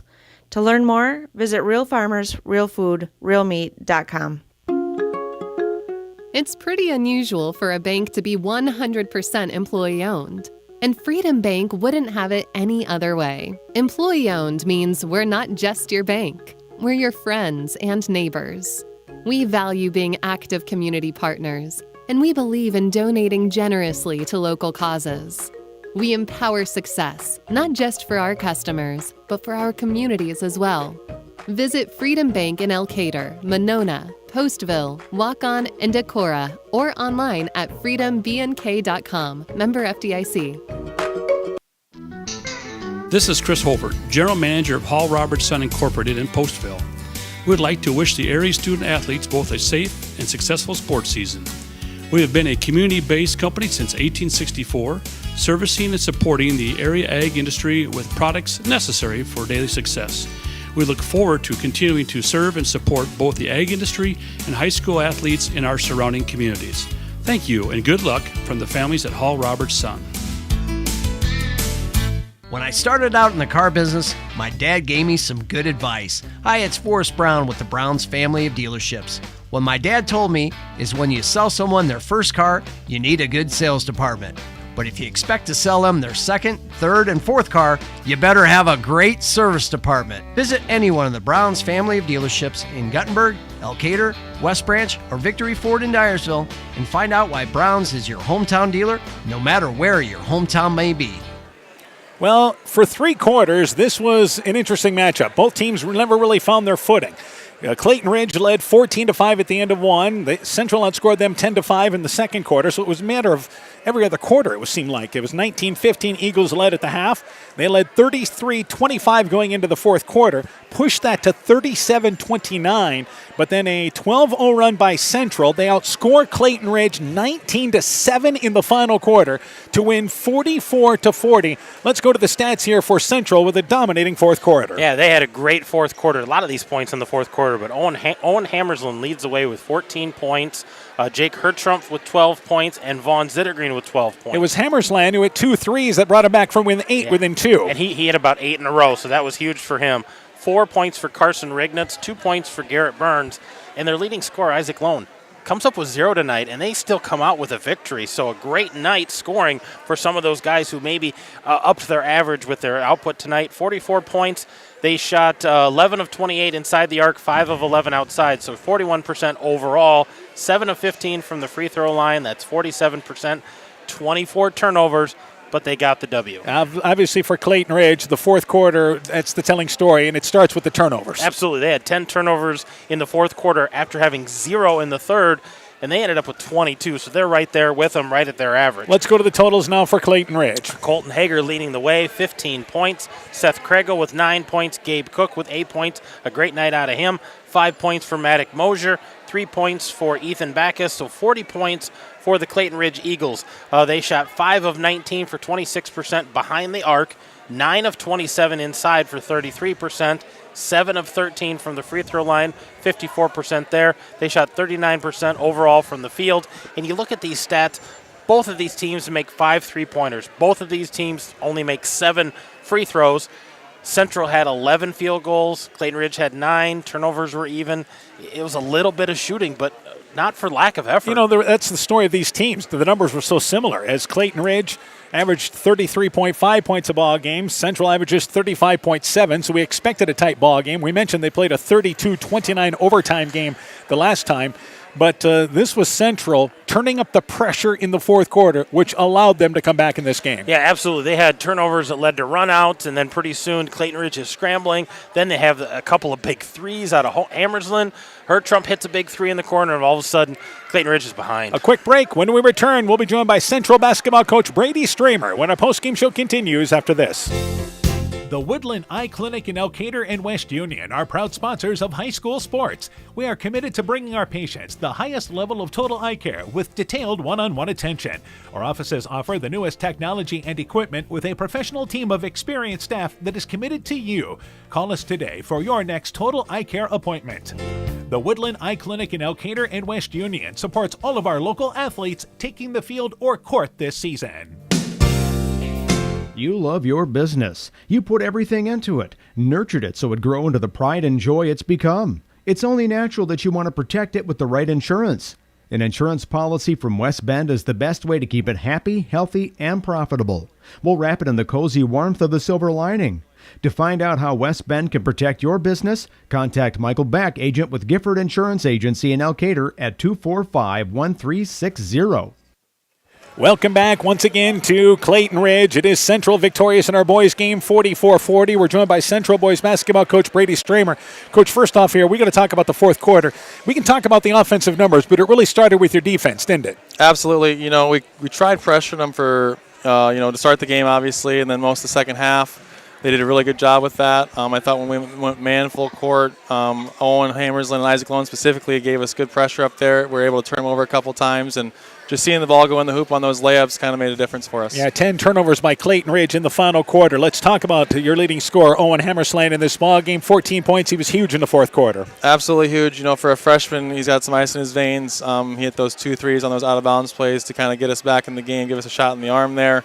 He's a kid that I didn't sub him out one time tonight, played all 32 minutes. He gives maximum effort on the defensive end every single game, guards the opponent's best player most nights. So to see him hit some big shots was great. Yeah, obviously, Jake Hertrump was huge for you as well in the fourth quarter. He had 12 points, 7 of them coming in the fourth quarter. Yep, you know, another kid. It was great to see him hit some shots there. He hit one in the first half, and I felt like he kind of lost him on the offensive end. He didn't get many touches for about 2 or 3 quarters there, and then, like you said, in the fourth, he was able to hit some big shots for us, which was huge. Hammerslin and Hertrump combined for 17 of your 19 points in the final quarter.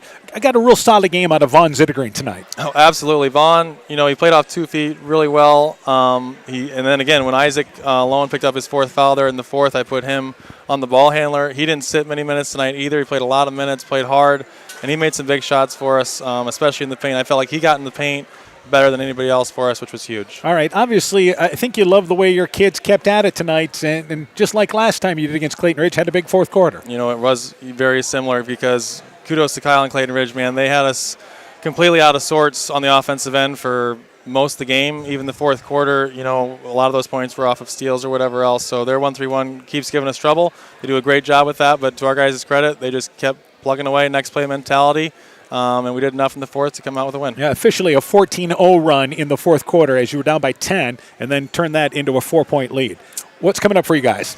Yep, we got Turkey Valley at home Tuesday, kind of a busy week, and then we got Starmont on the road Thursday, and then we go to NFV next Friday. So a 3-game week for us coming up end of the season here, so we just got to keep improving. Now, real quick, I want to throw something about the turnovers. I know that's still a concern to you guys. Absolutely. I don't know how many we had tonight, but 24. It was a lot, too many, absolutely. And a lot of them, you know, we talked about unforced turnovers. I don't know how many travels we had, too many, and just, you know, on the tape, we'll watch it again as a group, but it just seems like we're not seeing the open man. We keep trying to force those tough passes, so that's one thing we can absolutely keep working on. All right, found a way to get her done, though, Coach. Appreciate it, Dan. We'll talk to you next Friday night against North Fayette Valley. Good luck to you guys. Thank you. 44-40 final score. Central Boys victorious over Clayton Ridge. A quick break. We'll be joined by Clayton Ridge coach Kyle Spierschlage right after this. No trip to Northeast Iowa is complete without a visit to the Turkey River Mall in Elkader.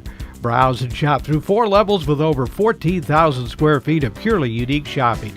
You'll discover an eclectic mix of old and new, including antiques, jewelry, high-end, and resale clothing for kids and adults, furniture, art, books, toys, crafts, rocks, and minerals, and think custom apparel. Visit our updated website at turkeyrivermall.com or like and share our Facebook page. Welcome back to Clayton Ridge. Our final score, 44-40. Central victorious over Clayton Ridge. We're joined by Clayton Ridge boys basketball coach Kyle Spierschlage. Coach, first off here into the fourth quarter, I think you were really pleased with how your team was playing, had that 10-point lead in the fourth quarter. Yeah, you're right. Played our tails off. What a great environment tonight, great crowd, great game, and unfortunately, as I'm sure we'll talk to here, we had, like you mentioned, 10 turnovers in the fourth quarter. Yeah. And that's something that we have to learn from. Central upped their pressure, and it seemed to quicken you guys up a bit. Yeah, Brady did a nice job going. It was mostly man. There's 1 or 2 times there's a little of the zone with it, but a nice job. They just brought the pressure, and we turned it over. Like I said, that wasn't a one-person thing. Whoever it goes to, that's a we thing. We coaches included, we didn't do a good enough job to let our guys take care of the ball in the fourth quarter, and then they hit Hammers and hit those couple threes. So compound those two, and that was the tipping point. All right, let's talk about offensively. Colton Hager led you with 15 points. Let's start there. Yeah, I guess I didn't realize he had 15, but no, he's his offense has been coming along. I don't think he came out tonight. Hank Cook either. I think they both played 32 minutes. That's hard to be productive shooting the ball when you're playing 32 minutes. I know he missed a few short late. Remind him to use the legs, but he played his tail off, and 15 points is a nice night for him. Yeah, Seth Craigill getting back into form. He had 9 points, and Gabe Cook was huge for you tonight with 8 points. Yeah, once again, a couple games in a row here where I know he has not come out either. That's hard to ask a kid to play the top 1-3-1. Give me every ounce of energy you have, and oh, by the way, you don't get a break. That's tough to do, but they're doing everything they can. All right, obviously, you guys hit a 3 to get back within 2. What were you guys looking to do defensively there with 9.7 seconds to go? Foul quick, and which we did. Or no, it went out about. We tipped out of bounds. So the same thing, foul we went to man, which we kind of know, or we try to do. And yeah, same thing, just foul right away. Then we did have a chance. Then we, I guess we had a turnover down there with 7 left, and then by that point it kind of got. Is that what you guys were looking to do? Just push it there? Yeah, at that point we were out of timeouts, and being a young group, I think we're better just to get it and go. And we did it. We had the ball down 3, right? Yeah. Down 3. Hoping just get a 3 off, and didn't work out, but that's the way. All right, this is part of the learning curve for a young team, isn't it? Yep. We could say even a couple of, I think back to the West Central game, which was a victory for us. We kind of had a different, but similar. We had a big lead, and they went pressure, and then we had about 4 or 5 turnovers in a row. So it's, to learn how to win close games, you have to be in close games. So as much as it hurts, it will pay off, whether it's this year or the next future years with all these young guys, it will. And while we're talking, credit to Elkader. I mean, what a great ball game. Similar but different than it was at their place too. Yeah, a lot of similarities in it. You guys kind of controlled that ball game for 3+ quarters. Yeah, you're right. All right, what's coming up for you guys now here?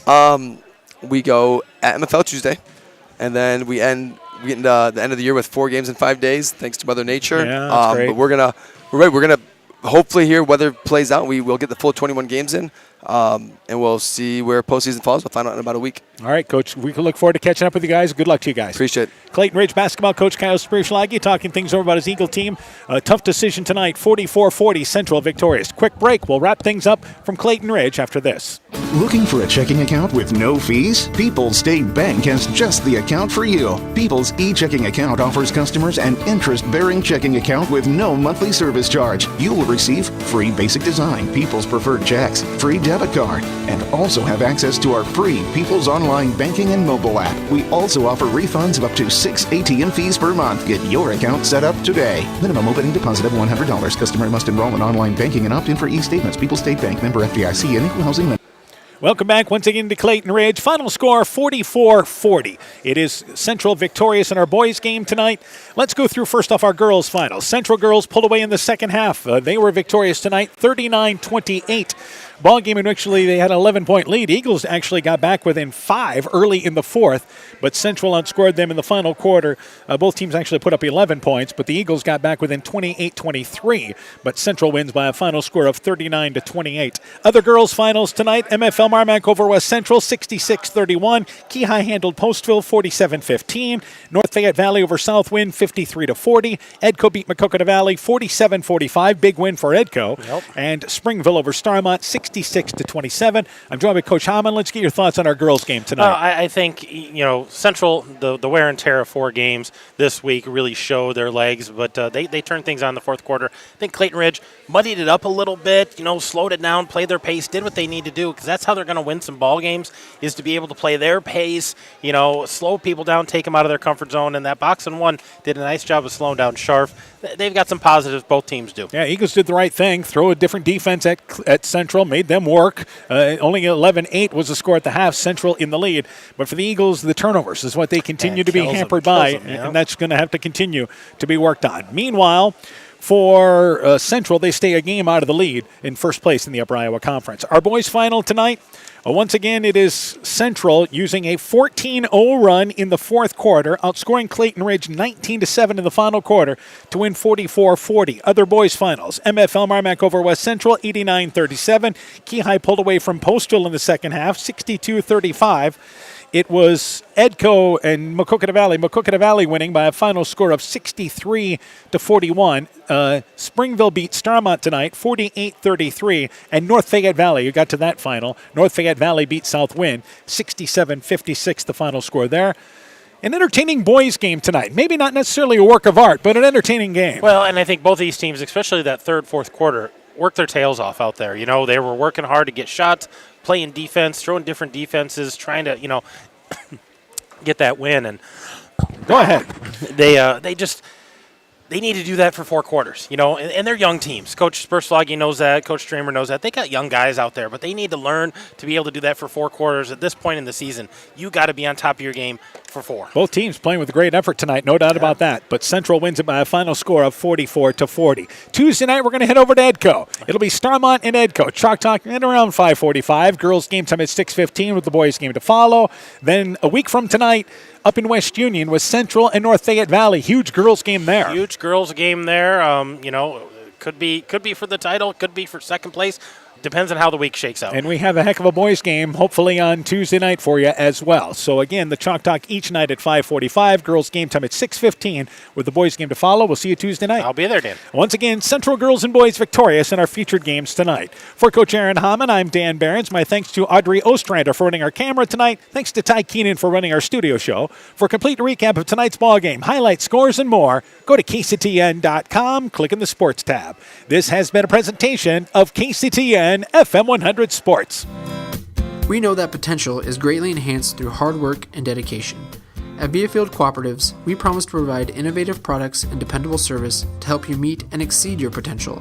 From agronomy to energy, grain to feed, Viafield is excited to provide growing opportunities for both producers and consumers at 18 locations throughout northern Iowa and southern Minnesota.